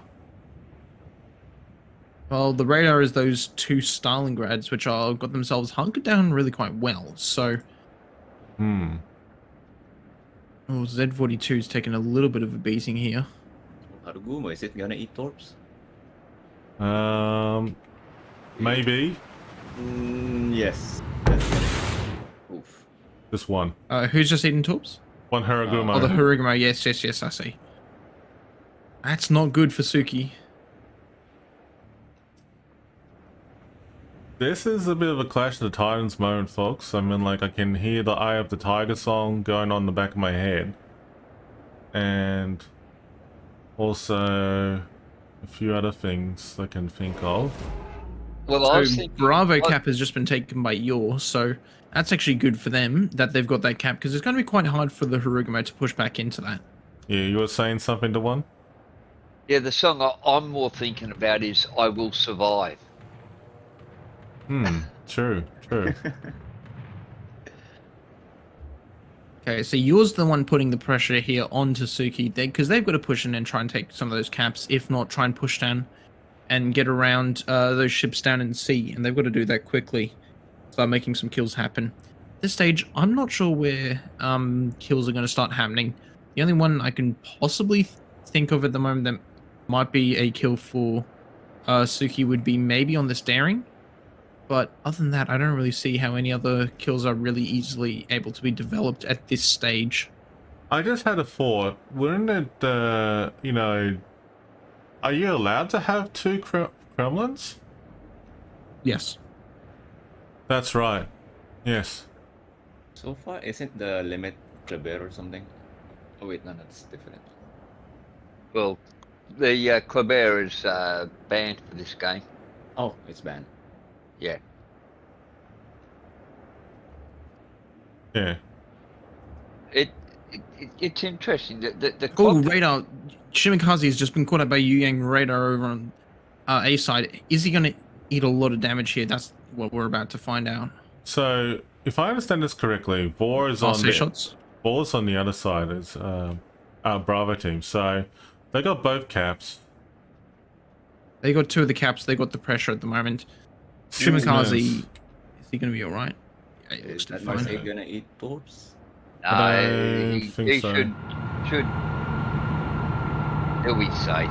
Yeah. I think Shima is spotting the deep waters. That's going to be a dead Marseille. Well, Marseille's also got his Hydra up, so he's alright. Yeah. Yeah, he's fine. He's managed to successfully dodge all of those torpedoes. It's a little bit of easy farming here, just trying to happen on the Kremlin from the Harugumo. Nothing too special. However, Z42 spotted Delny, got the AP loaded, going to be trying to absolutely ruin that broadside. I'm just double checking something here. See with that Stalingrad, I see a superintendent spec on both Stalingrads actually. That doesn't surprise me. You really want to keep the heal. Because all that extra HP, all that extra radar, just lost you that much longer. Yeah. Looks like there's a lot of action going on over towards Charlie with that Napoli moving in, and he's getting hit hard at the moment. What's your thoughts, Shin? What do you think they're going to be doing next? Anorax, what's your thoughts? I think they're trying to cut out, take out this Napoli over here. And then Napoli work their looks way like to the he Mercy. has overcommitted. I will grant you that. Hmm. He is trying to turn away now, smoked and turn away, but with the daring right there, I'm not sure if he's going to be able to stay dark as soon as the smoke screen ends, which is now. Yeah. That Marseille and Napoli is just going to start hounding him. Shots at the Marseille on the Kremlin, I think it was. And no contact on that. So it looks like B cap's being contested right now. Napoli, yeah, he's starting to get wrecked here. He's turning broadside on. Is enemy Napoli? Is he going to have the AP loaded? Let's see. 3, 2, 1. No, that looks like more HE salvo coming in. Guess he just needed to clear the barrels just before he went dark. Does get just around behind the island. He did pop his DCP though. Oh, will this Z42 dodge these torps? I mean, he doesn't have Hydro up. It looks very close. So he's going to eat one. Oh, that's big. That's not good. That's not good. That's not good. Gonna eat 2. No, he dodges. Oh, that's good. Oh. So he's dodged the second set. However, first set does hurt him quite significantly. Delny's straight in the middle of Bravo Cap here. He's just started to get him fairly punished. Good lord, Harugamo smoking up so he doesn't get absolutely annihilated. Delny getting some hurt in. This Kremlin, he's backing up. It looks like he's wanting to get some shots on the Harugamo, maybe. It's actually good to see that Boar is actually playing this calmly. And they're doing it well together. I mean, like, I think the person who's calling out the shots is actually just playing it calmly while everyone is just focused on the game, what they need to do. And looks like the Napoli and the Marseille. Oh, Suki Shimikaze has made their way all the way from A to center of Bravo here. Oh, watch these torpedoes from the Z42. Oh, yeah, that's Watch a the good torpedoes point. from the Z42. Shimikaze. He's not reversing fully into aware of them. them yet. He's accelerating now. He's seen them. I think you might Yes, dodge he's him, in though. time. That's not good. That's a hit. Oh. No, they dodges. Oh. Super close. That's a nice. Just that's the clap. Yeah. Okay. Good lord. Wait. Will these calls hit the Harugamo? Nah, okay. So the Harugamo is just working on farming this Delny now. Just getting some good hurt in. Did it hit? I did not see it. The Harugumo. No, it didn't. No. hit. It just got short, Shin. Got short. However, there's... Okay, Stalingrad pushing in. This Harugumo's in a little bit of trouble here. So they're starting to make a repush through center. Dead. Napoli on the flank is Napoli just down. Yep. Napoli's got to try and work on taking out this Marseille on the flank here, and then they can push into Charlie. So this is all getting very close action here in center of Bravo practically, with some action happening on the flanks. How's the A side looking? Vor is comprehensively winning that fight at the moment, but this flank here, Kremlin pushing out. It's actually interesting that Boar is holding the line over B, deliberately luring Suki in closer. And that was a decent hit into Stalingrad from they're moving Kremlin. around and flanking that Marseille around near Charlie Cap right now. Kremlin is actually smacking that Marseille right now. Oh! Yeah. Oh, Marseille absolutely ruined here. Not much he can do in this situation at all. He's going to get shafted. Napoli. There he goes. There goes Marseille. Shimikaze coming for a rush now on this Kremlin straight front. Let's see, does he manage to get away with this? Does he get this? That might... Decent damage, but because it's AP, he can't knock out any of those torpedoes. We're gonna play 1 for 1. 2 sets. There goes the Kremlin. Big damage. Now, is that Shimikaze going to go down? He has managed to successfully smoke up. Ooh. However, Vor still has the lead at the moment. Napoli is moving over to Charlie to take the cap, so he's actually going to make the move, but the Daring and the Marseille are moving in to reinforce the flank. Vor's Marseille just got a massive broadside salvo from the Suki Marseille. Kuma's down. Gone. Ooh. This- Suki is now once again in the lead. Napoli about to enter Charlie Cap. Z42 is torping. If these guys here can take out the Shimikaze, who was caught, like, he's trying to get out of this island. He's probably going to get out. Okay, he's going to get out from there. However, we do have Napoli on cap. Vor still has the points. It's lead. Oh, for now. watch Yu Yang, guys. Yu Yang's going for a rush on the Stalingrad. That's not good. Yu Yang, center. Bravo. Ah. That's not good. This thing has no hydro, so he probably had no hydro. Oh, this and he whipped his shot. He whipped his shot. Oh, that's not good. Yeah, that's launch your torpedoes. You gonna launch his torps? Yeah, you do. Okay, now. there's a torp. Okay, cool. So there goes Stalingrad. Awesome. He's going to trade the Yu Yang, but that does give them another significant points advantage. And there goes one of the radars. Ooh, this Marseille versus Marseille. This is very, very close. If this Conqueror lands this solid salvo, he does. Oh. That's an excellent salvo there. However, this Marseille over here up north, Shimikaze is gone. Burning, but he does get his damage control up very, very shortly. 1 second, there's the damage control. Looks like the Z42 and the Kremlin are just holding the line as much as they can. Looks like Vor's going to come out on top with this one because they just got all the enemy team in a crossfire. However, this Kremlin, if he goes down, it's not going to be very, very good. Well, he just went down. He does go down. He does go down. However, Napoli's about to enter cap. Daring's looking like they're going to enter cap. If they manage to get this cap, that's going to put them still in a very, very solid spot. Napoli might get this torp, maybe? Marseille has entered A. He's stopping the points. Napoli, he's going to take one torp. Yep. It's going to connect one. Napoli eats one torp, I think. Yeah. Yeah, one torp. It's quite weak, though. Yeah, they need to kill that Stalingrad or something. Right now, they're just smoking. They just need to focus one target and absolutely get rid of it as fast as they can. I see how that's going. This is actually a very close match. They're trying to focus on the Conqueror, I think, yeah, and they're smoking up the Napoli, which doesn't really work like that. Marseille got the reload booster active. He's just trying to punish that broadside Conqueror at the moment. Not doing the most amount of damage, but is doing enough. Napoli has got his smoke up, so he's not actually spotted, trying to get the cap. 8 seconds left on the cap. No. Daring just got reset. Not the worst in the world. No. Napoli has left the cap. Okay. Not great. Not great, but it's actually very, very close. They need to kill something. They do need to kill now. If they can nail this Delny, this might buy them just those few extra seconds they need. That looking good. Oh, looking good. Absolutely looking chomped. good. Looking good. There's the kill. There's the kill. There's the kill you needed. Now they just need to live. Now they just need to live, and they win. The question is, can they hold out for like a minute?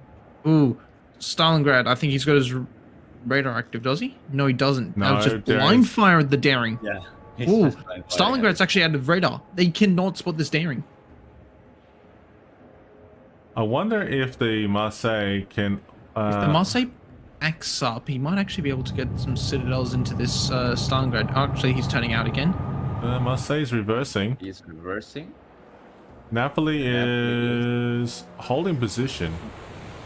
Yeah, he doesn't need to push. They win in 45 seconds.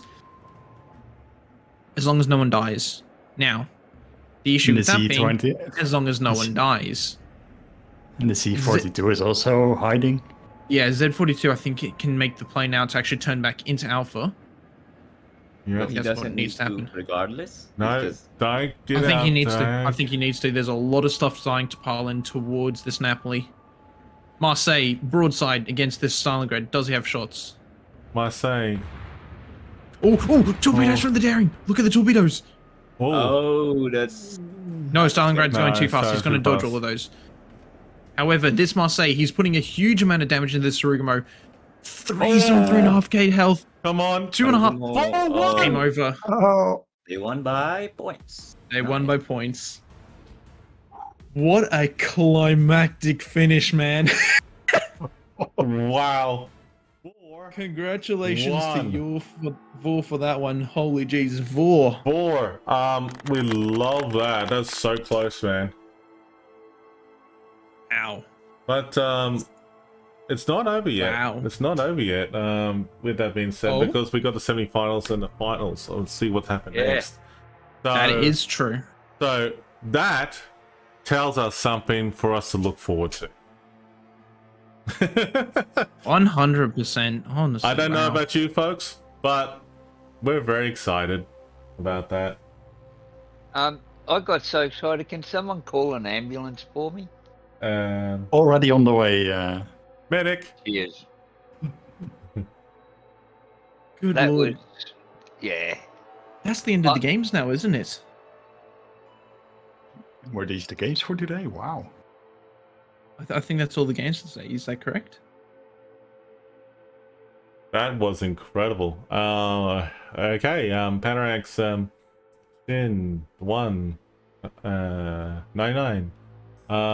What's your thoughts on that match? That was actually pretty damn good game. That was amazing. Well, if you Amazing guys, match. if you guys remember earlier on today, I did say I'd love to see a game between Zuki and Vor because it would be a hard-fought game. Did I predict it right? You did. Oh, Yeah. you sure did? Yeah, because they're both, they're both good teams. Congratulations to Vor, commiserations to Zuki for that game, but keep going, guys. Not over yet. So is this the last game, Rev? I think, yeah, so we're about to find out if that's actually the last one for the night, guys, because, like, as soon as we've been told, that's pretty much it. But, I think that's it. I don't see anything else on the schedule left for tonight, so... Yeah, I think it's safe to say that was all the battles for the night, but we're about to find out and get the clarity and confirmation from everyone who runs the joint. So once they let us know, we're going to do the giveaway real soon in a second here. And I know it's a 5-minute delay. Don't remind me, I know. It's okay. Hey, Raven? No, Ian, I know it's a 5-minute delay. I think I might end my giveaway now, to be honest with you. So... Yep, because like I think it's fair to say that we had a fantastic night, folks. Congratulations to all the teams who played tonight. Great matches, close calls, excellent battles, and everything as well too. It's actually fun and engaging. But with that being said, though, I mean, like, we'll do the last giveaway right now, so that you can enjoy the last giveaway. Let's go. 3, 2, 1. Goes to Gav Rutan 5. Gav Rutan 5. Congratulations. Message me on Twitch. You know the drill, and I'll give you a code. Oh boy, fellas.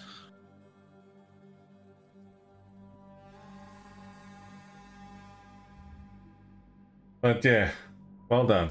Well done. Very well done. Thanks, fellas. I don't have too much more to say. I don't think there's any more games happening, is there?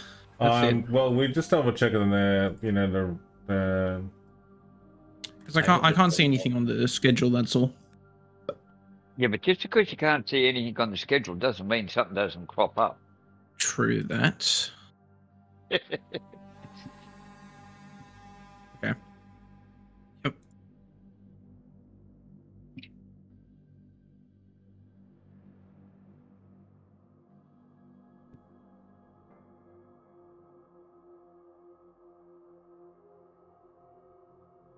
Awesome. All right, so we got confirmation that it is all the games for tonight, ladies and gentlemen. It's we got confirmation. It's all done. So, with that being said, semi-finals. 99 Destroyer won't be here, but I will be still streaming on the semi-finals, and he will be back on the regional finals Sunday. On the Sunday, We'll be back on the Sunday, but for the Saturday, well, that's unfortunate. Yeah, you got Anyways, family things to do, but yeah. That's such as life. Anyways, thank you so much, everyone. Thank you to obviously all you fantastic co-casters. It's been awesome. Thank you to everyone that has tuned in and been watching the streams. I mean, obviously, we wouldn't be here if you guys weren't watching. So thank you guys so much. We do appreciate it. Thank you for the huge amount of follows on both channels. You guys are absolutely insane, and we hope you guys enjoy the little goodies been sprinkling throughout the streams. Yeah, and we do appreciate it very much of your support and everything as well too, 99 Destroyer, and great co-casting. And we were looking forward to see you back on the grand final for the regionals. Now, with that being said, ladies and gentlemen, we'll let you know what's going on in more detail about the semi-finals and the regionals for next weekend. So it's a must-see. You must not miss it. You must be here to check it out, and trust me, it will be a mind-blowing match for you all. It's gonna certainly be something. So with that being said, we're gonna wrap it up here, but Panoramics, the 1060 Shin, 99 Destroyer, thank you for today. It has been fantastic. Thank you. Catching up with you all, and your commentary is fantastic. And also, the cats for Panoramics was well worth it, by the way. Yeah, my cats were not impressed somehow, so I'm not sure. Maybe because of the fact that your cats lost. I don't know. Panoramic. Just look at it. Panoramic. Just sleeping there. Yes.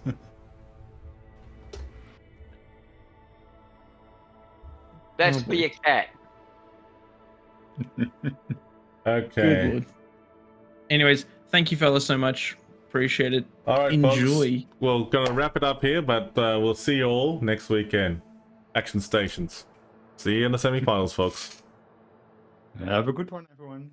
Good night, everybody. And don't forget to buy yourself one of those KOTS t-shirts. Just saying. Anyways, have a good one, everybody.